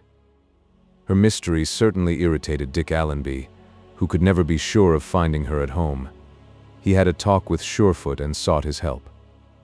"She will be running into all sorts of danger," Dick complained. This man obviously will stop at nothing. He may still think that she has got the bank statement. Have you seen the young lady at all? Surefoot opened another bottle of beer dexterously. He was sitting on a bench in Dick's workroom. Yes, I have seen her. She wants me to lend her Binny. Lend her Binny? Repeated the detective. What does that mean? Well, he is in my employ now. She says she wants inquiries made about a former servant of Mr. Lyons who is living in Newcastle under an assumed name. She wants Binny to go and identify the woman. I saw Binny about it, and he remembers her. She left soon after he arrived. She was a fairly old woman. Apparently she had a dissolute son who was a pretty bad character. Binny doesn't remember him, but Mary does. The old lady, who must be nearly 90, is living in the north, and Mary wants him to go up to make sure that she hasn't made a mistake. Surefoot Smith looked at him glumly. She told me nothing about it. Binny's your servant now? I suppose you own the house. What are you going to do with it? Sell it, said Dick promptly. In fact, I've already had an offer. There was a knock at the door. The caretaker came in with a telegram for Dick. Surefoot saw him open it, watched him idly, and saw his jaw drop as he read it. Without a word, he passed the wire across to Smith. It had been handed in at Sunningdale and ran. Repatent air gun reported stolen from you. Machine answering description circulated has been found at Toyne Copse lying at the bottom of a hole beneath body of a man believed to be G. Dornford of Half Moon Street. Please report immediately Sunningdale Police Station to identify property. Chapter 19. He and Surefoot went down into Berkshire together. He had no difficulty in recognizing the rusted steel case which had once been a delicate piece of mechanism. He left it to Surefoot Smith to make other and more grisly identification. Surefoot returned after visiting the place where the body had been found, and he had further and convincing information. Jerry Dornford's car had also been discovered less than 100 yards from the place where he had died. The car had evidently been driven over the heathland and concealed in a small copse. It's Dornford's own property, and I don't think there will be much difficulty in reconstructing the accident which put him out, said Surefoot. He had an evening newspaper in the car with him. It is dated the day of Old Man Lyons' murder. Poor devil. How was he killed, or was it a natural death? Asked Dick. Surefoot shook his head. An accident. The gun was loaded, wasn't it? Well, you'll be able to take the thing to pieces and tell me if it is still loaded. I should say it wasn't. Dornford stole the gun, there's no doubt about that. He either got scared or couldn't sell it, and decided to take it into the country and bury it. Very naturally, he chose a bit of land which is his own property. He took a spade with him, we found that. When they found him, he was in his shirt sleeves. He had evidently dug the hole and was in the act of pushing in the gun when it went off. The bullet went through his body. We found it in a pine tree that was immediately in the line of fire. In his pocket, we found a demand for the payment of a loan from Stelby's, who did most of Old Lyons' work. We also found a few notes that are going to make it pretty uncomfortable for somebody called Jules, when we can trace him. I can help you there, said Dick, who knew and rather disliked that sleek young man. They came back to town late in the evening, and Surefoot was rather depressed. I always thought that Dornford had something to do with the murder, and put him down as a possible, but it's pretty clear that he couldn't have done it, unless there were 2 bullets in the gun, or unless he understood the mechanism. Dick went in search of Mary that night to tell her the news. He had never liked Gerald Dornford, but there were moments when he thought that his dislike was not so actively shared by the girl, but here he did her an injustice. A woman's instincts are keener than a man's, and she had placed Jerry in the definite category of men to be avoided. She did not get back to her flat till late that night, as he discovered after repeated rings, and it was an unusually exhilarated voice that answered him when eventually he reached her. I've had a marvelous day, Dick, and I'm going to surprise our friend tomorrow. No, not tomorrow, the next day. He tried to break the news gently about Jerry, and was surprised and a little annoyed to find his sensation was discounted. I read it in the evening newspaper. Poor man, she said. Dick Allenby spent a disturbed night. He was getting very worried about the girl and the risks she was taking. When he rang her in the morning, she had already gone out, but when he saw Surefoot, that gentleman did much to allay his anxiety. I've got the cleverest shadower at Scotland Yard following her night and day, you needn't worry. And then curiously, she hasn't told you what line she's following? The only thing I can find from my men is that she's chasing round the suburbs of London, and that she's doing a lot of shopping. Shopping? Repeated Dick incredulously. What sort of shopping? Pickles mostly, said Surefoot Smith, though she's been after ham, and took over an hour in the city the other day buying tea. She's being scientific. If the truth were told, Mr. Smith found it increasingly difficult to avoid being very annoyed with his mysterious collaborator. He hated mysteries. Mary had gone a little outside of her usual orbit of inquiry that day. She left early for Maidstone and spent the greater part of the morning talking with a country bootmaker, an ancient and a prosy gentleman with a poor memory and a defective system of bookkeeping. She got back to town about 5, feeling tired, but a hot bath and 2 hours' rest revivified her. She was bright and fresh when she buttoned up her long coat and went out. It was 10 o'clock. The sky was overcast and a sprinkle of rain was falling when she signaled a taxi and drove to King's Cross. She found the disconsolate Binny waiting on the platform. Although the night was warm, he wore an overcoat and a muffler, and was a typical picture of misery and loneliness when she came up to him. The detective who had followed her watched them talking and was slightly amused, for he had been told something about the object of this northward journey of Mr. Lyne's handyman. If he was amused, Binny was skeptical. "I don't suppose I'll remember her, miss. People change, especially oldish people. She was only in the house about 3 weeks after I took on the job." "But you would recognize her?" insisted the girl. He hesitated. "I suppose I would. I must say, miss," he protested, "I don't like these night journeys. I was in a railway accident once and my nerves have never got over it. What with poor Mr. Lyne's death and all the newspaper reporters coming to see me, I've got in such a state that I don't know whether I'm on my head or my heels." She cut short his personal plaint with a repetition of her instructions. "You will go to this house and ask to see Mrs. Morris, that is the name she has taken, possibly because her son has been getting into trouble. Visiting the sins of the parents upon the children I've heard about. Visiting the sins of the children on the parents is something new. If it is Mrs. Laxby, you are to send me a wire, but you must be absolutely sure it is Mrs. Laxby. You've got the photograph of her I gave you?" He nodded miserably. "I got it. But ain't this a job for the police, miss?" "Now, Binny," she said severely, "you're to do as you're told. I've got you a nice sleeping car and it will be a very comfortable journey." "They turned me out at 4 o'clock in the morning," said Binny, and then, as though he realized he was probably going a little too far with one who had such authority, he added, in a more cheerful tone, "All right, miss, you leave it to me. I'll send you a wire." She left the platform a few minutes before the train pulled out, and took another taxi. The detective who followed her had no doubt that she was going back to her flat, and contented himself with giving instructions to his driver to follow the cab in front. Taxi men are not necessarily good detectives, and it was not until the cab he was shadowing had set down an elderly man at a temperance hotel in Bloomsbury that he realized he was on the wrong trail and doubled back to the flat to pick her up. She had not returned, and, in a sweat, he began to cast round before reporting his failure to his very unpleasant superior. It was 11:15 when he saw the girl walking quickly in the opposite direction to which his cab was moving. He recognized Mary, jumped out of the cab, paid the driver, and followed through the rain on foot. Chapter 20. Unconscious of the fact that she had been shadowed, Mary Lane reached her objective. She was in a small paved courtyard which was made faintly malodorous by the presence of an ash can that had not been emptied for a week. She moved cautiously, finding her way forward step by step with the aid of a tiny electric torch which she had taken from her handbag. At the end of the courtyard was a small door, flanked on one side by a window. For a little while she stood on the doorstep, listening. Her heart was beating faster. She was curiously short of breath. Her early morning resolution to abandon her ridiculous quest came back with a stronger urge.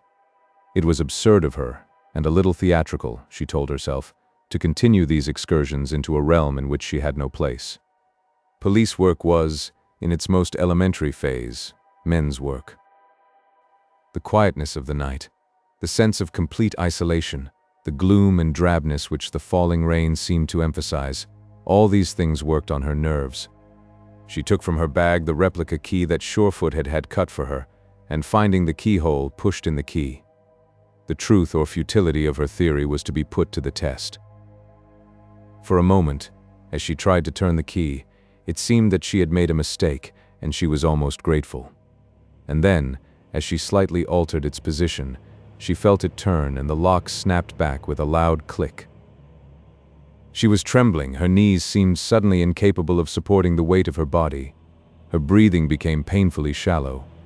Here her experiment should have ended, and she should have gone back the way she came. But the spirit of adventure flickered up feebly and she pushed open the door. It opened without sound, and she peered into the dark interior fearfully. Should she go in? Reason said no, but reason might be womanly cowardice, a fear of the dark and the bogies that haunt the dark. She pushed the door open wider and went in one step. She flashed the lamp around and saw nothing. Then out of the darkness came a sound that froze her blood, the whimpering of a woman. Her scalp tingled with terror. She thought she was going to faint. It came from below her feet, and yet from somewhere immediately before her, as though there were two distinct sounds. The beam of light she cast ahead wobbled so that she could not see what it revealed. She steadied her arm against the wall and saw what looked like a cupboard door. To this she crept and listened. Yes, the sound came from there and below. It was the entrance to a cellar. She tried the cupboard door. It was locked. And then there came to her an unaccountable fear, greater than any she had experienced before. There was danger, near, very near, a menace beyond her understanding. She turned and stood, petrified with horror. The door was slowly closing. She leaped forward and caught its edge, but somebody was pressing it, and that somebody was in the room, had been standing behind the open door all the time she had been there. As she opened her lips to scream, a big hand closed over her mouth. Another gripped her shoulder and jerked her back violently, as the door closed with a crash. "Oh, Miss Lane, how could you?" The mincing tone, the falsetto voice, the artificial refinement of it were unmistakable. She had heard that voice at Kellner's Hotel when she had met Mr. Washington Worth. She struggled madly, but the man held her without difficulty. "May I suggest, my dear young friend, that you keep quiet and save me from the necessity of cutting your darling little throat?" Behind the spurious courtesy of that hateful voice lay a threat, horribly, significantly sincere. She knew him now. He would kill her with as little compunction as he would slaughter a rabbit. It was not perhaps expedient to carry out this threat immediately, and her only hope of salvation lay with her wits. With a moan she went limp in his arms, and he was so unprepared for this that he nearly dropped her and dropped with her, for the sudden collapse almost threw him off his balance. Clumsily he laid her down on the stone floor. She heard his exclamation of anger, and, after a while, the jingle of keys. He was unlocking the cupboard door. Noiselessly she rose and felt for the doorknob. It turned without a sound, and in a second she had flung open the door and was racing across the courtyard. He was too late to stop her, and she was in the deserted side street before he recovered from his surprise. A few minutes later she had reached a main road. Ahead of her she saw two policemen, and her first instinct was to fly to them and tell them of her adventure. She hesitated. They would think she was mad, and besides... "Hello, Miss Lane. You gave me a fright." It was the detective who had been following her all the evening, and he did not hide his relief. "Where on earth did you get to?" "I'm Stenford from Scotland Yard. Mr. Smith told me that you knew I was trailing you." She could have fallen on his neck in her gratitude. She was horrified to discover that she was hysterical. She gasped her story. He listened, incredulous. "Have you got the key?" She shook her head. She had left it in the door. "I'll take you home, Miss Lane, and then I'll report to Mr. Smith." He was a young detective, full of zeal, and he had hardly left her at the door of her flat before he was racing back to conduct a little investigation on his own before reporting the sum of his discovery to Surefoot Smith. Mary made herself a cup of tea and sat down to steady her nerves before she went to bed. The flat seemed terribly lonely. Odd noises, common to all houses, kept her jumping. She realized that she would not sleep that night except in other and less nerve-wearing surroundings, and was reaching for the telephone when its bell rang sharply, so unexpectedly that she jumped. It was the voice of Surefoot Smith, urgent and anxious. "That you, Miss Lane? Listen and get this quickly. Go to your front door and bolt it. You're not to open the door until I come. I'll be with you in 10 minutes. But do as I tell you." She heard a click as he rang off. She was in a panic. Surefoot would not have been so alarming unless her situation was a perilous one. She went out into the hall. It was in darkness. She knew that she had left a light burning. Acting on blind impulse, she darted back into the room she had left, slammed the door, and shot home a bolt. As she did so, a heavy weight was flung against the door, the weight of a man's body. There were no arms in the room, nothing more formidable than a pair of scissors.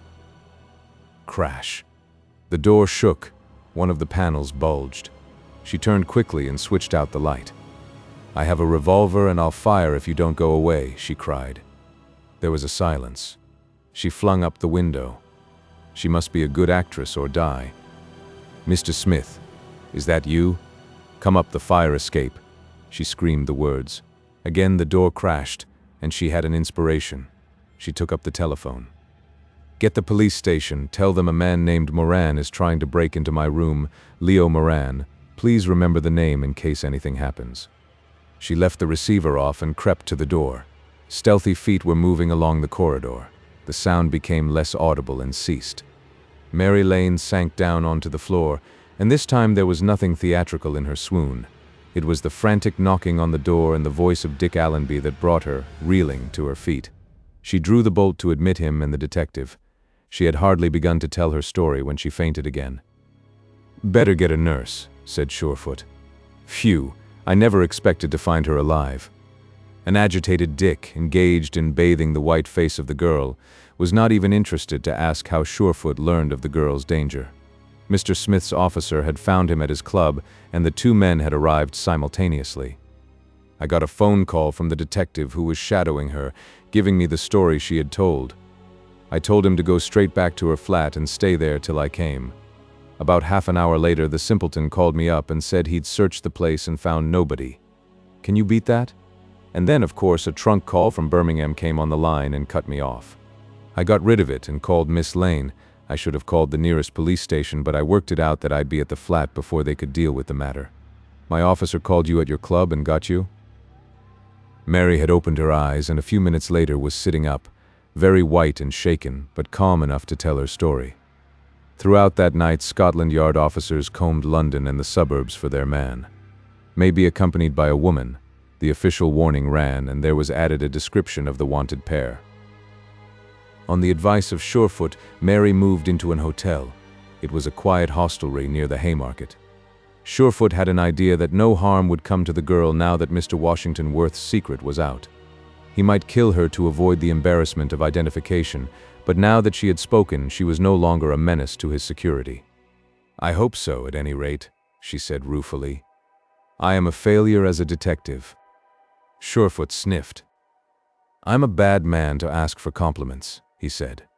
"Beyond the fact that you've found our man and proved it, and apart from what I might call the circumstance that you've discovered how the forgeries were wangled, you've been perfectly useless." On the night of the girl's adventure, Surefoot had cabled to his friend in New York the particulars of the English gangster who was at large in England. He went farther and arranged for the New York Police Department to cable the photograph of the man to Scotland Yard. A description would have been sufficient. There was no mistaking. The day the photograph was received, Surefoot had gone to call on the directors of Moran's bank. A very careful audit had been made of the bank accounts, but no further defalcations had been unearthed. He was leaving when the general manager, who had placed the facts before him, remarked, "By the way, I suppose you know that Moran's service in the bank was interrupted when he went to America. He was there 3 or 4 years. We have reason to believe that he was engaged in some sort of speculative business. He never gave us any particulars about it." "That's odd," said Surefoot. He did not explain where the oddness lay. "He has also a large interest in Kasari oils, which have had such a sensational rise," said the manager. "I only discovered this a few days ago." "I have known it for quite a long time," said Surefoot grimly, "and I can tell you something. He has made nearly $1 million out of the stock." The man's eyebrows rose. So there was no need for him to be dishonest? There never was, said Surefoot cryptically. In these days, Dick Allenby was a busy man. As principal heir to his uncle, he had an immense amount of work to do. The late Mr. Lyne had certain interests in France which had to be liquidated. Dick took the afternoon boat express to Paris. Between Ashford and Dover there had been a derailment on the day before, and the passenger trains were being worked on a single line. There was very little delay occasioned by this method of working the traffic, except that it necessitated the boat train being brought to a standstill at a little station near Sandling Junction. The Continental train drew slowly into the station and stopped. There was another train waiting to proceed in the opposite direction. As they were going to move, Dick turned his head idly, as passengers will, and scrutinized the other passengers. The Pullman car was passing at a snail's pace. The long body drew out of view, and there came a coupe compartment at the end of the car. A man was sitting in the corner, reading a newspaper. As the trains passed, he put the paper down and turned his head. It was Leo Moran. Chapter 21. Leo Moran. It was impossible to do anything. The train was gathering speed, and its next stop was Dover. Surefoot must be told. He might get through by telephone to London, but doubted if he had the time without missing the boat. Fortunately, when he arrived at Dover Harbour Station and came to the barrier where passports are examined, he recognized a Scotland Yard man who was scrutinizing the departing passengers. To him he explained the urgency of the matter. "He didn't come through this port," said the detective, shaking his head. "The train you saw was the one connecting with the Boulogne-Folkestone route. I'll get through to Mr. Smith at once. I've had a very full description of Mr. Moran for a long time, and so have the officers at Folkestone. I can't understand how they missed him." Smith was not in his office when the call came through, but it was relayed to him almost immediately. Officers were sent to meet the train, but on its arrival there was no sign of Moran. Surefoot afterwards learned that it had been held up at South Bromley Station, and that a man who had occupied a coupe had alighted, given up his ticket, carrying his own baggage, which consisted of a small expanding suitcase, to a station taxi. He had evidently acted on the impulse of the moment, according to the Pullman car attendant, for when, late that night, the taxi driver was interviewed, it was learned that Moran had been driven to another station within a few miles of Bromley and had gone on to London by the electric train. A call at his flat produced no result. The porter had not seen him. Surefoot put a telephone call through to Paris and spoke to Dick. "You've got the keys of this man's flat, haven't you?" "Good Lord. Yes, I'd forgotten them. They're in my workroom. See the housekeeper. You will find them." Smith was less anxious to find the keys than to establish the fact that Leo Moran had not returned. He would naturally call at Dick's place to retrieve the keys, and with this idea in his mind, Smith put Dick Allenby's apartments under observation. But Moran did not come near. Either he knew that he was being sought and had reason for keeping out of the way, or he had some other establishment in London about which the police knew nothing. The second inquiry, which Surefoot Smith conducted, was even more profitless. At the moment, however, he concentrated upon Moran. The register of every hotel in London was carefully scrutinized.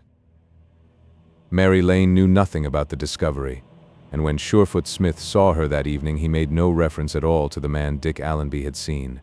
He made it a practice to call once or twice a day, for, although he was satisfied that there was no immediate danger to the girl, and that every reason for menacing her had disappeared now that the murderer of Hervey Lyne was identified, he took no chances. Men who killed as ruthlessly as Mr. Washington Worth were capable of deeper villainies. Mary's hotel was an old-fashioned block set in the heart of the West End and in one of the most pleasant backwaters. Its furnishings were Victorian, its equipment a little primitive. As a reluctant concession to modern progress, its ancient proprietor had installed gas fires in its bedrooms. It was the last hotel in London to adopt electricity for lighting. The servants were old and slow. Its proprietor still regarded the telephone as an unwarranted intrusion upon his privacy. There was one instrument, and that part of the office equipment. It had its advantages, as Mary found. It was quiet. One could sleep at night. Strange guests rarely came. Most of its patrons were part of the great shifting family that had made a habit of the hotel for years and years. Her room was pleasant and bright.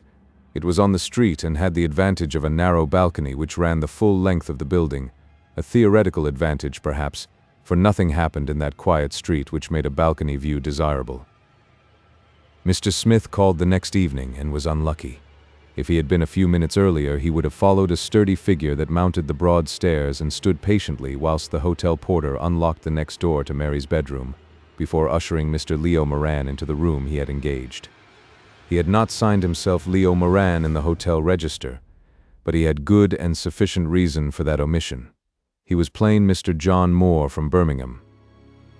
He ordered a light meal to be sent up to him, and when that had come and had been cleared away, he locked the door of his room, opened a portfolio, and, taking out a number of documents and a writing pad, became immediately absorbed in the task he had set himself. There was nothing flimsy about this hotel. The walls were thick. Otherwise, he might have heard Surefoot Smith offering astounding theories concerning a certain fugitive from justice. Surefoot's visit was not a very long one, and following her practice, the girl read for an hour. Her nerves were calmer. She had got over the shock of that ghastly night. She had asked Surefoot to allow her to go back to the flat. "I'll give you another week here," he said, shaking his head. "I may be wrong, but I have an idea I can liquidate this business in that time. But now that I've recognized him, and the police have circulated his name and description, there is no reason why he should do me any harm," she protested. "I am perfectly sure that it was not revenge, but self-preservation." "You can't be sure of anything where that bird is concerned," interrupted Smith. "You've got to allow for the fact that he's a little mad." "Is he the man the American detective spoke about?" she asked curiously. Surefoot Smith nodded. "Yes, he's been in Chicago and New York for a few years and was associated with some pretty bad gangs.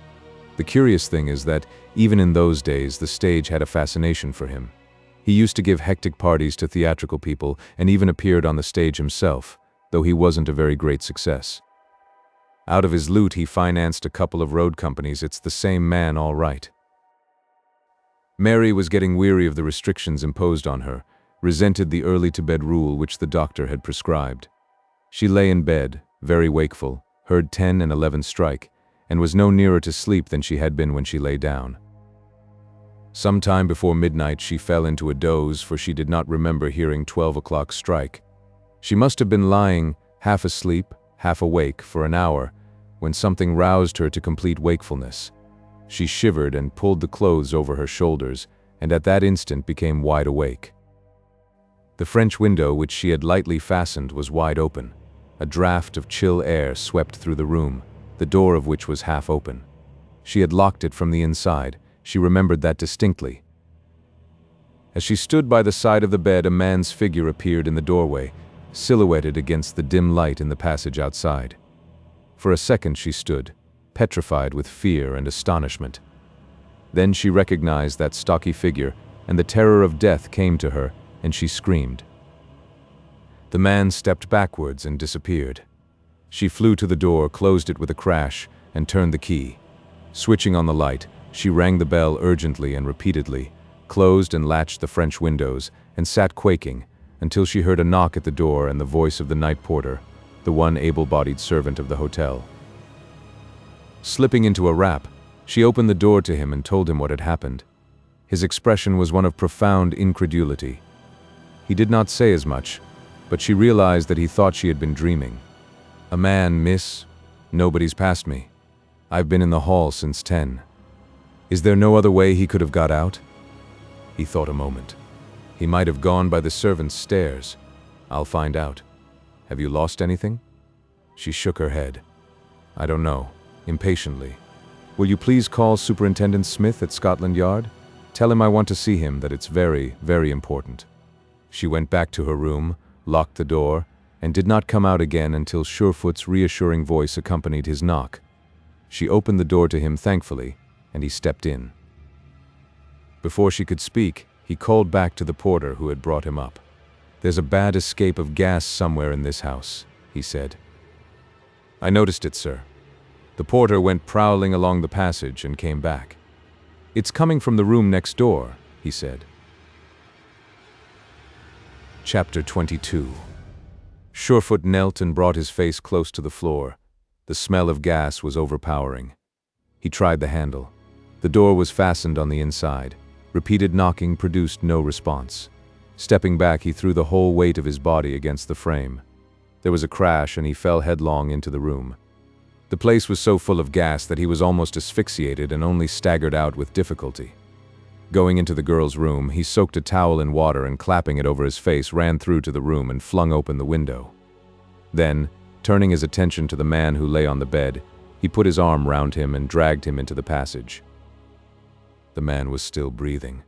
One glance he took at the purple face, and in his astonishment almost dropped the inanimate figure, Leo Moran. By this time the hotel was aroused. A doctor, who lived on the same floor, came out in pajamas and an overcoat, and rendered first aid whilst Surefoot went back into the room. He switched on the electric light. The gas was still hissing from the burner on the hearth, and he turned this off before he opened the window wider. He saw now that elaborate preparations had been made for this near tragedy. There was sticking plaster down each side of the window. He found it also over the keyhole, and the space between the bottom of the door leading into the bathroom had been stuffed with a towel. Near the bed was a half glass of whiskey and soda. Evidently Moran had been writing. Surefoot took up a half-finished letter. He saw it was addressed to the general manager of the bank for which he had worked. Dear Sir, I am back in London, and for reasons which I will explain to you, I am living under an assumed name at this hotel. The explanation which I will give, I think, will satisfy. Here the writing ended in a scrawl, as though Moran had been suddenly overcome. There was a closely typed foolscap sheet on the table, but this Surefoot did not see immediately. He looked round the room. The first thing that struck him was that the door of a large cupboard stood wide open, and on the floor of the cupboard, which was empty, were two muddy footprints. They were unmistakably the prints of goloshes, and he remembered the old pair of goloshes which had been found in the car where Mike Hennessy's body had been discovered. Somebody had been hiding there. Outside it had been raining heavily. The prints were still wet. He went outside and found that Moran had been carried into another bedroom, where the doctor and the porter were engaged in applying artificial resuscitation.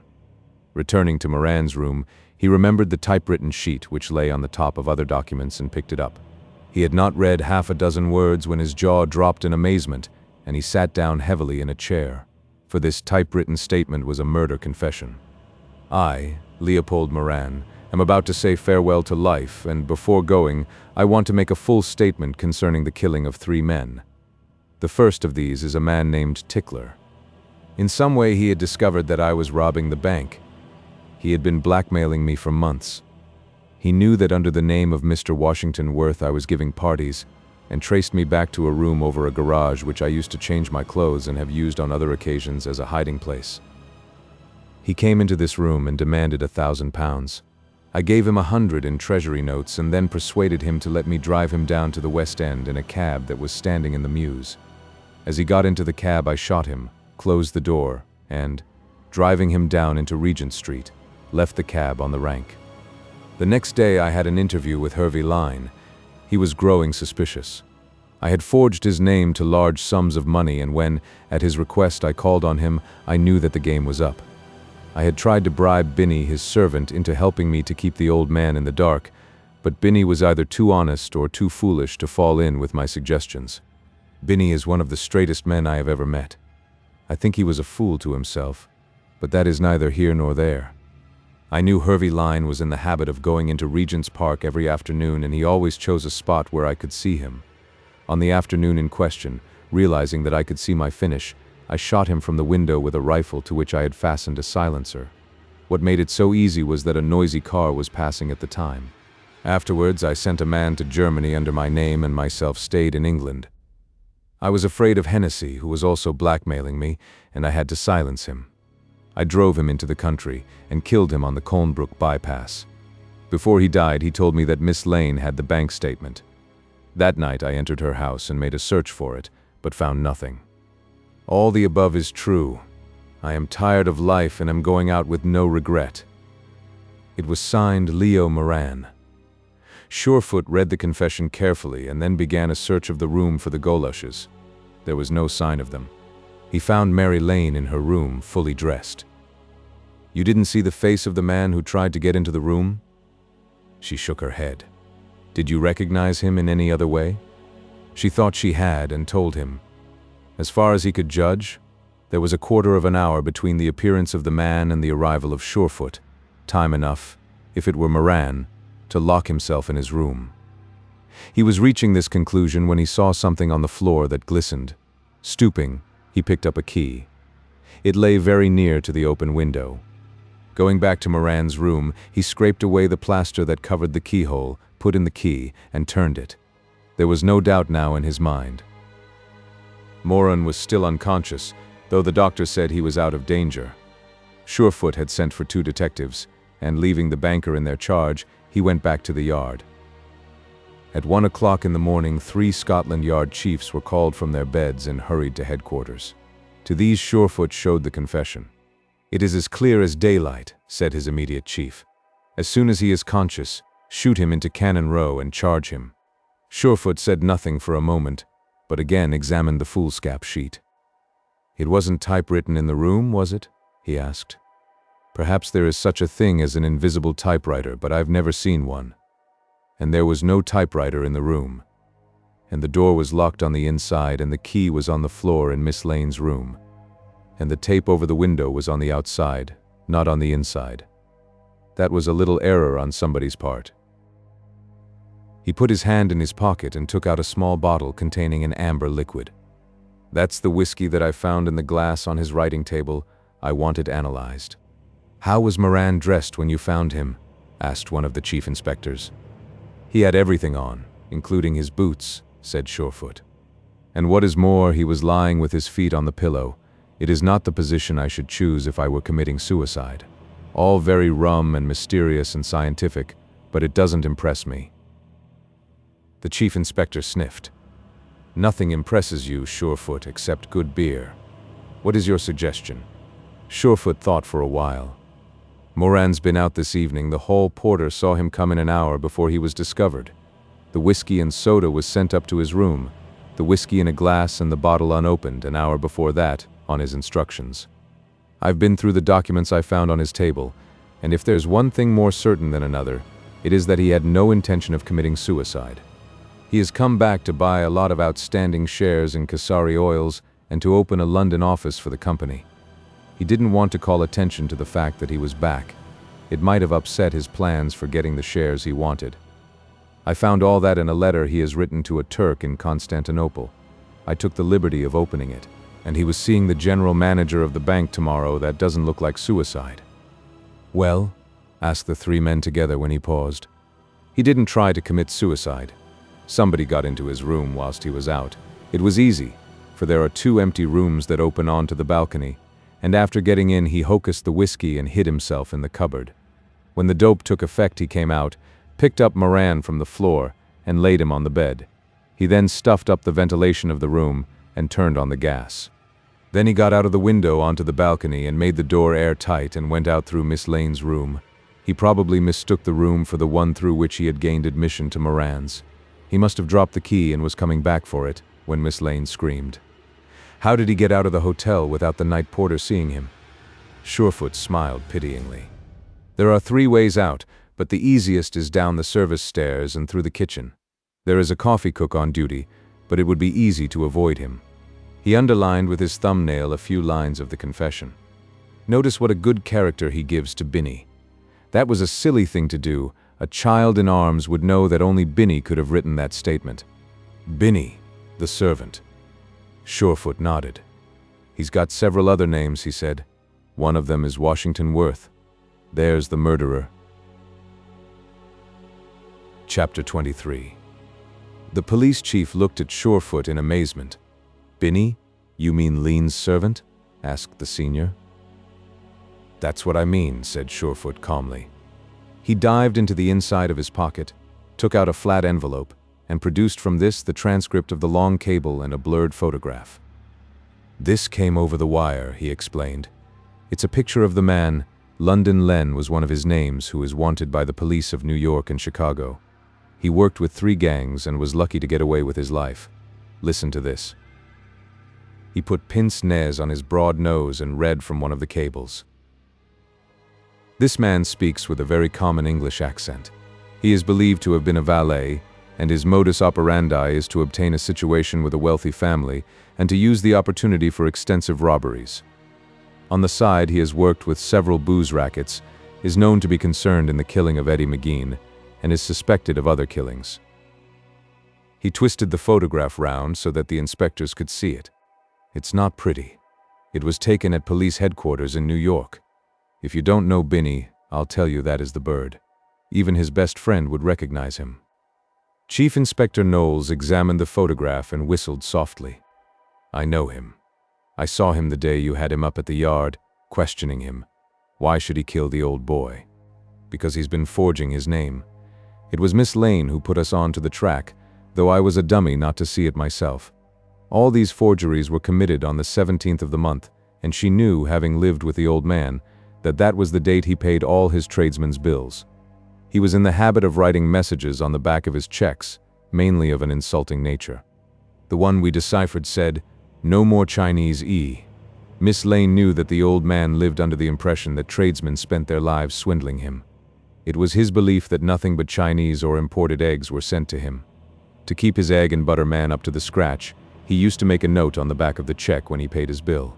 That was his practice with all tradesmen. Miss Lane has seen most of them: bootmakers, tailors, provision merchants of all kinds. And do you know what they told her? Surefoot leaned forward over the table and spoke slowly, tapping his finger on the desk to emphasize each word. They told her that 2 or 3 years ago Line stopped paying by check and paid cash. Binny either used to go round and settle or send the money by postal order. Do you know what that means? It means that Line was going blind and that the checks he was signing for the tradesmen were checks going into Binny's private account. What made it easier for Binny, which is his real name by the way, was that the old man would never admit that his sight was failing, and in his vanity claimed that he could read as well as the next man. It was easy for Binny on the 17th of the month to put checks before his master and pretend they were in settlement of tradesmen's bills, when in reality they were filled in with pencil for the correct amount. I've seen some of them, and under the microscope you can see the pencil marks and the original amounts for which they were drawn. It was easy to rub them out after the signature had been obtained, and to fill them in for the amount Binny happened to require at the time. He must have got wind that these investigations were going on, for he went after Miss Lane, and she saved herself by pretending she thought it was Moran. It was that which probably saved her life. When Binny heard her shout out of the window that Moran was trying to break into her room, he thought he'd leave well alone, and quitted. If he'd had any intelligence, he would have known that all her inquiries incriminated, not Moran, but him. But that's the way of 'em. If criminals had any sense, they'd never be hanged. The chief inspector pushed the photograph back across the table. Where was the murder committed? The murder of Line, I mean. Surefoot shook his head. That's the one thing that puzzles me. It is possible, of course, that he did the shooting just at the moment Dornford's car passed. The confession that he prepared to throw the crime onto Moran, he was a mug to say so many nice things about Binny, almost suggests that this is the case. All the other crimes in this document were committed by Binny in the way he described. He went back to the hotel to see Moran. There were other aspects of the case which needed elucidation. Mike Hennessy's death puzzled him. If the manager was blackmailing Binny, there was motive enough. But what could Mike Hennessy know, except that the servant of the day was the magnificent Washington Worth by night? And why should he blackmail the man who was providing him with a generous income? There was a very special reason for killing Hennessy, of that he was sure. Before he left the yard, Surefoot tightened the cords of the net about the man he wanted. Binny had not been seen since the night Mary Lane sent him to Newcastle on a fictitious errand so that she could try the key of the pantry door of Hervey Lyne's house. The illuminated key was a mystery no longer. Sometimes Mr. Washington Worth came back from these little parties of his a little exhilarated. It was necessary that he should change his clothes in the room above the garage, and once or twice, in changing them, he had left his key behind. Possibly he was a methodical man, and was in the habit of putting the key on the table. Its phosphorescent quality was added so that, even if he switched off the light, he would not forget this necessary method of gaining admission to Lyne's house. On the night of Tickler's murder, he had forgotten the key and was compelled to break a window to get into the scullery. This had been Mary's theory. She had recognized the key. As a child, she had seen it every day. She had sent Binny to the north to give herself the opportunity of testing out her theory. She had nearly lost her life in doing so, for Binny was no fool. He had left the carriage and gone back ahead of her to his lair. The detective found Leo Moran conscious, but a very unhappy man, for the after effects of gas poisoning are not pleasant. All that he told Surefoot confirmed what that intelligent officer had already discovered from a perusal of his private correspondence. Surefoot showed him the confession and read portions of it to the astonished man. "Murder," said Moran scornfully. "What rubbish! Who has been murdered?" When Surefoot told him, "Hervey Lyne. Good God, how perfectly dreadful. When did this happen?" "The day you went away," said Surefoot. Moran frowned. "But I saw him the day I went away, from my window. He was sitting under the tree in the park. When I say the tree, I mean the tree he always used as shade. I've seen him there dozens of times. Binny was reading to him." "What time was this?" asked Surefoot quickly. Moran thought for a while, then gave an approximate hour. "That must have been 10 minutes before he was found dead. It was too far away for you to see whether he was talking." Moran nodded. "When I saw him, Binny was reading to him." Here was unexpected evidence. Moran was probably the only man who had watched that little group in Hervey Lyne's last moments. "Where was he sitting, Binny, I mean?" "Where he usually sat," said Leo Moran instantly, facing the old man, practically on a level with his feet. "I was watching them for some time." "Did you see Binny walk round to the back of the chair?" The other hesitated. "Yes, he did, I remember now. He walked right round the chair. I remember being reminded of how gamblers walk round a chair for luck." "You saw nothing else? Heard nothing?" Moran stared at him. "Do you suspect Binny?" Surefoot nodded. "It isn't a case of suspicion, it's a case of certainty." Again, the sick man taxed his memory. "I am almost sure I am right in saying that he went round the chair. I didn't hear anything. You mean a shot?" "No, I did not hear that, nor did I see Binny behaving suspiciously." Surefoot skimmed through the confession again. "Do you know Binny?" "Slightly. He was my servant. I dismissed him for stealing. I lost a number of little trinkets." Smith put his hand in his pocket and took out the silver cigarette case that had been found under the cushion of the car in which Mike Hennessy had ridden to his death. The banker stretched out his hand eagerly. "Good Lord, yes. I wouldn't have lost that for a fortune. It's one of the things that were missing. How did you get it?" In the man's present condition, Surefoot decided it was not the moment to tell of the other horror which had been fastened upon him. "I thought it might be," he said, pocketing the case. "It was obviously an old one and not the kind of case you would use, and certainly not the kind you would put where I found it. It had been polished up for the occasion, too." "What was the occasion?" asked Moran curiously, but the detective evaded the question. Moran spoke quite frankly of his own movements. "I was a fool to go off so hurriedly," he confessed, "but I was rather piqued with my directors who had refused me leave. It was very vital I should be in Constantinople whilst the board of the Kasari Company was being reconstructed. I have very heavy interests in that country, which is now one of the richest oil companies in the world. And by the way, Miss Lane is a rich lady. The shares I bought from her could not be transferred to me under the Turkish law without yet another signature. Legally, I have the right to that. Morally, I haven't. So the stock she transferred, I am transferring back at the price I paid, which means that she has more money than she can spend in her lifetime." He smiled. "And so have I, for the matter of that," he added. There was nothing more to be gained from Moran, and Smith left him to sleep off his intolerable headache. Scotland Yard had phoned that Dick Allenby was on his way back from Paris by aeroplane. He reached Croydon at dawn and found a police car waiting to take him to Regent's Park. As the car drove into Naylor's Crescent, he saw Surefoot Smith and 3 plainclothes officers waiting outside the house. "Sorry to bring you back, but it is necessary that I should make another search of this house, and it is very advisable you should be present." "Did you find Moran?" asked Dick impatiently. "You got my telephone message." Surefoot nodded. "Did he tell you anything about Binny?" "Binny's told me quite a lot about himself," said Surefoot grimly.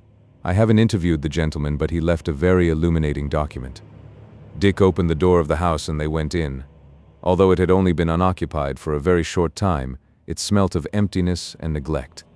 Hervey Lyne's study had been tidied up after the detective's search. Every corner had been examined, the very floorboards and hearthstone lifted by the police in their vain effort to find a clue. It was unlikely that this apartment would yield any fresh evidence. They went into the kitchen where Mary Lane had her unpleasant adventure. Smith had visited the place an hour or two after Mary's escape, had passed through the cupboard door down a flight of steps to the coal cellar. The truckle bed he had found there on his first visit had been removed. "The queerest thing about Binny is his wife," said Surefoot.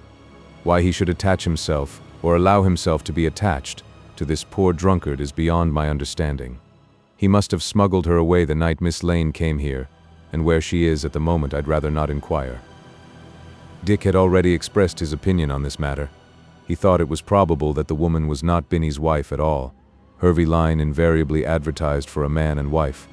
To gain admission to the establishment, Binny would not have been above hiring a woman to suit his purpose. This theory was rather supported by the fact that Mrs. Binny occupied a small separate room.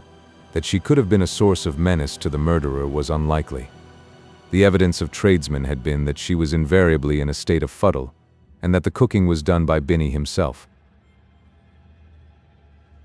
Chapter 24.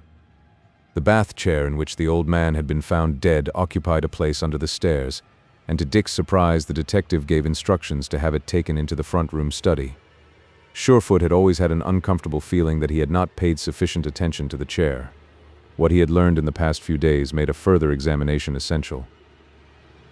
Immediately opposite the door of the study there was an alcove in the wall of the passage, and he saw now that this served a useful purpose. Obviously, Lyne was in the habit of getting into the bath chair in the study. Against the lintel of the door, at the height of the wheel's hub, were several scratches and indentations where the hub had touched the wood. But for the fortuitous circumstance of the alcove being so placed, it would have been difficult either to take the chair into the room or bring it out. Surefoot put a detective into the chair and made the experiment of drawing him into the street. The width of the conveyance was only a few inches less than the width of the front door opening, and again he found marks on the doorposts where the hub had touched. Without assistance he drew the chair into the street. The wheels fitted into the little tram lines which Lyne had placed for the purpose. The slope was so gentle that it was as easy to pull the laden chair back into the house. The experiment told him very little. On the day of the murder he had examined every square inch of the vehicle. He ordered it to be put back in the place where it had been found, and then continued his search and examination of the house. "What do you expect to find?" asked Dick. "Binny," was the terse reply. "This fellow isn't a fool. He has got a hiding place somewhere, and I wish I knew where to look for it." He looked at his watch. "I wonder if I could persuade Miss Lane to come along." Dick Allenby took a cab to the hotel, a little doubtful whether after the excitement of the night she would be either physically fit or willing to come to this house of gloom. He found her in her sitting room, showing no evidence of the strain she had experienced. Her first question was about Binny. "No, we haven't found him," said Dick. His voice was troubled. "I am getting terribly worried about you, Mary. This fellow would stop at nothing." She shook her head. "I don't think he'll worry me again," she said. "Mr. Smith is right. Binny will take no risk that does not bring him profit. As long as he thought he could get the bank statement from me or stop me speaking and telling what I had discovered about the checks, I think I must have been in terrible danger." "How did he know you were making inquiries?" "He knew when I sent him up to the north," she said. "That was a crude little plan, wasn't it? I underrated his intelligence, and he must have been following me when I was visiting the tradesmen. I had an idea once that I saw him. It was the day I went to Maidstone." She showed no reluctance in accompanying Dick back to the house. On the way she told him that she had seen Leo Moran in the night, and that he was out of danger. There had been a time when the doctors had been doubtful as to whether he would recover. They reached the house. Surefoot was in the little courtyard at the back. She followed Dick down the few steps that led to the kitchen.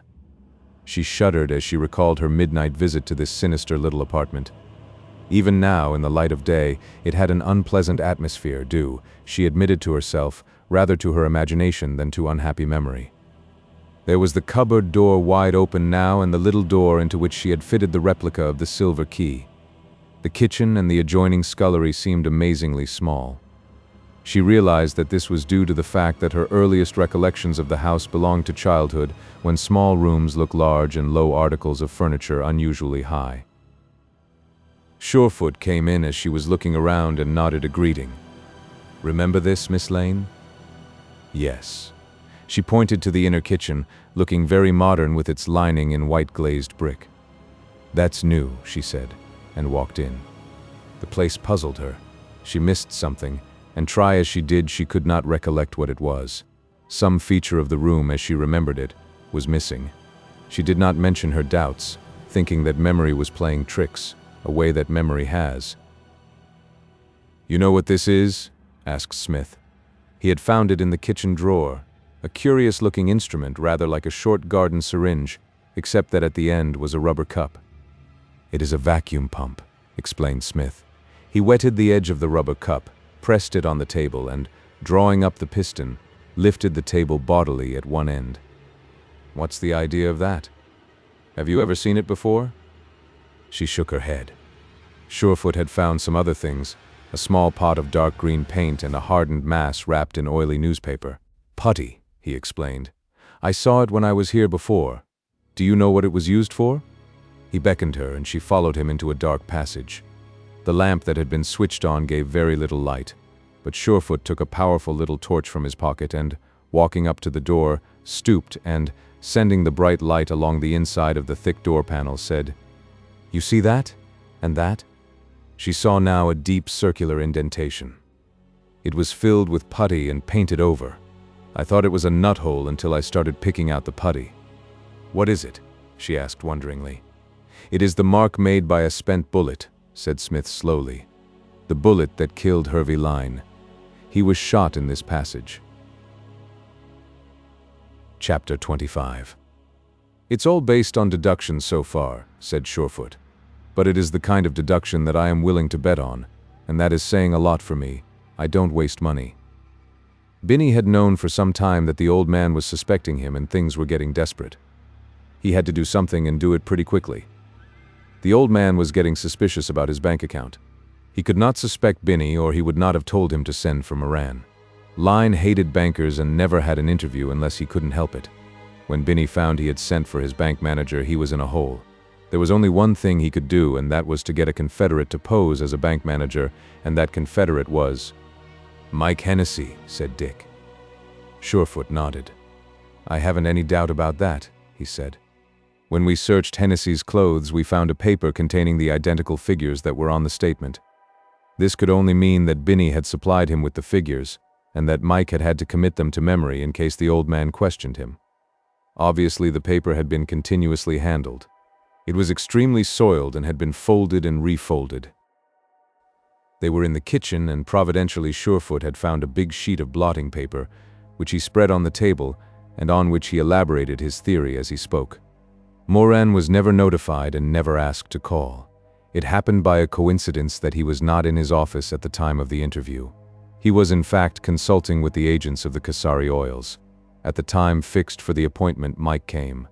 Hervey Line had never seen the bank manager, and even if he had, he would not have recognized him, for he was nearly blind. He must have said something or done something which left the old man unsatisfied. Line was very shrewd. One of his hobbies was working out how he could be swindled, and it is possible that he had a doubt in his mind whether the man who called on him was Moran. We shall never know what it was that made suspicion a certainty. It may have been something he overheard in the kitchen. There were times when Binney and his so-called wife had unholy rows. I got this from the servants in the next house. He picked up the first piece of paper he could find. It happened to be the bank statement, and wrote the message to you. He nodded at Mary. I do not think there is any doubt that he was sure that the man who had called that morning was not Moran, and that he suspected Binney of being the villain of the piece, and that is why he asked that the police should be sent for. Binney got to know this. Whether the old man charged him at the last moment or said something, we shall only know if Binney tells the truth before he is hanged. Binney must have made his plans on the spur of the moment. After he dressed the old man to take him out, he stepped behind him and shot him with a magazine pistol. I dug out the bullet from the door. It is possible that he had no intention of taking him out, but after he found there was very little blood and no sign of a wound, he decided to take the risk. The blue glasses Mr. Line wore hid his eyes. He was generally half asleep as he was being pulled into the park. Binny got away with it. He even asked a policeman to hold up the traffic to allow the chair to pass. Surefoot Smith sighed and shook his head in reluctant admiration. Think of it. Him sitting there dead, and Binny as cool as a cucumber, reading the news to the dead man. "Is there a chance of Binny getting out of England?" asked Dick. Surefoot scratched his nose thoughtfully. "Theoretically, no, but this man is a play actor, meaning no disrespect to you, Miss Lane. I don't believe in criminals disguising themselves, but this man isn't an ordinary criminal. At the moment he is in London, probably living in a flat which he has rented under another name. He may have 2 or 3 of them. He is the sort of man who would be very careful to make all preparations for a getaway. He has got stacks of money, a couple of automatic guns, and the rope ahead of him. He is not going to be taken easily." "I don't understand him," said Dick, shaking his head. "Why these theatrical parties? Why Mr. Washington Worth? He had to have some sort of swell name and appearance. I will tell you all about the theatrical parties one of these days. He never got the right people there, with all due respect to you, Miss Lane. He wanted ladies wearing thousands of pounds worth of diamonds. He worked that racket in Chicago, got a big party and held them up. But he never caught on in London and never attracted the money. And you have got to allow for vanity, too. He liked to be a big noise even among little people. Again, with all due respect to you, Miss Lane." He picked up the vacuum pump and looked at it. "I'd like to know what this is for. I think I will take it along with me." He slipped it into his pocket. They went out after locking all the doors, Dick and the girl to the hotel, and the indefatigable Mr. Smith to his Haymarket flat. An hour passed in that house. There was neither sound nor movement until an oblong strip of glazed brickwork began to open like a door, and Binny, wearing rubber overshoes, came cautiously into the kitchen, gun in hand. He listened, went swiftly and noiselessly into the passage, up the stairs from room to room before he came back to the front door and slipped a bolt in its place. Returning to the kitchen, he laid his gun on the table and passed his hand over his unshaven chin. His unprepossessing face creased in a smile which was not pleasant to see. "Vanity, eh?" he said. It was the one thing the detective had said that had infuriated him. Binny stood by the table, his unshapely head sunk in thought, his fingers playing mechanically with the long-barreled automatic that lay at his hand. Vanity. That had hurt him. He hated Surefoot Smith. From the first time he had seen him, he had recognized in this slow, ponderous, unintelligent-looking man a menace to his own security and life, and he had offended him beyond all pardon. Whatever anybody could say about this amazing man, his love of the theater was genuine. Association with its people was the breath of his nostrils. His first defalcations were made for the purpose of financing a play that ran only a week. He himself was no bad actor. He would require all his skill and genius to escape from the net which was being drawn about him. He went back through the narrow door into a room that was smaller than the average prison cell. It was narrow and long. On the floor was a mattress where he had slept, and at the foot of the bed was a small dressing table, beneath which were 2 suitcases. He took one of these out and unlocked it. On the top lay a flat envelope containing 3 passports, which he brought into the kitchen. Pulling up a chair to the table, he examined each one carefully. He had made his preparations well. The passports were in names that Surefoot Smith had never heard of, and there was no resemblance to him in the 3 photographs attached to each passport. Fastened to one by a rubber band was a little packet of railway tickets. One set would take him to the Hook of Holland, another to Italy. He could change his identity 3 times on the journey. From a bulging hip pocket he took a thick pad of banknotes, French, English, German. He took another pad from a concealed pocket in his coat, a third and fourth, until there was a great pile of money on the table. For a quarter of an hour he sat contemplating his wealth thoughtfully, then, going back into his little hiding place, he carried out a mirror and a small shaving set and began carefully to make his preparations. Vulgar grease paints, however convincing they might look on the stage, would have no value in the light of day. He poured a little annatto into a saucer, diluted it, and sponged his face carefully, using a magnifying mirror to check the effects. For the greater part of 2 hours he labored on his face and head. Then, stripping to his underclothes, he began to dress, having first deposited his money in satchels that were attached to his belt, which was passed round his waist. The contents of the 2 cases he turned out, for he had examined them very carefully the day before. He could not afford to carry any other baggage than the 2 automatics and half a dozen spare magazines, which he disposed about his person. He chose the lunch hour, and then only after a long scrutiny of the street from the study window. The servants might see him, but the chances were that they would be preparing or serving the meal either to their employers or to themselves. It was the hour, too, when no tradesmen were delivering, and the only risk was that Surefoot Smith had left somebody to watch the house. That had to be taken. He unbolted the front door, turned the handle, and stepped out. As he reached the outer circle, he saw something that made him set his jaw. A slatternly-looking woman was walking unsteadily on the opposite side of the street. He recognized her as his miserable companion of the past 4 years, the half-witted drunkard who had shared the kitchen with him. She did not recognize him, and it mattered little even if Surefoot saw her. He had turned her out the previous day with instructions to go back to Wiltshire, where he had found her, and had given her enough money to keep her for a year. He plodded on, looking back occasionally to see if he were followed. He dared not risk a bus. A taxi would be almost as dangerous. To drive a car in his present disguise would be to attract undesirable attention. In the Finchley Road there was a block of buildings, the ground floor of which was shops. Above these was a number of apartments occupied by good middle-class tenants. The corner of the block, however, had been reserved for offices, and this had a private self-operated elevator. Binney went into the narrow passage unchallenged, pressed the button, and had himself carried on to the 3rd floor. Almost opposite the lift, at an angle of the wall, was a door inscribed, "The New Theatrical Syndicate." He unlocked the door and went in. The office consisted of one medium-sized room and a small cloakroom. It was furnished plainly and had the appearance of being very rarely used. Except for a desk and a table, there was no evidence of its business character. He shot a little bolt in the door, took off the long coat he wore, and sat down in the comfortable chair. In one of the drawers there was a small electric kettle, which he filled in the wash-place. He brewed himself a cup of coffee, and this, with some biscuits he found in a tin box, in the 2nd drawer, comprised his lunch. The getaway was going to be simple. His real baggage was in the cloakroom at Liverpool Street. Everything was simple, and yet, Binney could have written a book on the psychology of criminals. He was a cold-blooded, reasoning killer who never made the stupid errors of other criminals. It was a great pity that he had made the appalling mistake of going back to find the key and had attracted the girl's attention. Otherwise, Leo Moran would have been dead, and there would be no proof that the confession, which Binney had typed out so industriously, was not true in every detail. He had planned it all so carefully. He had intended dropping the key just on the inside of the locked door and had put it in his pocket and forgotten it. A little slip that had messed up his artistic plan. Reason, which had determined his every action, told him to slip out of London quietly that night and trust to his native genius for safety.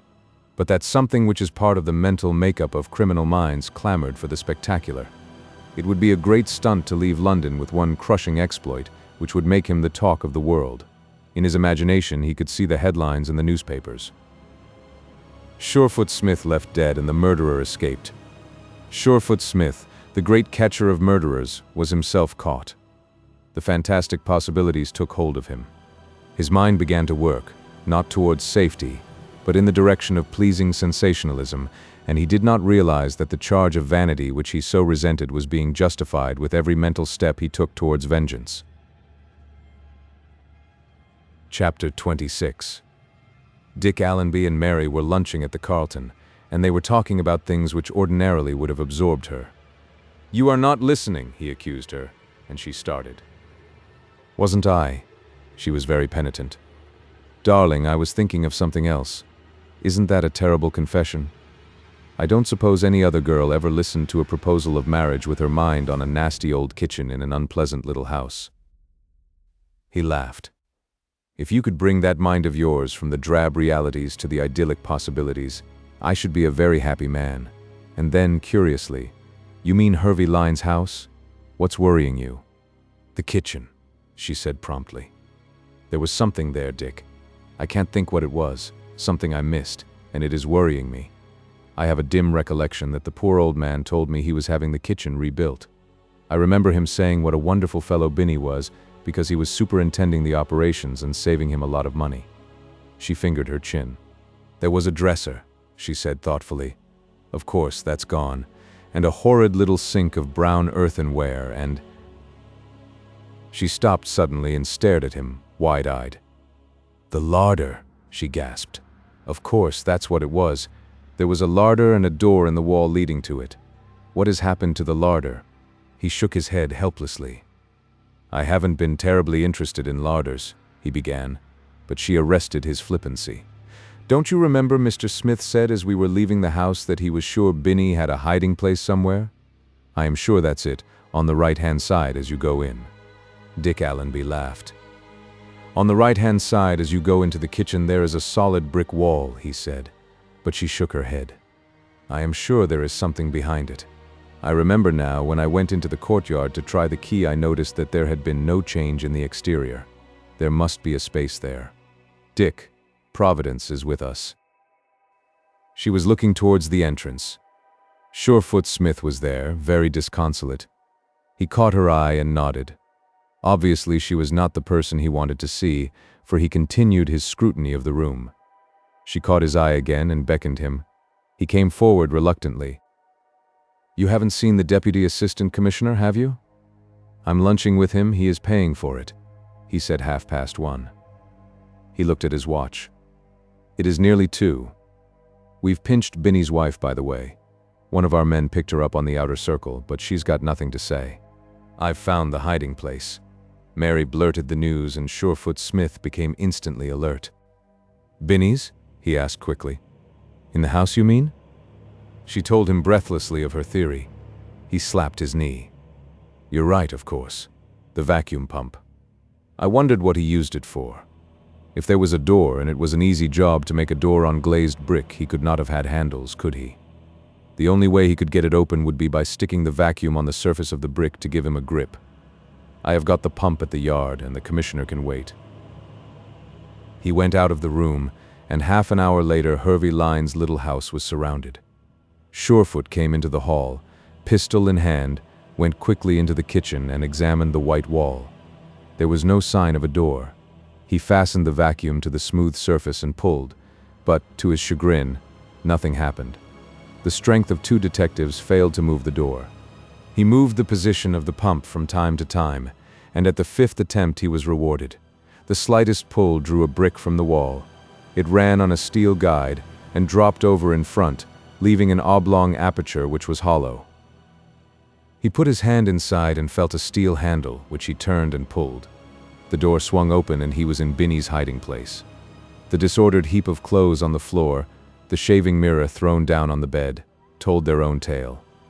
There was greater significance, however, in the saucer he found in the sink. It was still yellow with the annatto coloring which Binny had used. Surefoot Smith looked at it for a long time and then, I think there is going to be serious trouble, he said. Surefoot Smith hurriedly turned over the clothes and articles which had been emptied from the suitcase, but he found nothing to give him the slightest clue to Binny's intentions. One thing was certain, he had been in his biding place and had heard all that had happened that morning. Surefoot had the door shut and himself listened to conversation in the kitchen, and although he could not catch every word, he was satisfied that Binny had heard enough. The annatto in the saucer was a very slight and possibly useless clue. It told him to look for a yellow-faced man, and this might or might not be a useful guide to the searchers. The fugitive had left nothing else behind.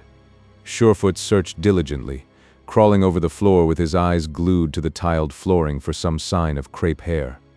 He expected this stage-mad murderer to have attempted some sort of theatrical disguise, but his search failed to reveal anything that left a hint as to what that disguise might be.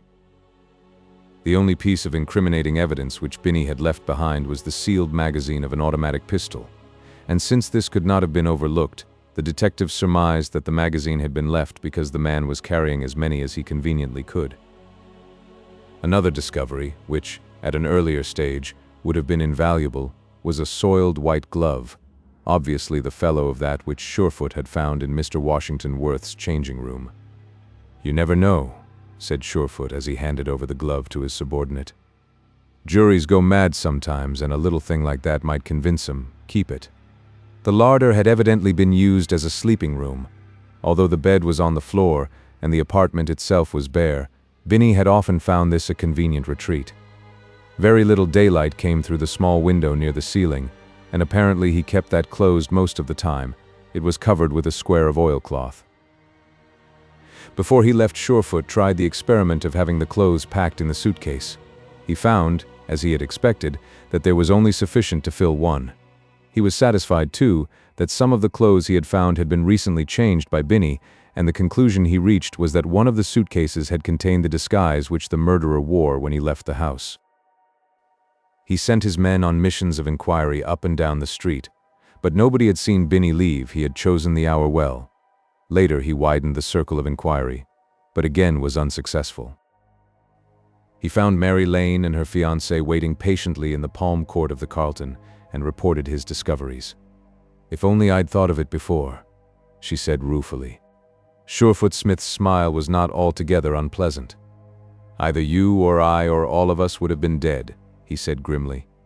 "That bird carries a young arsenal, and your bad memory probably saved us a whole lot of unpleasantness. Do you think he was there?" He nodded. "There's no doubt about it." "He'll get away then?" asked Dick.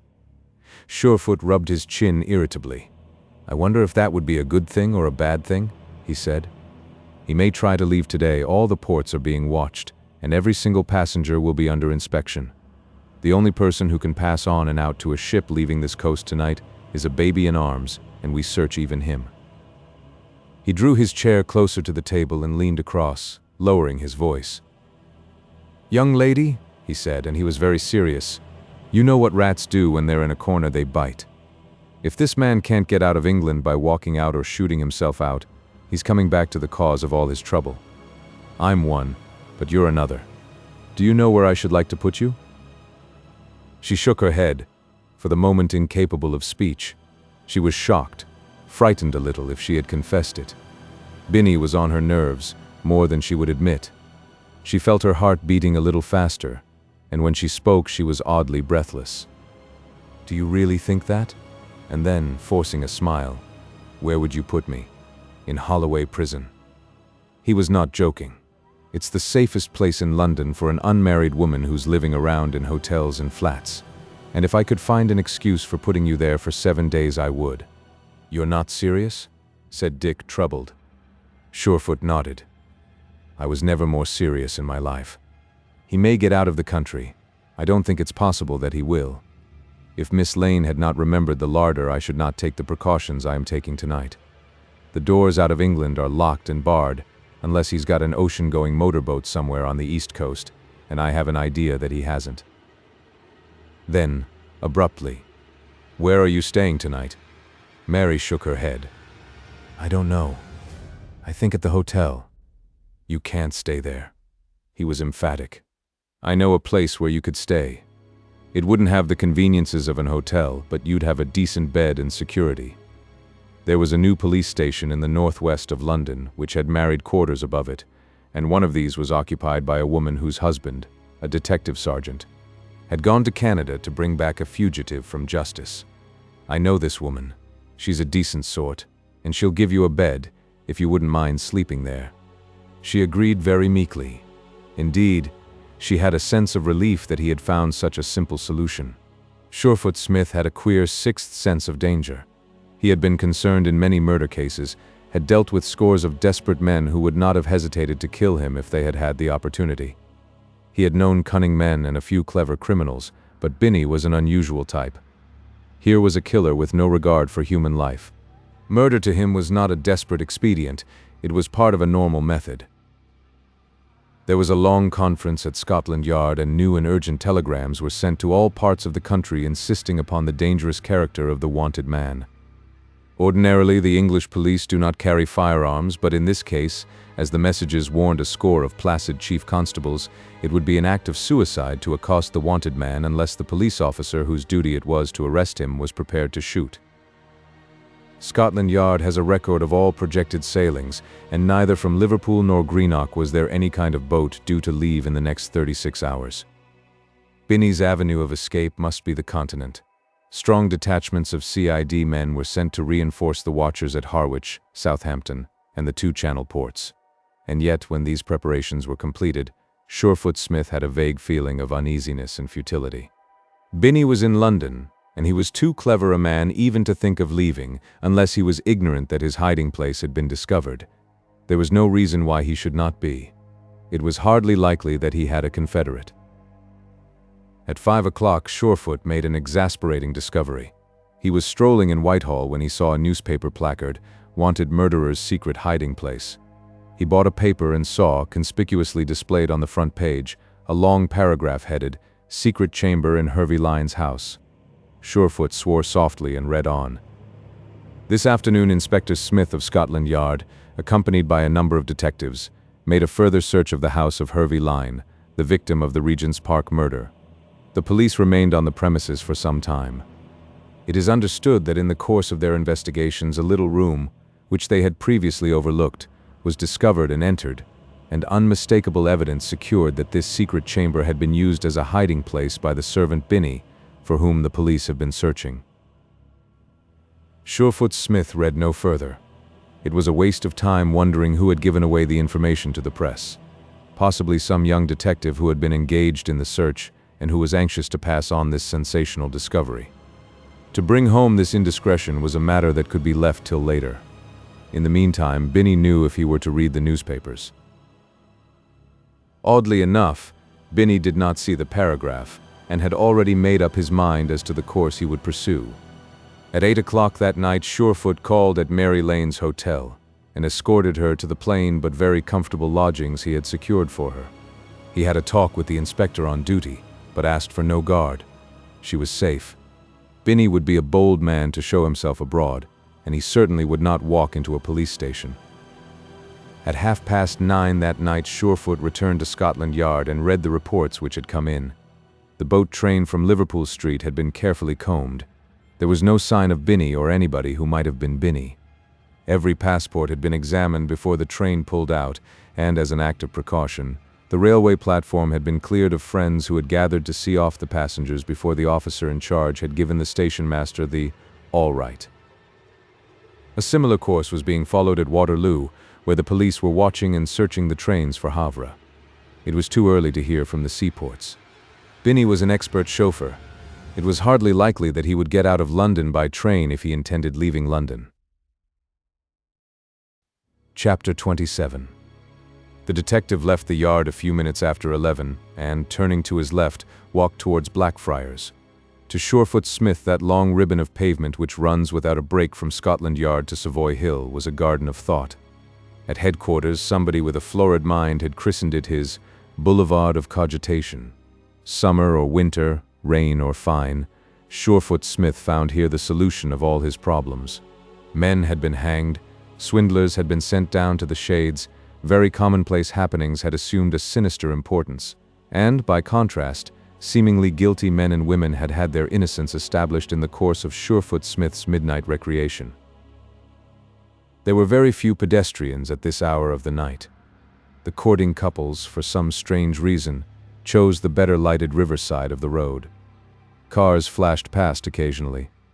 There was an irregular procession of streetcars at long intervals, and once an occasional nighthawk shuffled along the curbside in search of a stray cigarette end. Near one of the entrances to the Embankment Gardens, a saloon car was drawn up by the curb. Glancing inside, more from habit than curiosity, Surefoot saw the figure of a woman sitting and continued his stroll. He paced on, turning over the question of Binney in his mind. The greater problem was solved. The more dangerous and delicate business of effecting the man's arrest had yet to be accomplished. He was uneasy, which was not usual. Surefoot Smith was a great dreamer. He visualized the most fantastic possibilities, and because he allowed his thoughts the fullest and widest range, he was more successful than many of his fellows. For there is this about dreaming, that it throws the commonplace possibilities into sharp relief, and it is on the commonplace possibilities that most detectives rely. He turned on his tracks at Savoy Hill and walked slowly back towards the yard. By this time the reports would be coming in from the coast, though it was still a little too early for any but Southampton, where an extra vigilance was being exercised. A German-American liner, which was due at that port that night, was taking in passengers for Hamburg, and this fact had necessitated sending a second batch of watchers to the port. He saw the car still standing by the side of the road. It was no great distance from the lost property office, and it was likely that the lady had sent her chauffeur in search of something she had left behind her in a cab in the course of the day. As he drew near her, he saw that the woman was standing by the open door of the machine, a middle-aged lady, he gathered by her plumpness. To his surprise, she addressed him in a high-pitched voice. "I wonder if you could fetch a policeman for me?" A staggering request to make of one of the recognized heads of Scotland Yard. "What's wrong?" asked Surefoot Smith. She stepped aside from the door. "My chauffeur," she said. "He has come back rather the worse for drink, and I can't get him out of the car." A drunken chauffeur is an offense to all good policemen. Surefoot opened the door wider and peered in. He saw nothing, heard nothing, felt nothing. His consciousness of life went out like a snuffed candle. Chapter 28. His head was aching terribly. He tried to move his hands and found movement restricted. He did not realize why for a long time. The car was moving with great rapidity, far beyond the legalized speed limit. There were no lights. By the whir of the wheels, he guessed he was on a newly made road. It was queer that this fact should have appeared so important to him. He could remember nothing, knew nothing, except that he was lying curled up on the floor of a motor car which was moving rapidly and smoothly. Then he stopped thinking again for a long time and was glad of the unconsciousness which obliterated this throbbing head of his. The car was now bumping over an uneven surface. It was that which roused him to consciousness. He blinked up, tried to raise himself, felt gingerly along his wrists, and recognized the shape of the handcuffs, his own. He always carried an unauthorized pair in his coat pocket. Unauthorized because they were not of the regulation type. They were American handcuffs, which were so much easier to put on, a tap on the wrist, and the D swung round and was fast. Somebody had handcuffed him. Somebody had tied his legs together with a silk scarf. He could feel it, but he could not reach the knot. And then he remembered the woman in the car and the drunken chauffeur who was not there. The car was bumping painfully. It seemed to be passing over a plowed field or, at best, a cart track. It was the latter, he found when the car stopped. A little while later, the door was pulled open. He saw the outlines of the woman and knew exactly who she was. There was a little cottage a few yards away, one of those monstrous little boxes of red brick and tiling that disfigure the countryside since the war. His coat collar was gripped, and he was jerked out into the road, falling on his knees. "Get up, you," hissed a voice, and what followed was not ladylike. He was half dragged and half pushed towards the cottage. The door was flung open, and he was thrust into a dark interior. It smelt of drying mortar and plaster and new wood. He guessed it was unfurnished. He waited a while. The door was locked on the inside, and he was again urged forward into a room so completely dark that he knew the window was shuttered. He fell on the floor. It was amazing that he walked at all with his legs bound, as they were with the silk scarf. As he lay there, a match spluttered. There was a tinkle of an oil lamp chimney being taken off, and presently the room was illuminated by the soft glow of a kerosene lamp. The only articles of furniture in the room were 2 sofas, a chair, and a kitchen table. Wooden shutters covered the window, as he had suspected. There were neither hangings nor curtains of any description, and the table was innocent of cloth. His captor pulled the chair forward, sat down, his hands on his knees, and surveyed him. Surefoot would never have recognized this yellow-faced old woman with a gray wig and a long fur coat. The wig was now a little askew. It gave him a comical but terrible appearance. He was sensitive to ridicule, took off the wig and hat with one movement, and appeared even more grotesque with his bald head and his yellow face. "Got you," said Binny huskily. He was grinning, but there was no merriment in that smile. Mr. Surefoot Smith is not so sure on his feet after all. The jest seemed to amuse him, and then, as though conscious of the attitude which the situation demanded, he assumed that affected mincing tone which had belonged to Mr. Washington Worth. I built this little place a couple of years ago. I thought it might be useful, but I haven't been here for a long time. I am leaving the country. Perhaps you would like to buy it, Mr. Smith. It's an excellent retreat for a professional gentleman who wishes to be quiet, and you are going to be very quiet." From his pocket he took an automatic pistol and laid it on the table beside him, and stooping down, he lifted Surefoot and sat him in a corner of the room. Bending down, he unfastened the sagging silk scarf about his ankles and jerked off the detective's shoes, throwing them into another corner of the room. He hesitated a second, then loosened Surefoot's collar. "You are not hurt, my dear Mr. Smith," he remarked. "A rubber truncheon applied to the back of the neck does not kill. It is, I admit, very uncomfortable. There was once a copper in Cincinnati who tried that treatment on me. It was 2 months before I was well enough to shoot him. You didn't know of my little retreat?" Surefoot's mouth was dry, his head was whizzing, but he was entirely without fear, though he realized his case was a desperate one. "Oh yes, I did, Binny," he said. "This place is about 100 yards from the Bath Road near Taplow. You bought the ground 4 years ago and paid £150 for it." For a second, Binny was thrown off his balance. "This house was searched last week by my police officers and is now under the observation of the Buckinghamshire police. You have got another cottage of a similar character in Wiltshire." "Oh, indeed." Binny was completely taken aback. He was rattled too. Surefoot saw this and pushed home his advantage. "What's the good of being a fool? We have got no evidence against you for murder. The only evidence is that you have forged Hervey Lyne's checks. The worst that can happen to you is a 7 stretch." Again he put his finger upon the one great doubt which obsessed the man. "You may get an extra year for this," said Surefoot. "But what's a year? Get me some water. There's a kitchen just behind this room. Let the tap run. The water was rusty when I was here last week. There's a tin cup on the dresser." The instinct to obey is stronger than the instinct to command. Binny went out and returned with the tin cup and put it to the detective's lips. "Now take these handcuffs off and we'll have a little talk. Why didn't you bring Mike Hennessy here instead of—" He realized his colossal error as soon as the words were spoken. Binny stepped back with a snarl. "Don't want me for murder, eh? You double-crossing busy? I will show you what I want you for." His hand moved towards the gun on the table. Binny took up the pistol and examined it carefully. "I have always wanted to tell you where you get off, Smith," he began. "Your wish has come true," said Surefoot coolly, "but you'd better work fast." "I'll work fast enough," said the other grimly. He slipped the gun into his pocket, picked up the scarf, and retied his prisoner's ankles. He then took off his fur coat and relieved himself of his woman's garments. From a theater trunk he retrieved an old suit, which he put on. Surefoot Smith watched him interestedly. "I gather you have some hard work to do?" he said. "Pretty hard," said the other, and added significantly, "The ground here is fairly soft. You don't get down to clay till you have dug 6 feet. If he expected to terrify his captive, he was disappointed. "Why not let me do it?" said Smith. "You are fat and out of condition. Digging my own grave is a hobby of mine." For a second, Binny seemed to be considering this suggestion. "No, I'll do it," he said, "fat or not fat. Why bother?" Surefoot's voice was almost airy. "As soon as I am missing, they will search here and in Wiltshire. I gather your object is to leave no trace. You are not sure now whether we could convict you for murder, are you?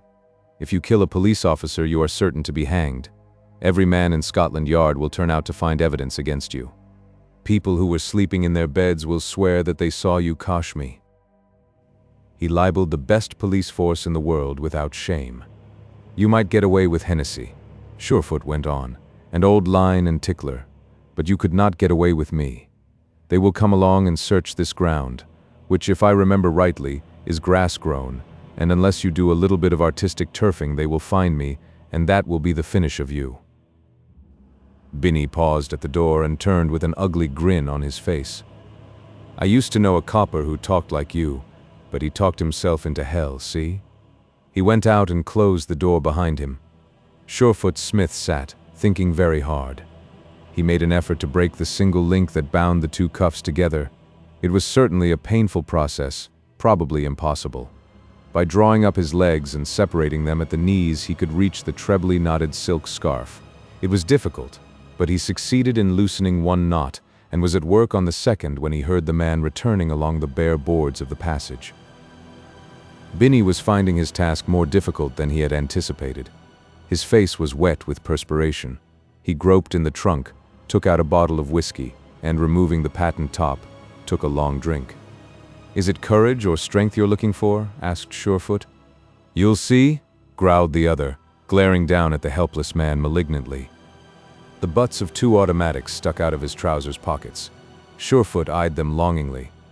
Binney was halfway to the door when a thought struck him, and he turned back and examined the knots of the scarf. "Oh, you've undone one, have you? We'll see about that." Again he searched the trunk and found a length of cord. He slipped it round the link of the handcuffs and knotted the cord firmly behind the detective's neck, so that his hands were drawn up almost to his chin. "You look funny, almost as if you were praying," remarked Binney. "I shan't keep you long." He went out of the room on this promise. Sprawling there helplessly, Surefoot heard the hoot of cars as they passed. He was, he knew, about 100 yards from the main road, but it was a road along which, day and night, traffic was continually passing. The possibility that the Buckinghamshire police would search this little cottage was very remote, unless somebody at Scotland Yard had a brainwave that this was the most likely place to which the prisoner would be taken. But Scotland Yard might not even miss him. He was an erratic man. When he was engaged in an important case, he would absent himself from headquarters for days together, leaving his chiefs fuming. The search would not begin until Binney was well out of the country. He watched the smoky oil lamp burning. The flame had been turned on too high and one side of the glass chimney was smoked. Binney was out for a getaway. He would leave no traces. Even the murder would not be committed in the house. Half an hour passed, and he heard the heavy feet of the man coming for him and knew that the hour was at hand. Chapter 29. Scotland Yard had missed Surefoot Smith in the sense that the negative reports which had been taken to his room had not been read or attended to. The fact that they were negative would have justified the officer on duty accepting the situation, but for the peculiar conscientiousness of a young police officer who reported to the station at Cannon Row, which is part of Scotland Yard, that a blue saloon car, driven by a woman, had disregarded his stop signal at the junction of Westminster Bridge and the Embankment, and had driven on the wrong side of the road. He called on it to stop, and when that failed, had taken its number. Ordinarily, the question of a technical offense of this character would have been left over till the morning, but whilst he was making his statement, a member of Parliament came into the station to report the loss of a blue saloon car, which had been taken from the front of his club in Pall Mall. It had been standing on a rank, against all traffic rules, and he had actually been a witness of the theft. It was a man dressed as a woman, was his startling conclusion. "What makes you think that, sir?" asked the inspector in charge. As he got in, the top of the car, which has a very low body, knocked his hat off. It was a bald-headed man with a yellow face like somebody suffering from jaundice. The inspector sat bolt upright. All England was looking for a bald-headed man with a jaundiced face, and in a few moments the wires were humming. Again it was a traffic policeman who supplied information, and again it was Binney's anxiety to make a quick run out of London that betrayed him. He had been held up near Heston, where a tram line crosses the main arterial road. He narrowly escaped collision with the tram and the car skidded. The policeman walked across the road to examine the license of the driver, whose engine had stopped. The policeman distinctly saw a stout woman driver, but before he could ask a question, the engine had been restarted and the car moved on.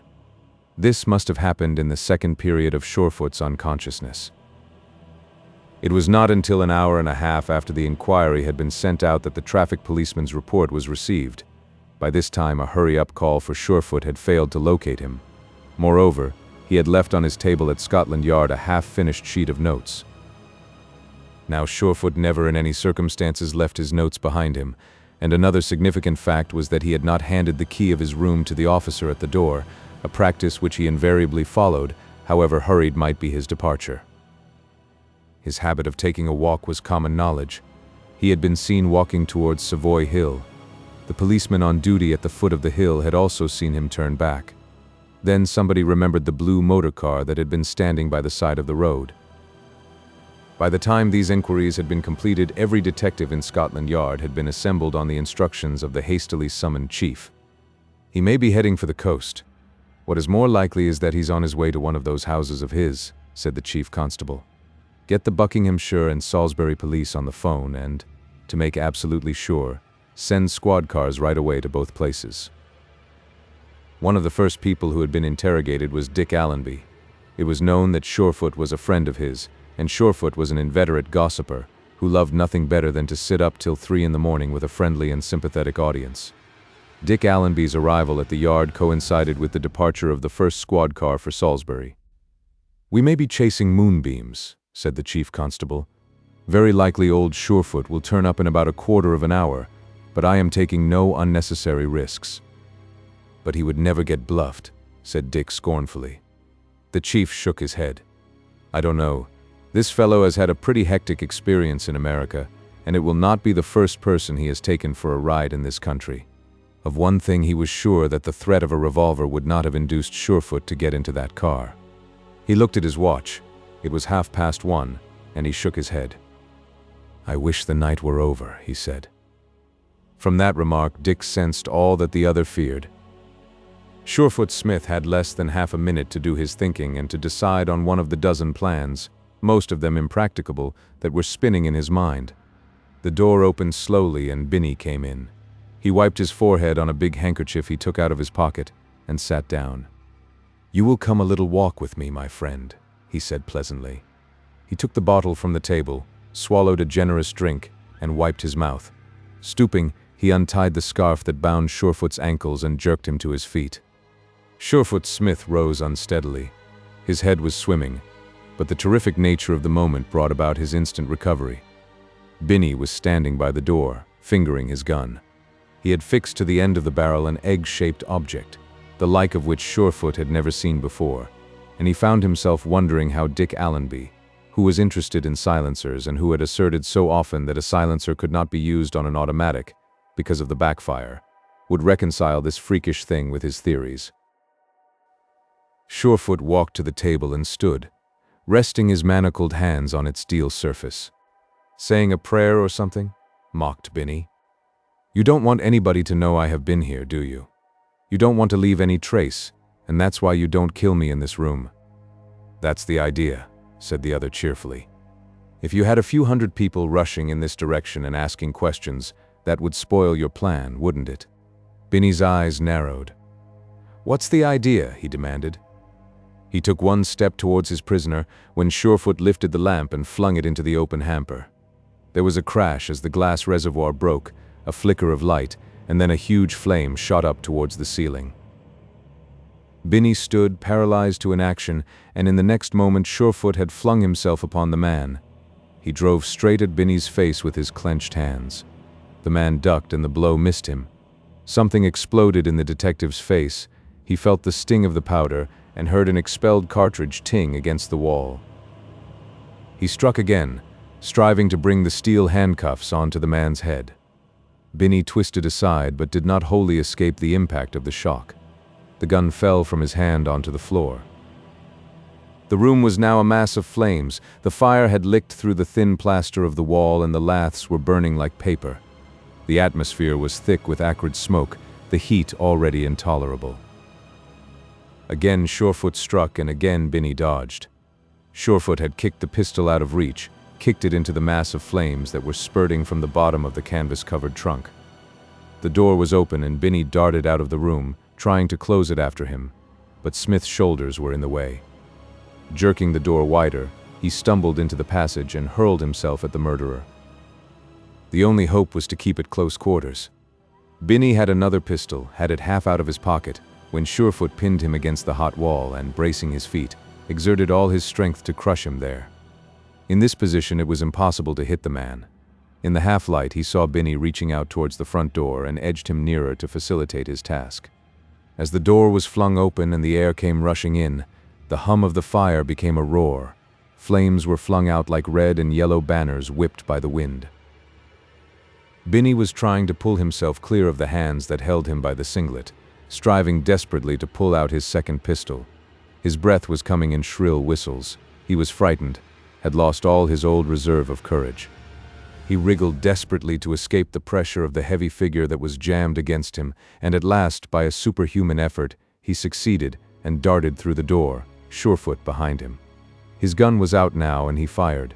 The detective hurled himself on his man and brought him down. He was up in a second and was running towards the back of the house. The flames were coming from the roof.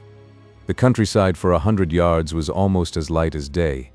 Surefoot, handcuffed as he was, flew in pursuit, and then suddenly Binney turned, and this time his aim was deliberate. Surefoot Smith knew that there was no hope now. The man who covered him was a dead shot, and was within half a dozen paces of him. In desperation, he sprang forward. His feet touched air, and he was falling. He heard the shot, wondered dimly if this was death, and was brought to the realization that he was still alive by the impact of his body at the bottom of the hole into which he had fallen. He realized at once what had happened. Binney had been busy all that night preparing this hiding place for his crime, but had missed falling into the hole. He struggled to his feet, bruised and aching, heard a second shot, and looked up. There was a third and fourth. An authoritative voice was challenging somebody. Then he heard his own name called, and shouted. A man's face loomed over the edge of the pit. It was his own sergeant. They brought him up to the top. "He won't get away," said the detective to whom Surefoot addressed a gasping inquiry. "Which way did he go, and where is his car?" He was weary, aching from head to foot, bruised and scratched, but for the moment he had no thought of comfort. "Feel in my hip pocket. I think he left the key of these handcuffs." They unlocked the irons and took them off, and he rubbed his bruised wrists. "Have you found his car?" Binney's saloon had not been located. The last time Surefoot had seen it, it was at the door of the cottage, but evidently, during one of his absences, the man had taken it to a hiding place. There was a small garage attached to the cottage, a tiny shed, but this was unoccupied.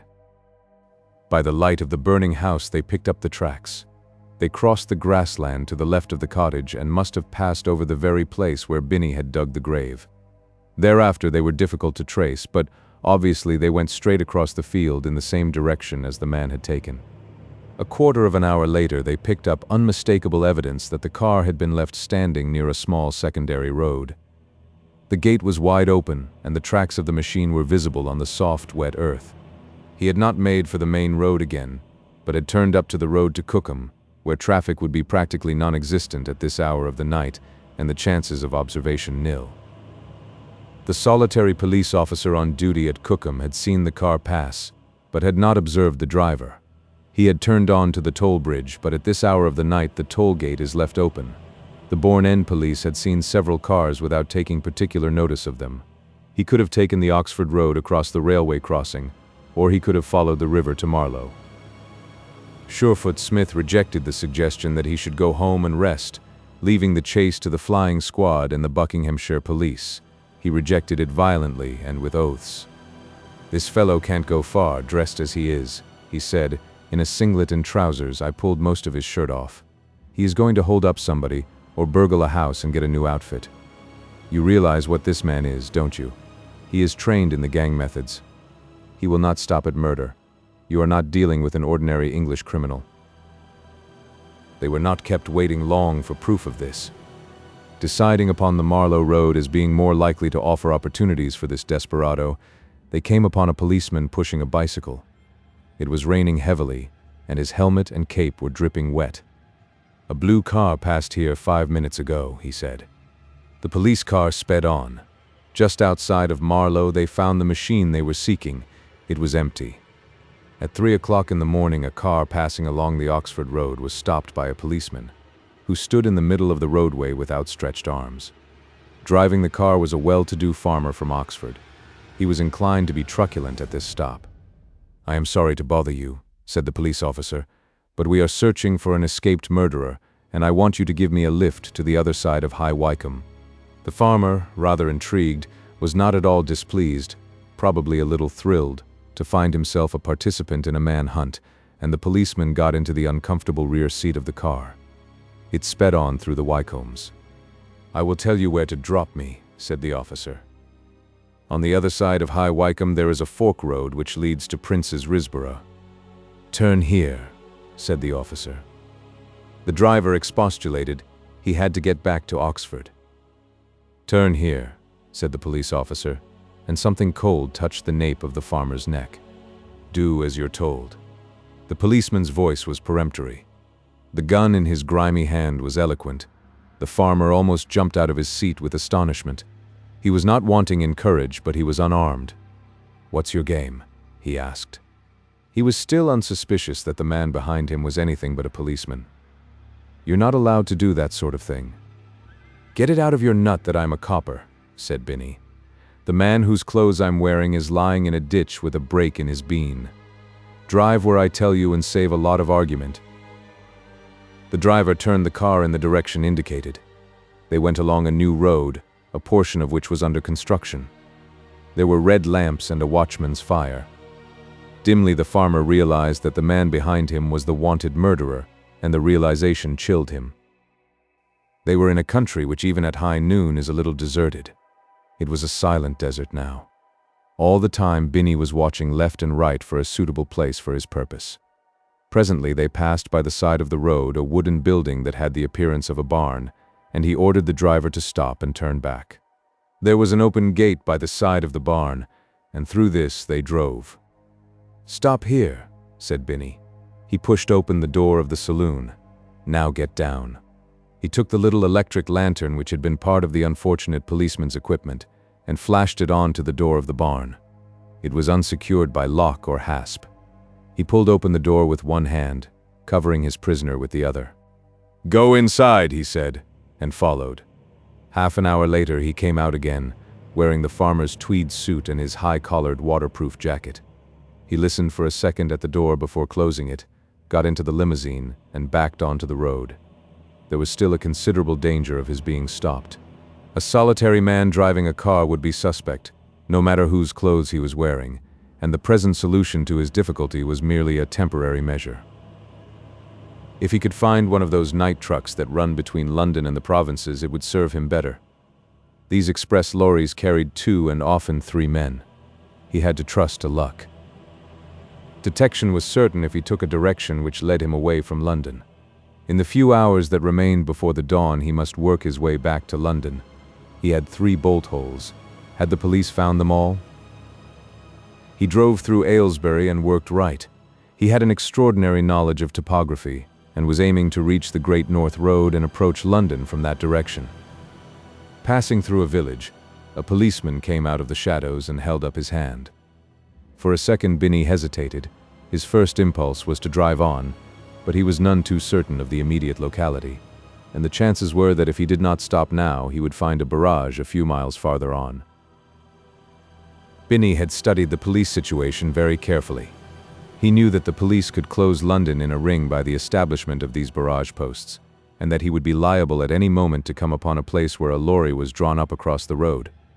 He knew too of the canvas belts, heavily spiked, which are thrown across the roadway, with disastrous consequences to the non-stop motorist. He took his foot off the accelerator and brought his car to a standstill.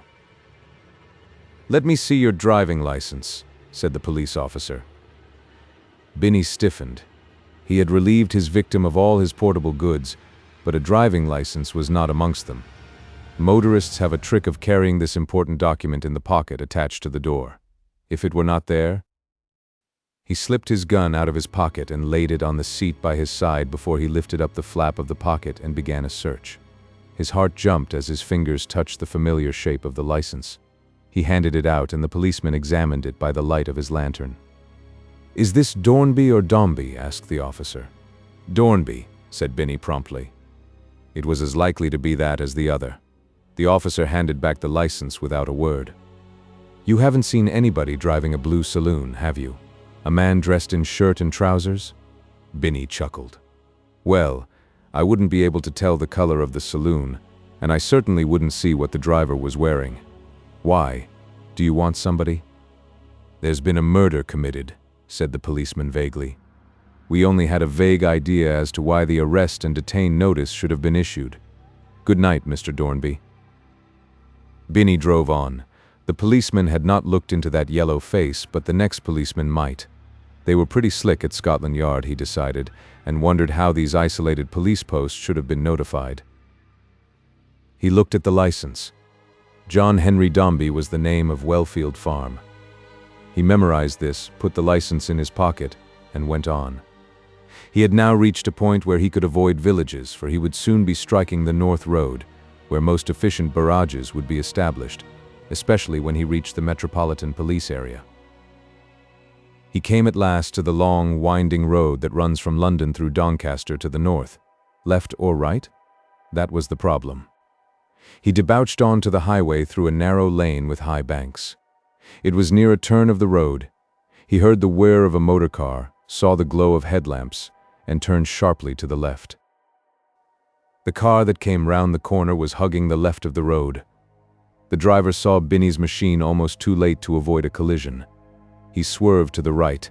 The car skidded on the slippery road, turned completely round, and striking a telegraph post with one of its wheels, hung drunkenly over the side of the ditch. Binny pulled up to avoid a second collision, for the wrecked machine was now immediately in front of him, and only by jamming on his brakes did he bring his own car to a standstill a few inches from the other. He heard the chauffeur shout. The door was jerked open, and a woman scrambled out into the glare of the headlamps. Binny stared, hardly able to believe his eyes. The woman standing in the downpour was Mary Lane. Chapter 30. Security can be very irksome, especially when it is wedded to a lumpy bed in an ill-ventilated room. The sergeant's wife had given her the second-best bedroom, which was, by most standards, a comfortable apartment.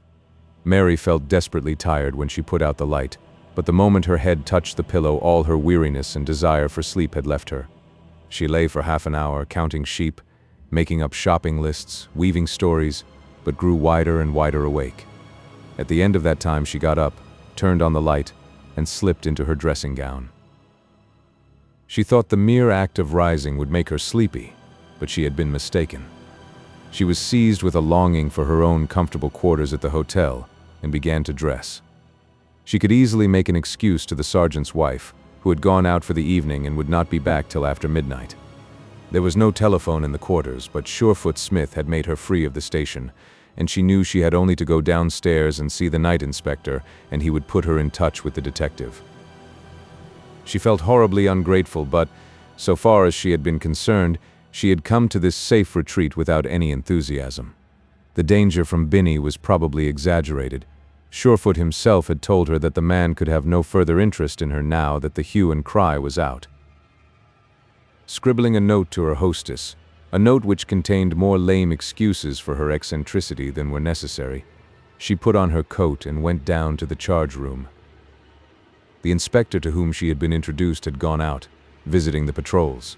Evidently he had not impressed upon the sergeant in charge the necessity for keeping a watchful eye upon the visitor, and he received her explanation for her return to the hotel with polite interest until she mentioned the name of Surefoot Smith. Then he became very attentive. "He's not at the yard, miss. As a matter of fact, there's been some trouble there. We've had a special warning to look out for him." She opened her eyes in astonishment. "Look out for him?" And then quickly, "Has he disappeared?" The sergeant did not forget that reticence is the first duty of a constable, and became evasive. "Is it something to do with Binny?" she insisted. "Well, yes." He hesitated before he became more communicative. "He's the man wanted for the murder of the old man in Regent's Park. Yes, they've got an idea at the yard that Binny's got him away somewhere. Rather a queer idea that a murderer can get away an inspector of the CID, but there you are." She sensed, without realizing, the eternal if gentle rivalry between the uniformed and the ununiformed branches of the Metropolitan Police. How could an inspector be lured away? It sounds silly, doesn't it? Personally, I believe it's all bunk, but there you are. We're on the lookout for both of them. She asked him to get her a cab, and again he was reluctant.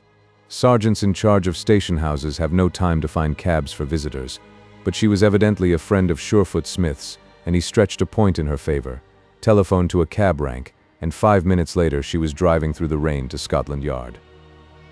She left just as the squad cars were starting out in search of Surefoot, and she interviewed the chief inspector. He offered her very little information and a great deal of fatherly advice about going to bed.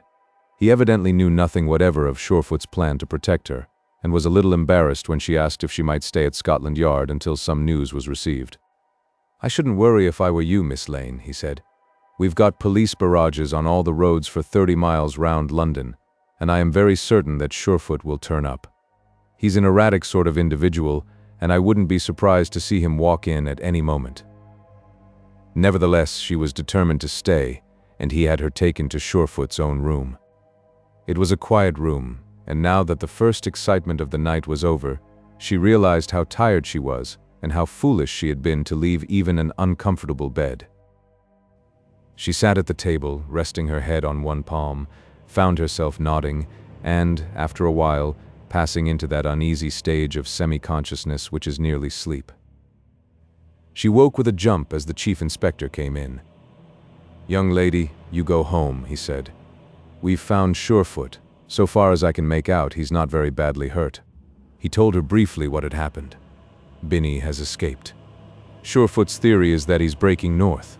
Have you ever noticed that a fugitive from justice invariably turns north? It's a fact, at least, nearly a fact. Now you go home, Miss Lane, and I'll send an officer round to your hotel in the morning with the latest news." "Is he coming back to London?" she asked. "Mr. Smith, I mean?" The chief smiled. If he had half the intelligence he's supposed to have, he'd get himself admitted to a nursing home. "No. We've formed a sort of headquarters barrage this side of Welwyn. Chief Inspector Roos is in charge, and Surefoot is going across for a consultation. He's all right. Your friend Mr. Allenby is with him." He had a cab called and she drove to her hotel. She must have been half asleep for 2 hours. She saw as she passed Big Ben and heard 2 o'clock strike. She was wider awake than she had been at any period of the night. The hall porter who admitted her was searching for her letters when she stopped him.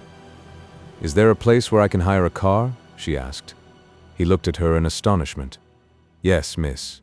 Do you want one tonight?" She hesitated. The chief had said that Dick and Surefoot were at Welwyn, but he had not said where. At first she supposed that they had taken up their quarters at the local police station. She was rather hazy as to what a barrage meant. But there would be policemen on the road, stopping cars, and they would direct her to where the 2 men could be found. Why she should go at all was not quite clear even to herself. It was a desire to be in it, to be close to the big events which touched her own life so closely, to see with her own eyes the development of the story in which she had been a character. She could find plenty of excuses, none that she could have stated convincingly. "Yes, get me a car. Tell them to come round as soon as they can." He gave her the key of her room and she went upstairs, and presently the porter came up after her, bringing some coffee he had made, for by night he was not only custodian but cook. Leo Moran had been removed to his own flat, he told her, but mainly he talked, with a certain amount of pride, about the reporters who had been coming and going since the discovery of the gassed banker. She had hardly finished her coffee before the car came, and, dressing herself a little more warmly, she went down and gave the driver instructions. As the car drew out of the suburbs into the open country, Binny and his flight assumed a new significance. She was not sorry for him. If she was a little frightened, it was not of the man, but at the thought of the vast machinery that her brain had put into motion. The moment she had heard of that scrawled note on the back of the check, she had solved the mystery of Binny's defalcations, and when she had heard that all the forgeries were dated the 17th of the month, the day that the old man invariably paid his tradesmen's bills, she was sure. And now, because she had remembered the shape and appearance of the key of a kitchen door, because she had added checks to key, 18,000 London policemen were looking for this bald-headed man. That was the frightening thing, not Binny and the menace of him, but the spectacle of these great winding wheels moving to crush a malefactor. To Mary Lane, Binny was hardly as much an individual as a force. She thought the car was speeding a little dangerously on the wet road. Once she distinctly felt a skid and gripped the armrest tightly. They could not have been more than a few miles from Welwyn when, rounding a turn, she saw a car come into the road ahead and went cold, for she realized that, at the speed they were traveling, it was almost impossible to avoid it. Her car swerved and turned giddily. She felt a crash and was thrown violently to her knees as the machine canted over. She reached up at the door and by sheer physical strength flung it open and scrambled out onto the wet road. The chauffeur was already standing by the bonnet, staring at the car stupidly. "I'm very sorry, miss," he said huskily. "I'll have to telephone for another car from town. Perhaps this gentleman will take you into Welwyn." The second car, in avoiding which the accident had occurred, was behind them. Mary walked towards it as the driver got down from his seat. His coat collar was turned up, and she could not see his face. "Had an accident?" he asked gruffly. The chauffeur came forward. "Will you drive us into Welwyn?" he asked. "I've smashed my near side front wheel. You'd better wait with the car." "I'll drive the lady. It's only a couple of miles ahead," said the other. "Go on, miss. Jump in. I'll drop you in the town and send back a breakdown gang for the car." This arrangement apparently suited the chauffeur, and Mary followed the motorist and, when he opened the door of his car, entered without any misgivings. He walked round the back of the machine, got in by the other door, and sat by her side. She could not see his face. His collar was still turned up. As he started the engine and moved on, she thought she heard him laugh, and wondered what there was amusing in the situation. "It's very good of you to take me," she said. "I'm afraid the accident was our fault." He did not reply for a moment, but at last, "Accidents will happen," he said sententiously. They went 200 or 300 yards along the road, and then suddenly the car turned left. She knew roughly the position of Welwyn, knew enough at any rate to realize that they were going away from the town. "Haven't you made a mistake?" she asked. "No." His reply was short and gruff, but it aroused in her no more than a sense of resentment. From the second road they turned into a third, a narrow lane which ran roughly parallel with the main road. It skirted some big estate, high trees banked up one side of the lane, and a wire fence cut the estate from the road. The car slowed, and as they came abreast of a white gate, stopped. The driver turned the machine so that the headlamps searched the gate and revealed its flimsy character. Without hesitation, he sent the car jerking forward, crashing one of the lamps and sending the gate into splinters. Beyond was a fairly smooth gravel road, and up this the car sped. "Where are we going?" A cold chill was at the girl's heart. An understanding of her dangers set her trembling from head to foot. Binny did not reply till they had gone 100 yards. He found an opening between the trees on the right, set the car in that direction, and jolted on for another 50 yards. Then he stopped the machine. "What is the meaning of this?" she asked. "You're a very nice young lady, a very sweet young lady, charmed to meet you again in such romantic circumstances." As she heard that mincing, affected voice, she almost swooned. Binny.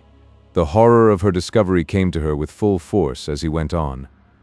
"Friend of Mr. Allenby's fiancée, aren't you, young lady? And a friend of my dear friend, Surefoot Smith." She reached out for the door handle and tried to rise, but he threw her back. "I've had several ideas about you. The first was that nobody would stop me if they saw me driving with a lady. Then it struck me that I was being optimistic. The second thought that occurred to me, my dear, was that you might be of great assistance to me. And the third thought, my sweet young thing, was that, if the worst came to the worst, they can only hang you once, you know, whatever you do. Not that they will hang me," he went on quickly. "I am too clever for them. Now we'll get out and see where we are." He leaned over her, pushed open the door, and, catching her by the arm, guided her to the ground. Just before she had left the hotel, the porter had handed her a thick bundle of letters. She had advertised for a maid and had given the hotel as her address. These were some of the replies. She had thrust them into her pocket, and as she stepped from the car, she remembered them. She drew one from her pocket and dropped it on the ground. Binny had retained the lantern he had taken from the policeman, and with the aid of this they found their way through the plantation. "You and I will find another car." He chatted pleasantly, and even in her terror she could find time to wonder how he could return to the character of Washington Worth. It was grotesque, unbelievable, like a bad dream. "I am a man of infinite resource," he went on, never releasing his grip of her arm. "For hundreds of years they will talk about Binny, just as today they talk about Jack Shepherd. And the wonderful thing about it is that I shall end my life quietly as a respectable member of society. Possibly be a town councillor or a mayor in a colonial town, a pleasing prospect and a part that I could act." It was at this point she dropped her third letter. She must husband her trail.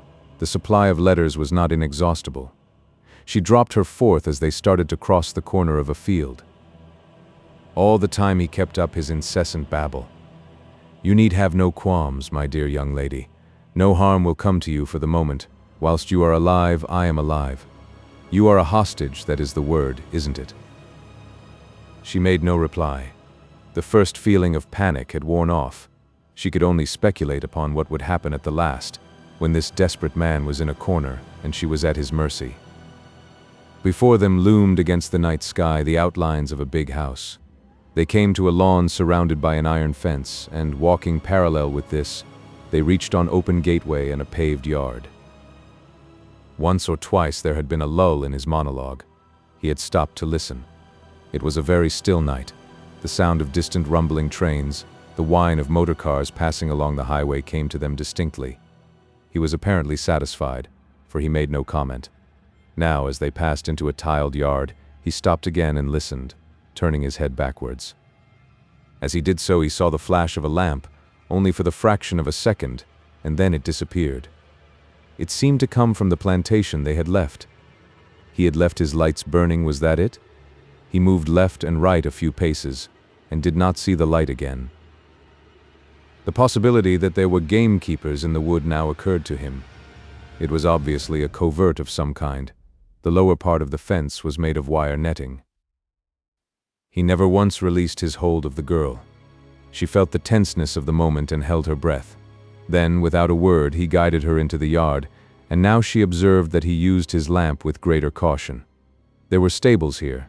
Two of the half doors were wide open and hung on broken hinges.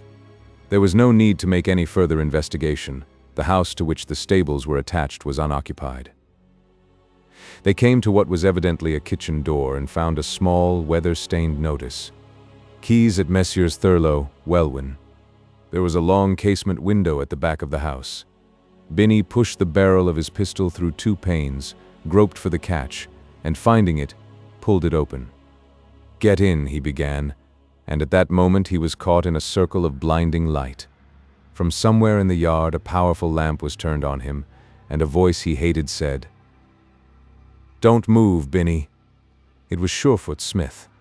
For a second he stood, paralyzed, his arms still clasping the girl's. Suddenly he jerked her before him, his arm round her waist. "If you come anywhere near me, I'll shoot," he said, and she felt the cold barrel of a gun glide along her neck.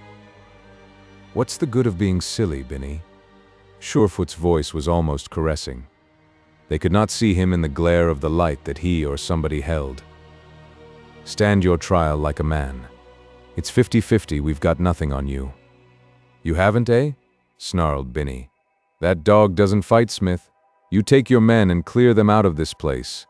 Give me an hour, and I'll leave this baby without hurting her.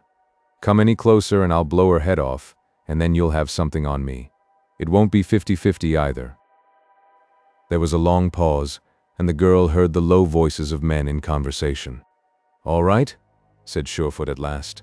"I'll give you an hour, but you'll hand over the girl right away." Binny laughed harshly. "Am I a child? I'll leave her when I'm safe. You go back to where you came, and—" That was all he said.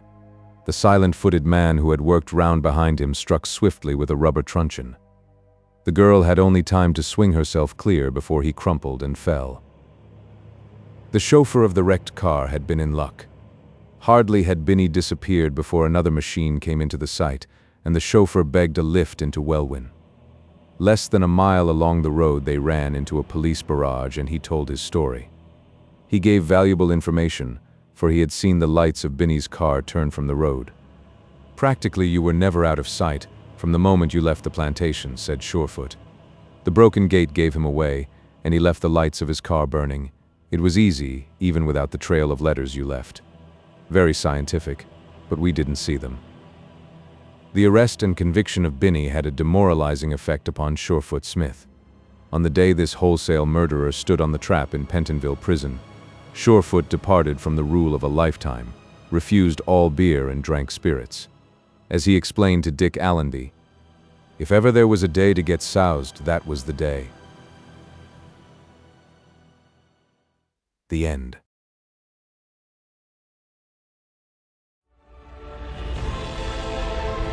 whole galaxy to go.